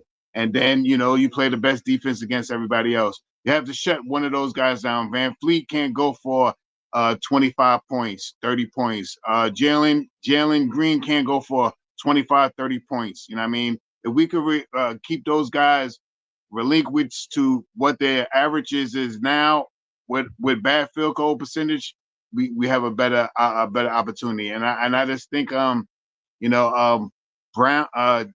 is probably going to get Matteo. You know what I mean? He's probably going to get Matteo. Matteo plays stellar type defense. The long arms is going to make him work hard, and he can drive to the basket with him. You know what I mean? So that's the person that I look to see against Green and putting some hardcore defense on him. You know what I mean? And whoever OG decides that if he wants to go out the guard, if he wants to start with Van Fleet or end up with Zangoon, let's get it. You know what I mean? Because OG will play anybody, any type of game. He prefers the bigs a little bit better because of those wide shoulders that he utilizes and stuff. And he also has some long arms. But if we could relegate one of their bigger players, I think we have a better opportunity of winning. Jalen Brunson, I think, is going to continue. Now that he's seen the ball go in the basket, his drives are getting a little bit more better. His drives are getting better. His percentage around the 3-point land is starting to on that pick and pop and spot up jump shots are getting better. Mikal is getting better with his mid-range game. He is killing that mid-range game, man. Every time he goes in that mid-range and shoot that fadeaway long arm shot, I think it's going to go in. You know what I mean? And our biggest thing is going to be how Tibbs what's the word I'm looking for? Place the starting unit into the second unit. You know what I mean? That transition, because we don't really have no one to help us in the second unit. So we're going to see probably a little bit more minutes from Sims earlier to have Cat come back earlier. We're probably going to see Deuce and Cam come in a little earlier to give our starters more time in the second unit, or how they're going to work that I can't think of the word right now, but to simulate that first unit into the second unit. So we always will have Jalen Brunson and OG on the court, or Mikal Bridges and Cat on the court. They got to acclimate the time together. They got to put them in. Right. I'm trying to remember the word that you bridge them in from the first unit into the second unit. I can't remember the word right now. I'm going to use the word mesh. We got to mesh it. Stagger. That's a good word. Okay. Yeah. Okay. No. I just want to tell you that they just beat Dallas, the Mavericks. Okay. Tough team. Who just beat Dallas? Houston. Okay. Woo. That's a big okay. So they beat Dallas. That's a tough team. They have the same record as us. And I hate to say this, but Steven Adams is cleared to play. And all right, I just want to tell you that. And not only is he clear, this just in, Steven Adams cleared to play. He played a backup role the other day. He's going to have limited time, but that is just more people. Steven Adams available off the bench Monday. Of course. So, right, because it's the Knicks. Because it's the Knicks. Of course, yes. So here's my concern, guys. Once again, I am not. Look, all right. This is a tale of two cities, right? I'm gonna tell you. I already said I had two predictions, right? I said I felt like the Knicks could go 8-2 in this first 10, but I would settle for 7-3.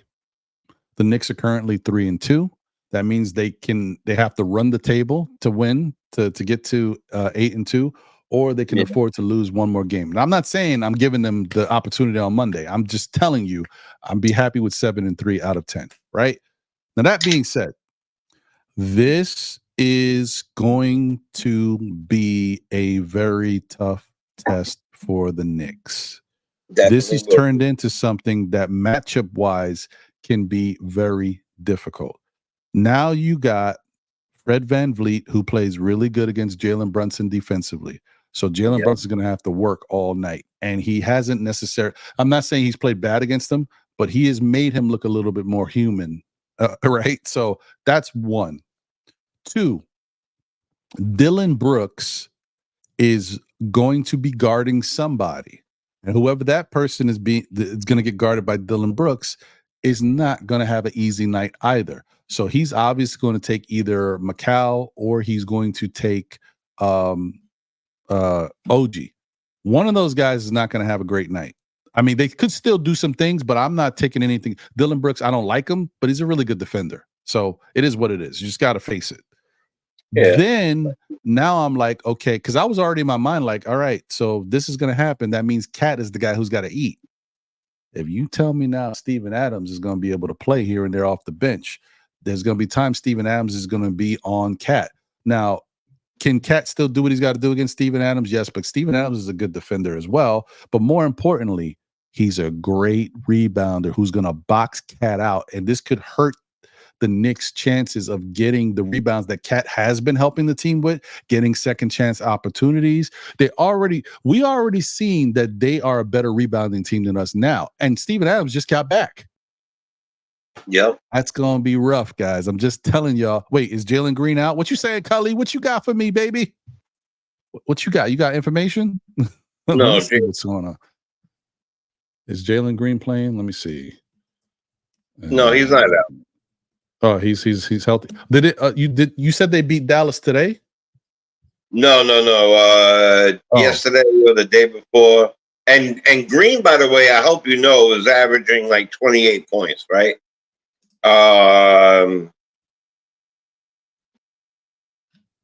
Yep, he's good to go.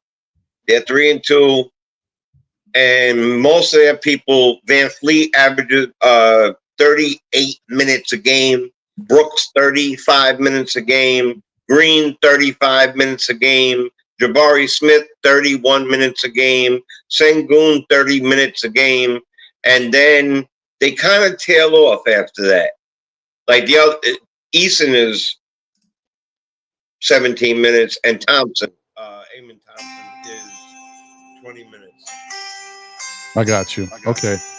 So let me ask you this real quick. Not you. This is for Wacko. You say overrated Adams. I mean, that's fine. Look, I'm not saying Adams is the best thing ever. But there's one thing you can't take away from Adams. He is the best offensive rebounder in the league. I mean, do you expect, Karl Anthony Towns to have a really solid night rebounding the ball against Steven Adams? And the only good thing about it is that he's coming off the bench, so maybe he doesn't play a lot. So Karl Anthony was going to have some time to get busy. But when Steven Adams is out there and Karl Anthony is being guarded by him or vice versa, he's going to have to worry about the fact that it's going to be hard to rebound over this guy. This guy is he's not one of the, I shouldn't even say that. He is the best offensive rebounder in the league. So that is what it is. When healthy, yeah. So when healthy. That's just something. It's one of those that you have to just look at. It's not one thing. I just already broke down a couple other things. This is how you lose a game because of matchups and because of being able. So it comes down to coaching once again. This game is going to come down to coaching for the Knicks because as a matchup, they have somebody that can make things a little bit more difficult for this team.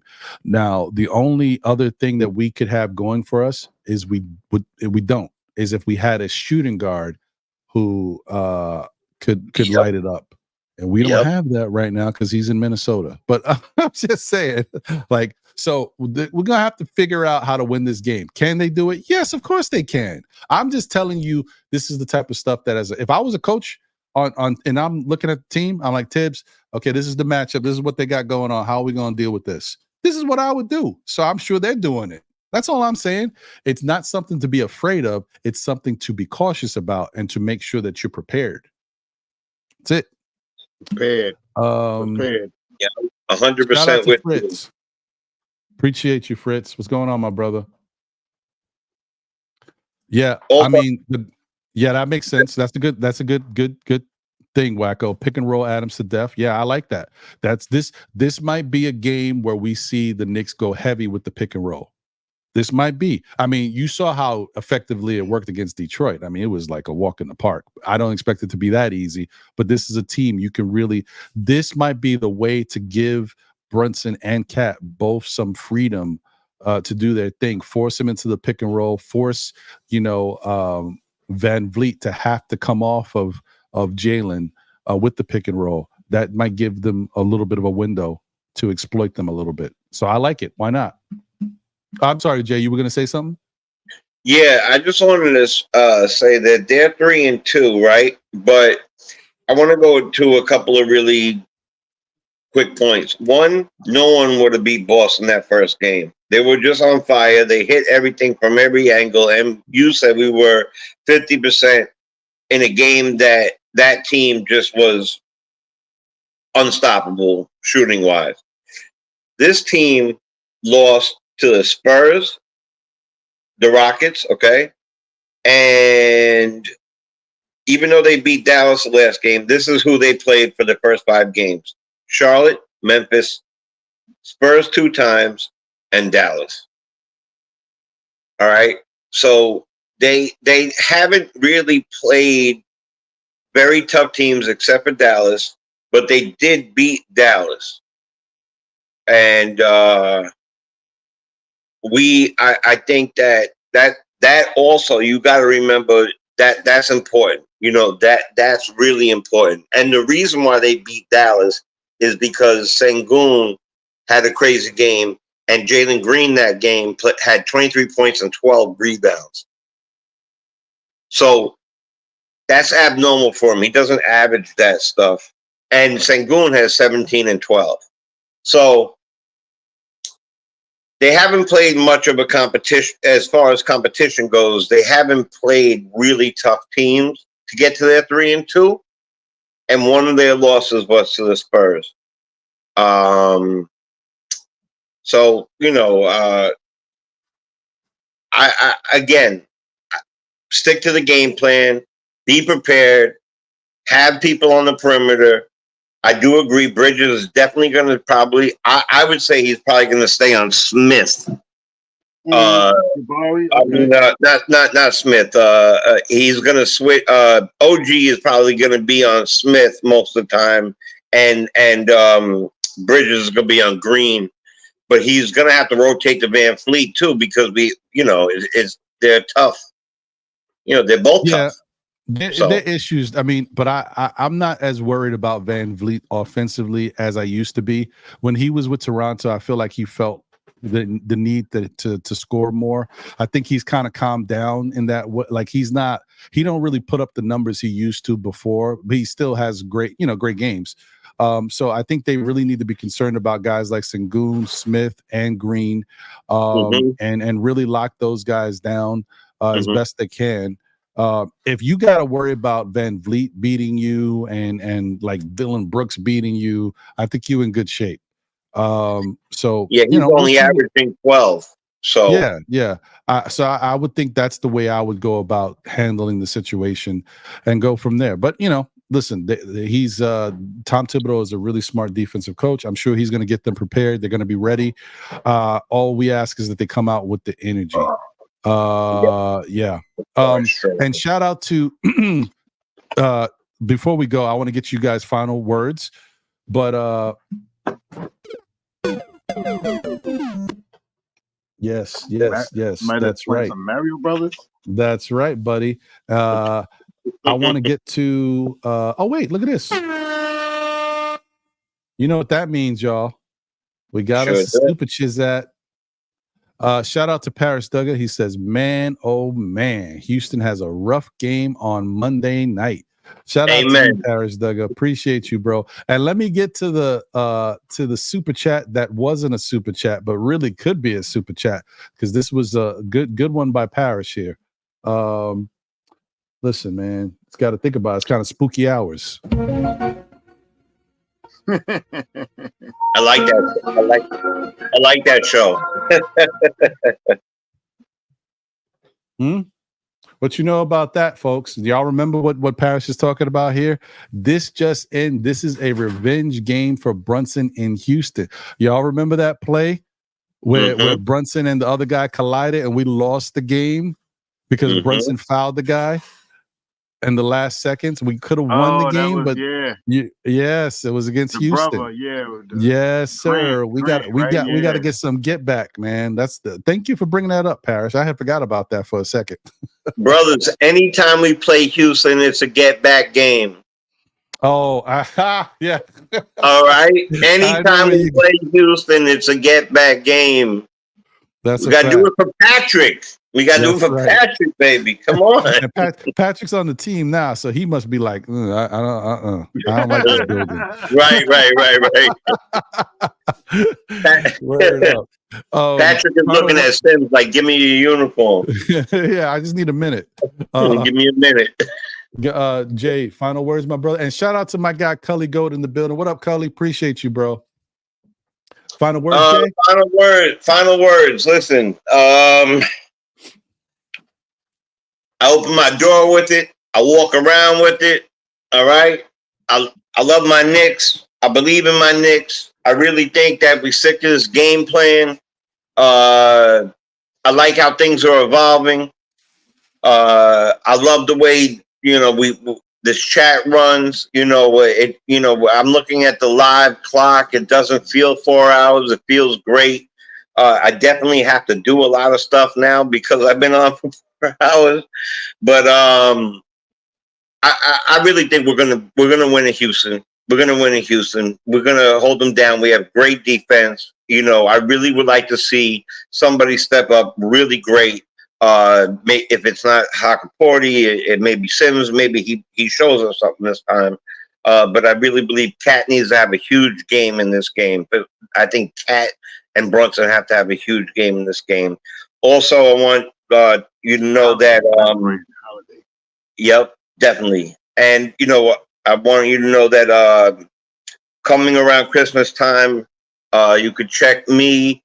I don't know if you remember DJ Cool Kid, who used to run with DJ Clue, and my boy DJ Ace. We have a podcast coming out. All right, it's called Chopping It Up. We talk sports. We talk about life. We talk about everything that's happening in New York. We talk about men's health, mental health, and what it is to be a man. And I just love the opportunity to talk about my favorite team and to chop it up with you, brothers. I look forward to seeing you guys every week. God bless. Appreciate you, bro. Thank you, and look forward to that. We'll definitely check it out when that show drops. Yeah, I'm always in the way of supporting, man. I'm cool with that. Thank you for letting us know. Shah, final words, brother. Salute to you, Ron. Salute to you, Jay. Salute to the family in the chat. Let's get it. Knicks basketball. That's what we strive for. You know what I mean? To come in here and talk about some Knicks. The ups and downs, the highs and lows, and let's hope for more highs than lows this year. That's all I can say.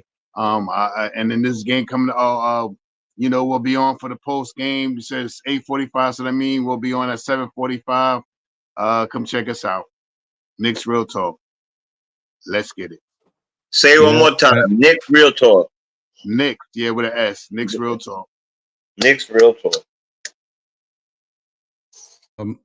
Thank you to HRM. Yeah, Aaron Holiday was the guy. Aaron Holiday. I said Grant. I knew it was a brother. Who he collided with in that game. Brunson with the leg thing. Yeah. So, I'm looking forward to it. Monday should be interesting.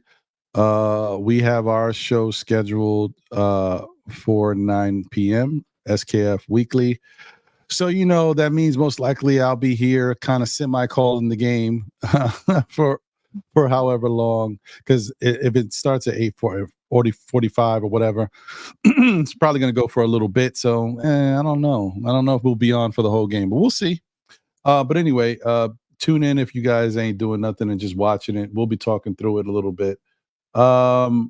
And yeah, man, as I always say, tell a friend who tells a friend who tells another friend. Still Knicks fans will be back again, whether it be on Saturdays at 11:30-ish for Know the Ledge, Mondays for SKF Weekly, with my brother John, and my brother Jose is back in the fold on the 1s and 2s at 9 p.m. on Mondays. So definitely stay tuned into everything we got going on. And tomorrow, tune in for the NBA report. Sorry, I fault. NBA wrap up. I can't call it the NBA report anymore because that's a different show. But whatever. Anyway, tune in for the NBA wrap up on Nothing But Knicks. That'll be the first one. Running it out tomorrow at some point. I don't know what time yet, but we're gonna figure it out. Get back into talking NBA. There's a lot of stuff going on in the NBA that we haven't talked about, and so we'll get back into that. So tune in for all the programming, show love, and continue support. Thank you to everybody. Appreciate you all. Thank you to everybody who came on the show. Obviously, shout out to Jay. Shout out to my guy Shaw Money.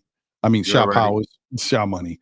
And also shout out to Nice, who was kind of on, but I never got him to come up on the show. So shout out to Shah, Jay, and Nice. Nice, I'm sure had some stuff to say, but he couldn't. He couldn't get up here. Appreciate you. And to anybody else, to D-Rex. That's right. D-Rex was here as well. Shout out to him. I hope D-Rex, didn't take offense to. I know he was getting a little resistance in the chat, and I think it got a little heavy at one point. So hopefully he's cool. Shout out to him, man. Shout out to Cam from the Kickback in the building. AP, good to see you, bro. Thank you to everybody who's tuned in and showing support. Shout out to Fritz as always. Thank you guys. All right, man. Well, that's the show. As you guys can see, I mean, I don't know if you noticed, the intro is a little different. It's the same song because that's the theme song, but the intro is a little different. Updated it a little bit. Going forward, who knows? I may change it again, but right now this is what it is. So please continue to support the shows, continue to support everything going on with Knicks Real Talk and Jay the Chosen when this podcast comes out. Support all these brothers and everything they got going on. And I will catch you guys on the next one. Keep supporting, keep smashing that like button, showing love. Remember the good, the bad, the ups and downs. No matter what, we are still Knicks fans. Keep supporting, keep showing love. Let's go, Knicks. I don't care what Houston is. We still got to beat them. Let's handle them on Monday night. I'm out of here. Let's go.